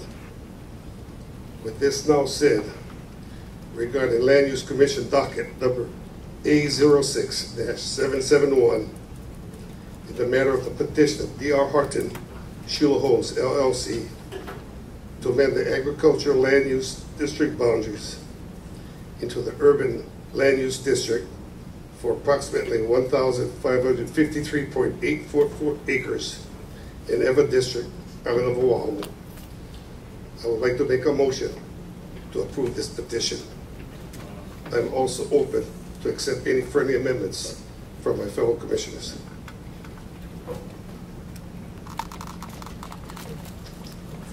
Commissioner Heller? Yes, I will second the motion, and I have some comments and some proposed amendments in terms of conditions. First, I want to join in thanking all of the parties and their respective representatives, all the public witnesses, for all the work that's been done to present information to us. A lot of information has been presented, and I appreciate all the effort that it took. I think at this point we have the information we need to make a decision. That does not mean that it's an easy decision. There are strong arguments on both sides, and this is not a matter where the right answer is clear and easy to determine. I want to stress that my personal vote on this matter is not based on what I like or don't like. The question here is not how I feel about the project. There are specific statutory provisions that govern the decision that we're supposed to make here, and my job is to apply those statutory criteria to the evidence. My personal gut level reaction is not one of the criteria. Now, there are a lot of different issues and sub-issues that we need to look at in this case. I'm not going to try to discuss all of them, but there are several points that I think are important. First, with respect to the constitutional argument, I do not believe that Article 11, Section 3 bars this commission from reclassifying land from agricultural to urban. Article 11, Section 3 says that the state shall protect agricultural land, but it doesn't spell out in the Constitution how that is to be done. In fact, it basically says that the legislature shall spell out the details. If the intent had been to simply say that no agricultural land may be reclassified to urban, it would have been a lot easier to just say that. But that's not what Article 11, Section 3 says. The rule says that if land is identified as important agricultural land, then it cannot be reclassified without, number one, meeting the standards and criteria established by the legislature, and number two, being approved by a 2/3 vote of the body responsible for making the decision. In this case, even if the latter provision applied, that wouldn't make any difference, because under our rules it takes 6 affirmative votes to approve a petition anyway. Since we are a 9-member commission, by definition, if we approve, we're doing it by a 2/3 majority. So in terms of the constitutional provision, the question comes down to whether the land is identified by the state as important agricultural land, and if so, whether reclassification to urban meets the standards and criteria established by the legislature. Now, it has been suggested that the land in question here could be, and perhaps should be, officially designated as important agricultural land pursuant to HRS Section 205-47. However, as we sit here today, that has not been done. I think we have to base our decision on the facts that actually exist right now, and not on things that the city and county could potentially choose to do. I also note that the city and county is not asking us to deny the petition or to delay any action while the city completes its process with respect to designating important agricultural land. Other parties have suggested that we should wait, but this is a city and county process, and the city and county itself has not requested that we wait.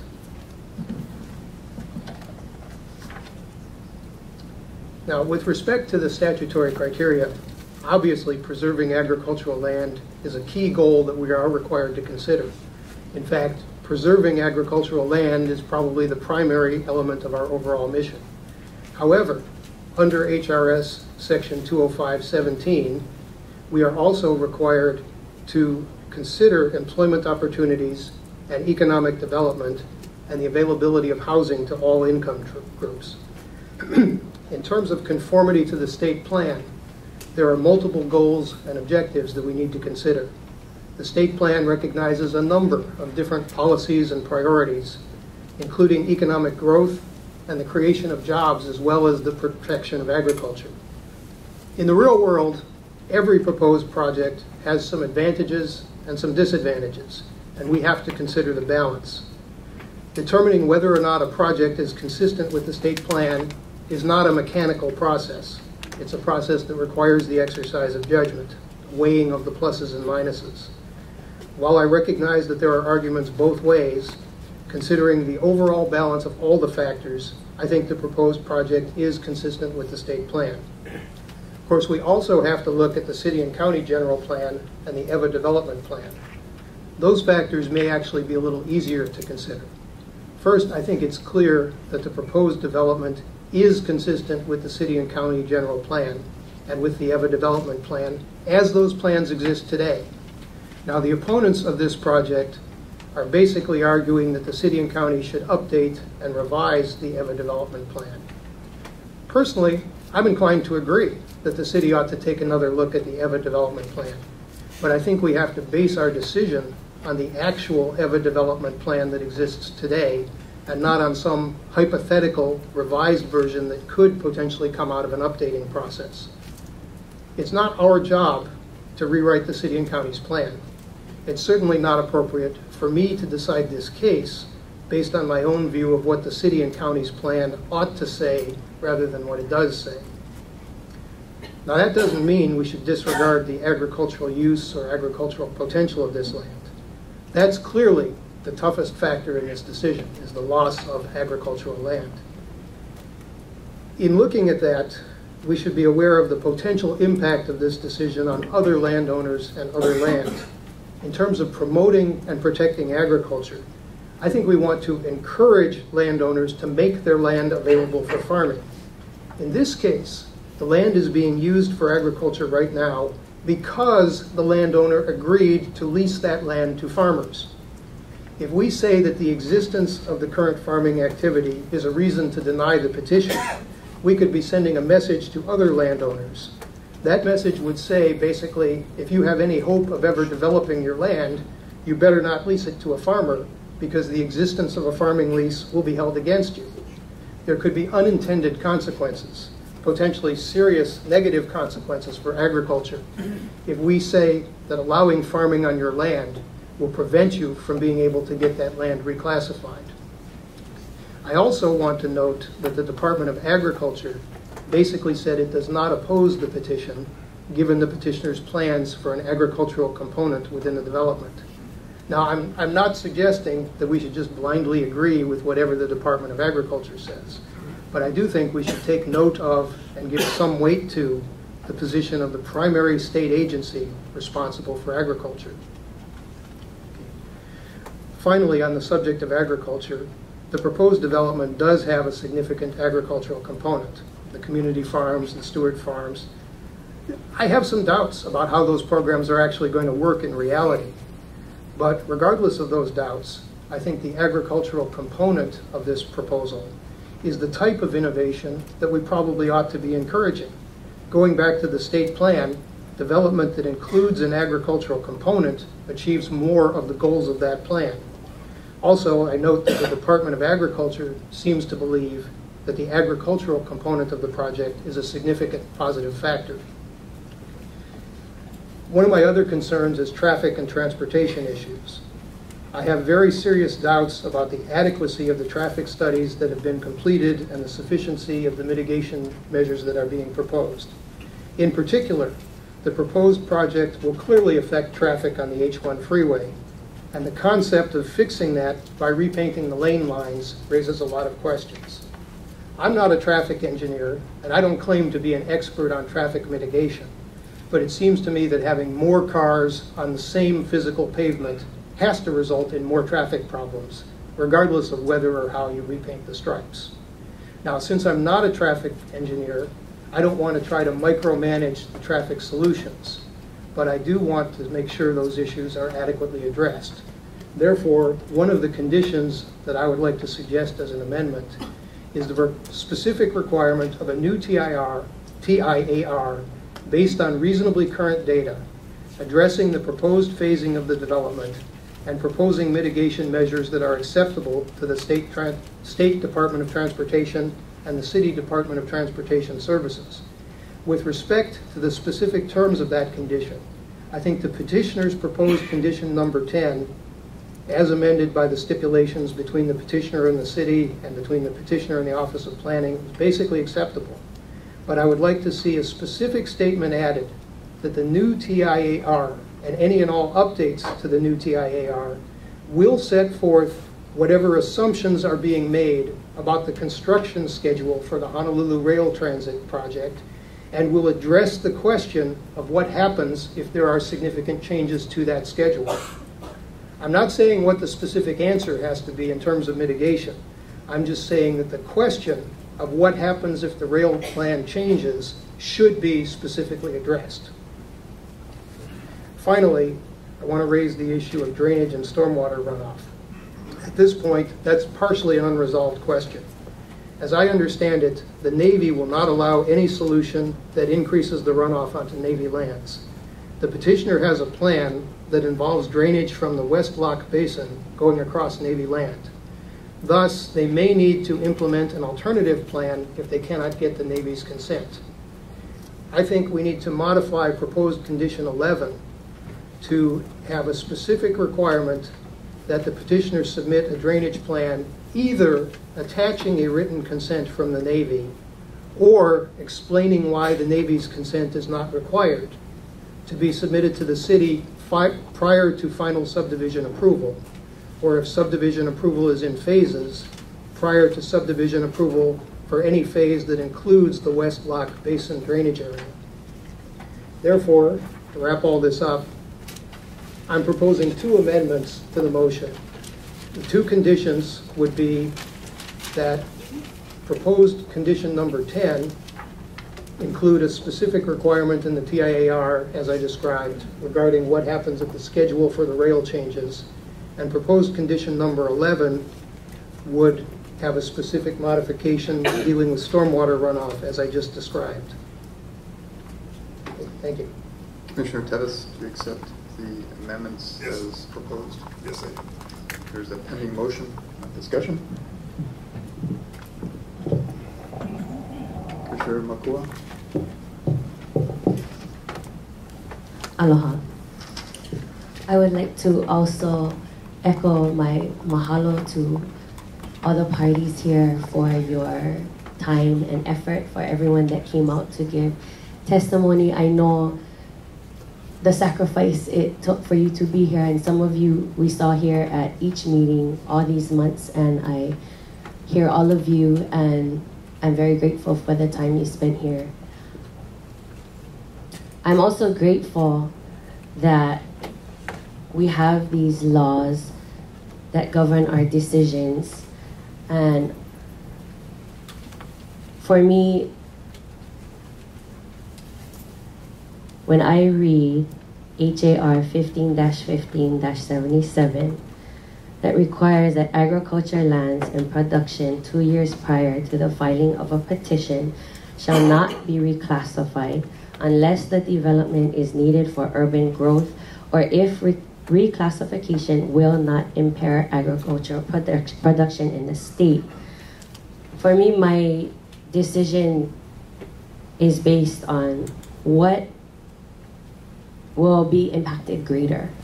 Will the production of agriculture be impacted greater than the fulfillment of those homes for urban growth?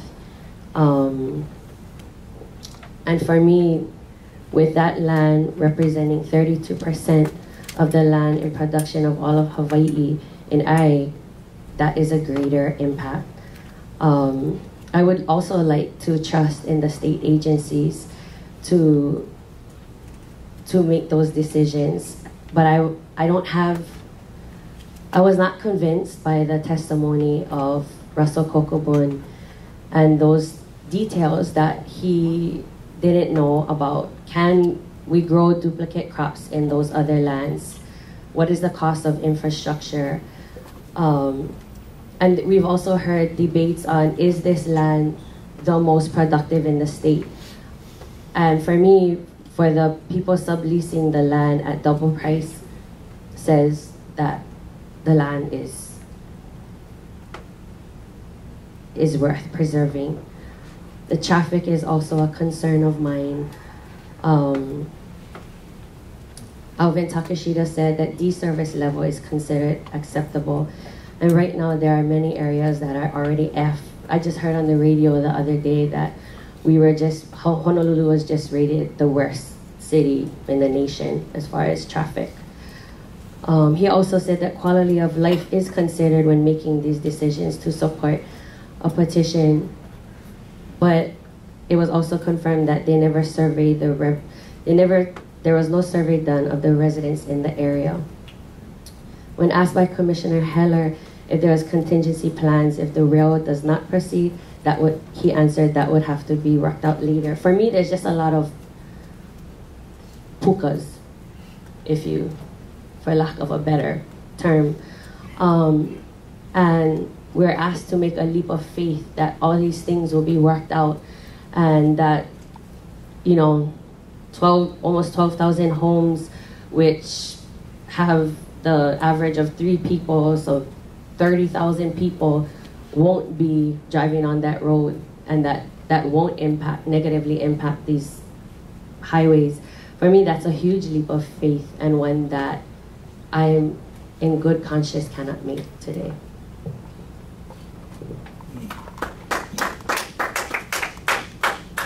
Further discussion, commissioners?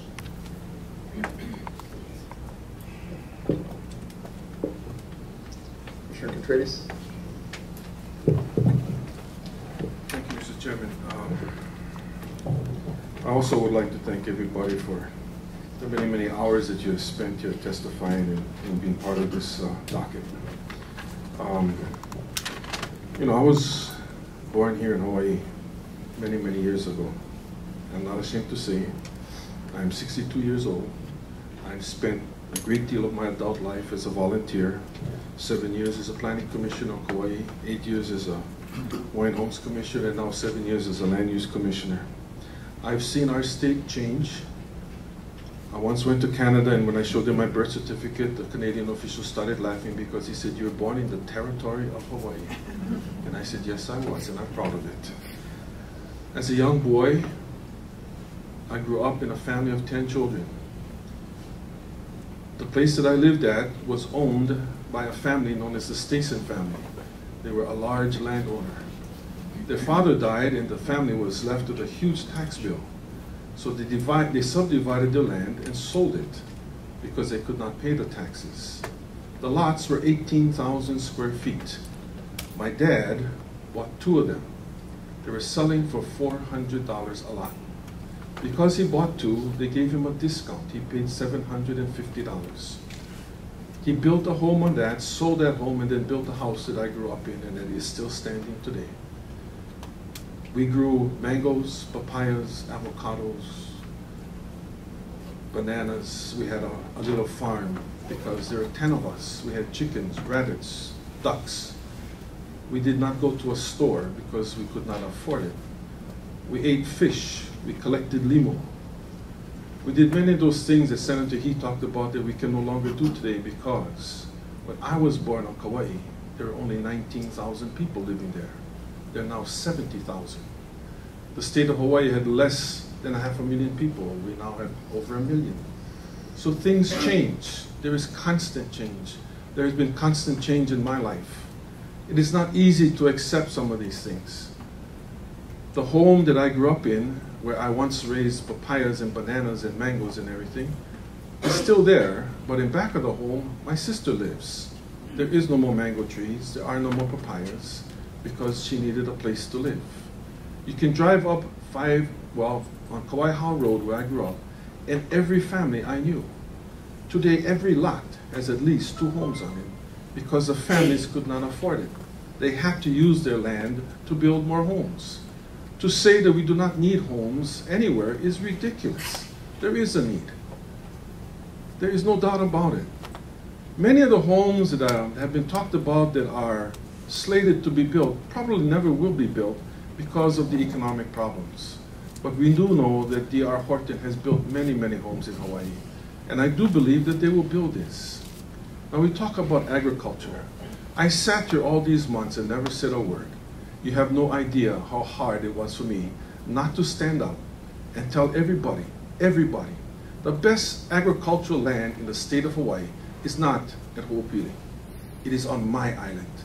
No 2 ways about it. It has been stated in many agricultural articles all over the world. If you go to the west side of Kauai, you can grow anything. It is so good, it is unbelievable. We had a farmer who was my personal friend, because I used to go help him, who raised many different kinds of crops there. But because he could not sell them, he lost his business, and the land is in weeds today. There is plenty of land, plenty of land. And I'm going to read something to you that we all have ignored. A letter from Alex Su, principal and general manager of a loon farm, who said, "We do not view the plans by D.R. Horton as the end of all farming in Honolulu, much less Hawaii. In fact, we at Aloon Farms believe our future is bright for farming in Honolulu, especially with the strong growing interest in the public and elected officials with supporting sustainable agriculture. We believe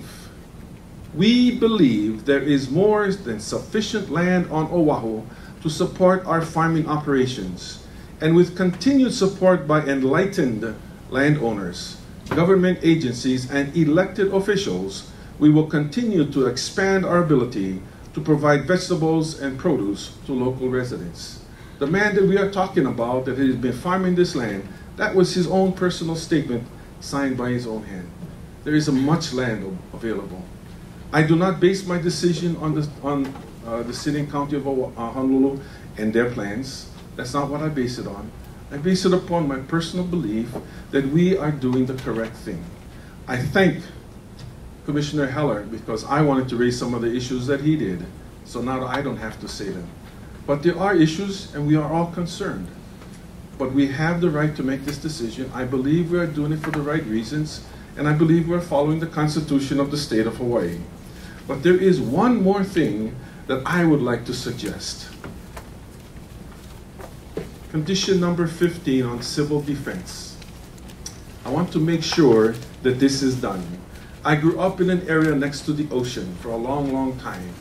And whenever there was a warning and everything, oftentimes we did not have a siren. You watch the ocean. And my daddy used to tell me, when the ocean starts going out, you run to the highlands. There was no civil defense system at that time. That was our defense system. It says here, the petitioner shall, on a fair share basis. I want to change that to read this way. The petitioner shall pay for and construct adequate civil defense measures serving the petition area as determined by the State Hawaii Department of Defense, the State Civil Defense SCD. The civil defense measures shall be operational prior to occupancy in homes or businesses. And that is my friendly offer for an amendment. Commissioner Pettis, do you accept the amendment? Yes, I do. Okay. Commissioners, further discussion? Commissioner Judge? Thank you, Chair. I will echo the sentiments of my fellow commissioners in thanking all the parties and all of the people who have come time after time to give us testimony. I realize it's not easy because I sit here after 8 years and I'm still nervous speaking right now. Thank you to Commissioner Heller for bringing up all those excellent points. And in my 8 years, we've had to make a lot of decisions, but I think this is the hardest. It's probably the largest. It is the largest, but it's also been the hardest because we've had a lot of testimony and we've had a lot of adversarial testimony. And there's nothing simple or straightforward, black or white, about this case. I would say it's a million shades of gray. And that's why it's been a very difficult discussion and decision.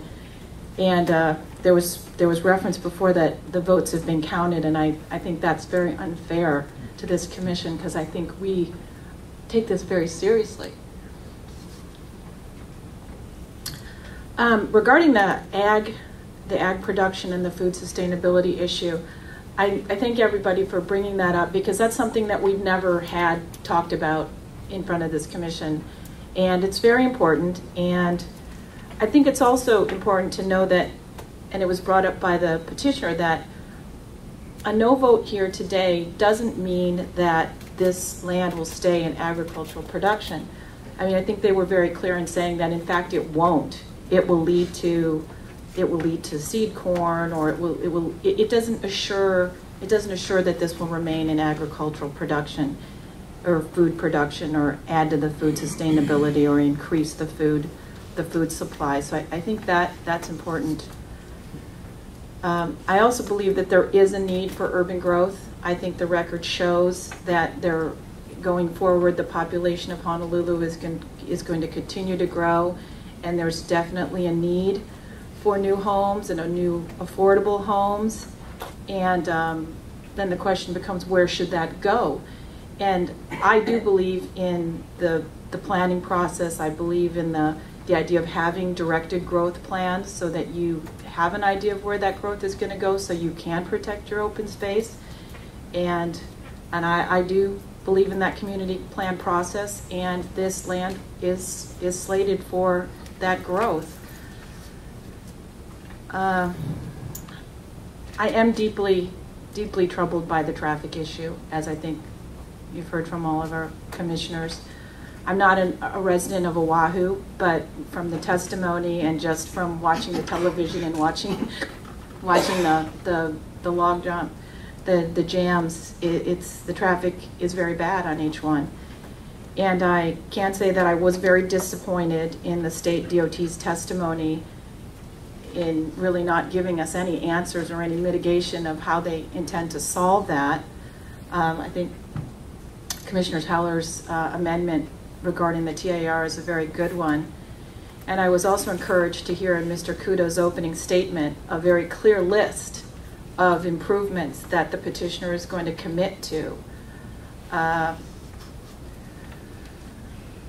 So I would like to make a friendly amendment based on that, that in the traffic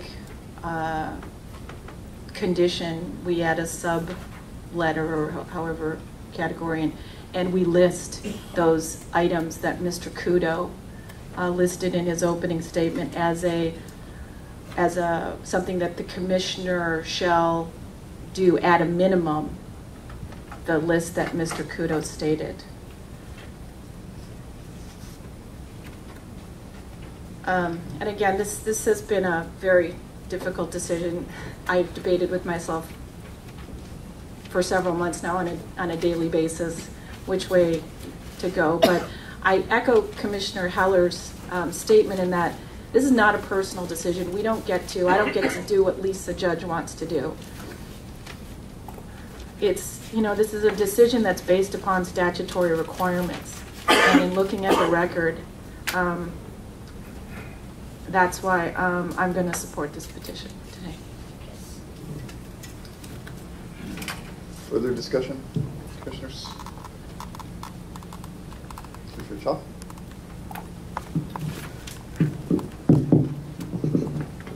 Thank you, Chair. I'd also like to start by recognizing all of the parties, the public, and especially the staff who assisted us through this matter. And also to point out in specific the participation of the interveners in this process that we've had from start to finish. And would specifically like to express my appreciation to Senator He, who's been a champion of many causes. He's a Kanaka. He supports and leads with many traditional Hawaiian leadership values that I try to emulate in my life.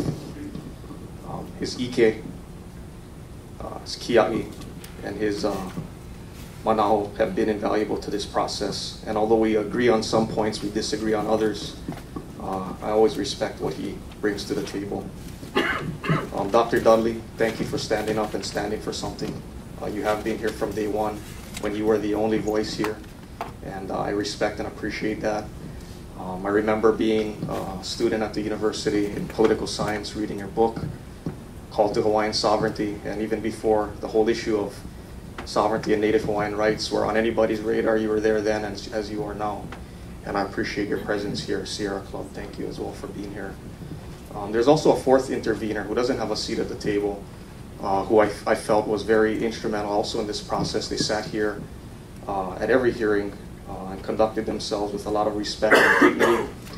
And that's the House of Labor that has stood up and stood for jobs. And I think at the end of the day, as I listen to a lot of the arguments that are expressed on both sides of the table between the proponents of agriculture and the proponents of jobs, at the end of the day, they all want the same thing. They want to feed their family. And the question is how we go about doing that. Just taking off on some of the exhibits that were cited in this particular docket by Senator He cited a pamphlet that was authored by Governor Ariyoshi that was at times critical of the public's role in the Land Use Commission process. And just wanted to point to, since I've been on the commission, a number of petitions in which we've had interveners participate that I have felt, and I said this during my confirmation proceedings, have added to the value and the outcomes that we've reached here.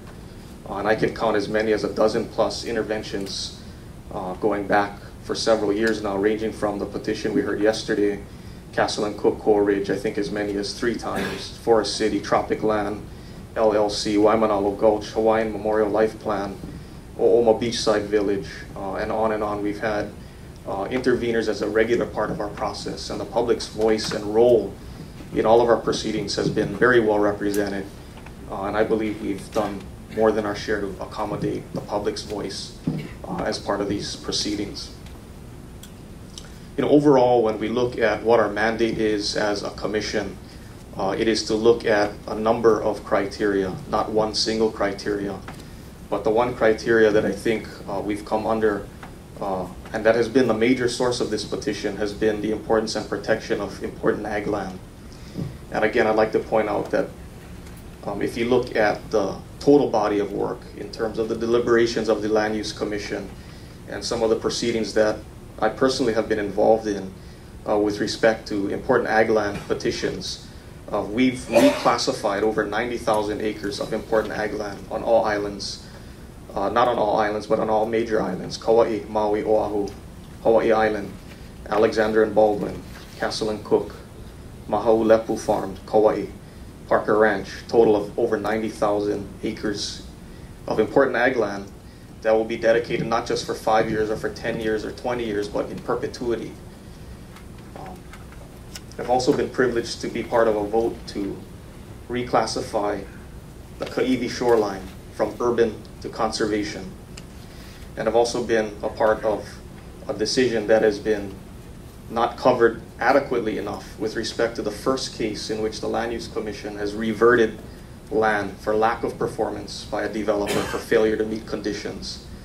And so when you look at the body of work and the body of criteria that is in front of us, I just want to point that out. You know, one of the quotes that I wanted to share from Governor Ariyoshi's pamphlet comes under a section where he talks about re-examining the state of Hawaii. And I'd like to quote from it. Let's be honest.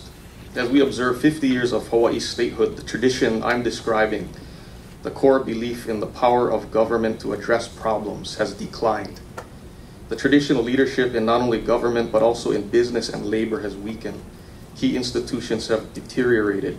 Our planning processes have been undercut. We are still thought of as special, but Hawaii occupies a less distinctive niche in the national and world stage than it did. We are less sure of what Hawaii has to offer. We are less in touch with what makes us different.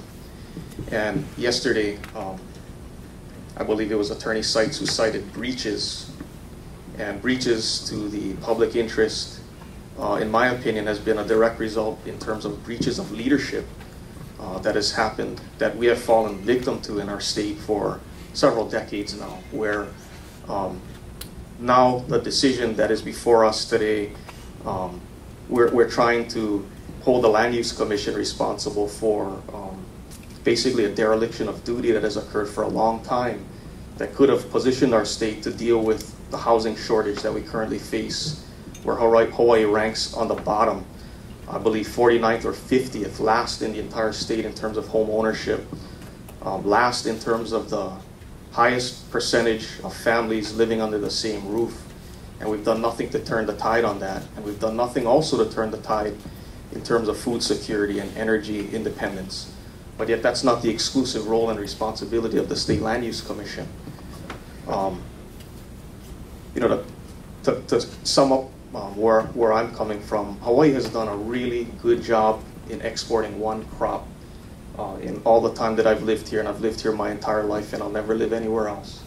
And we've done a good job growing and exporting our kids. That's our #1 export crop. That's our future that we've sent away.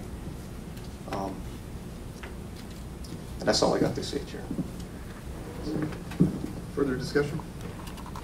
Commissioner McDonald?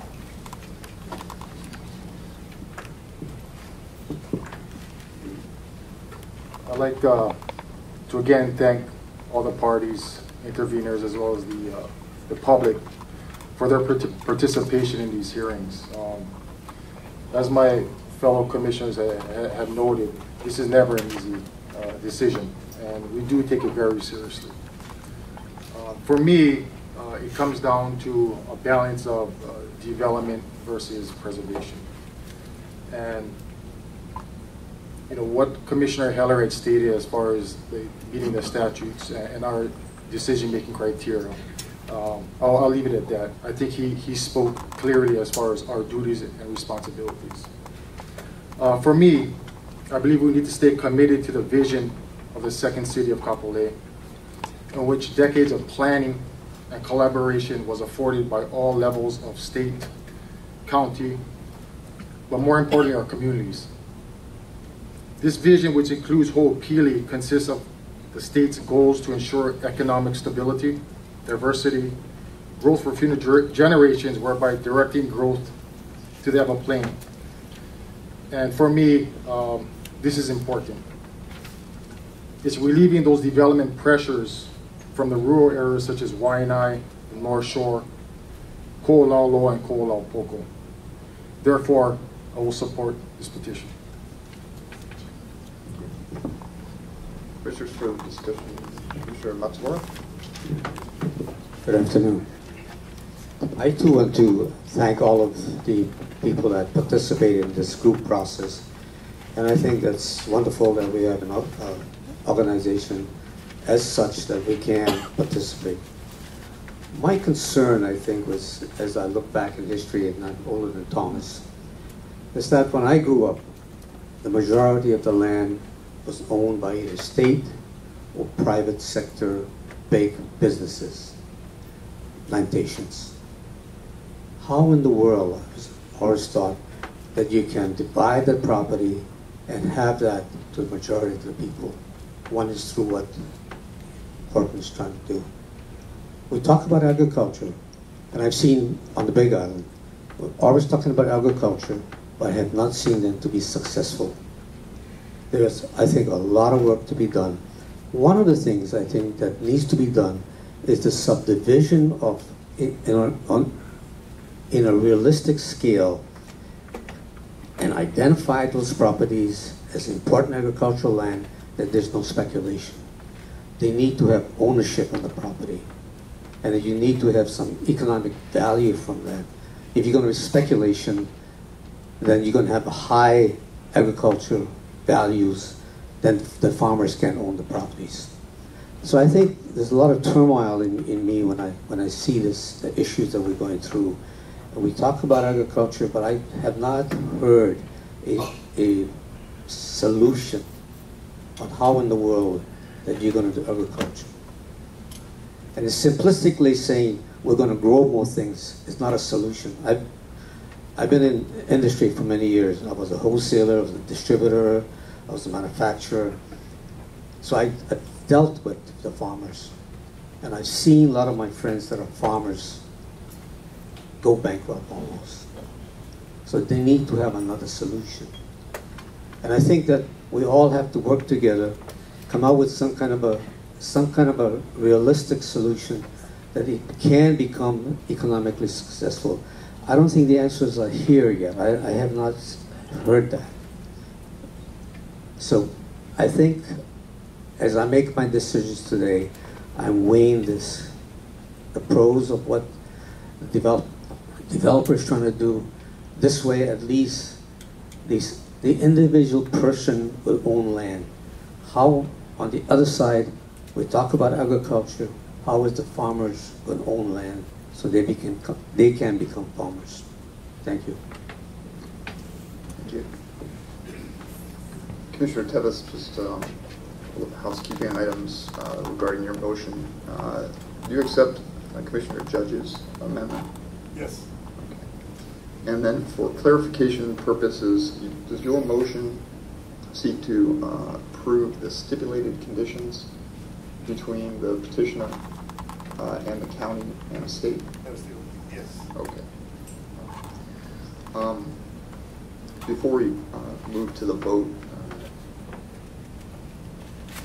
the comments and discussion by the commissioners preceding me, I think, was far more eloquent and insightful than anything I could probably add to this. I would like to say one thing though.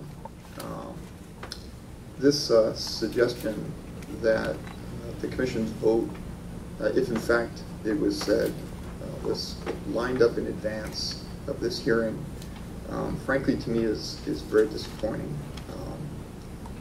Disappointing and irresponsible by whomever said it. And I think that it is reflective of a lack of respect for the process and for the folks who sit on this commission. And I'm not here to pat myself on the back, but it's been said before, everybody that sits on this commission does so as a volunteer. we're lucky if we get reimbursed for our out-of-pocket expenses. And I think everybody here, as evidenced by the comments that they made today, takes this job very seriously. And I think that everyone here deserves respect for what they do and the decisions that they make, even if you may not agree with the decision that they make either way. With that, Mr. Salvatore. On the motion to grant the petition subject to the conditions agreed to by petitioner, OP, and the city, and the amendments to the conditions as described by Commissioners Heller, Contreras, and Judge. On that motion, Commissioner Tevez? Yes. Commissioner Heller? Yes. Commissioner Matsumura? Yes. Commissioner Top? Yes. Commissioner McDonald? Yes. Commissioner Contreras? Yes. Commissioner Makua? Commissioner Judge? Yes. And Chair Lazy? Yes. By Chair, we have 8 votes to support the motion.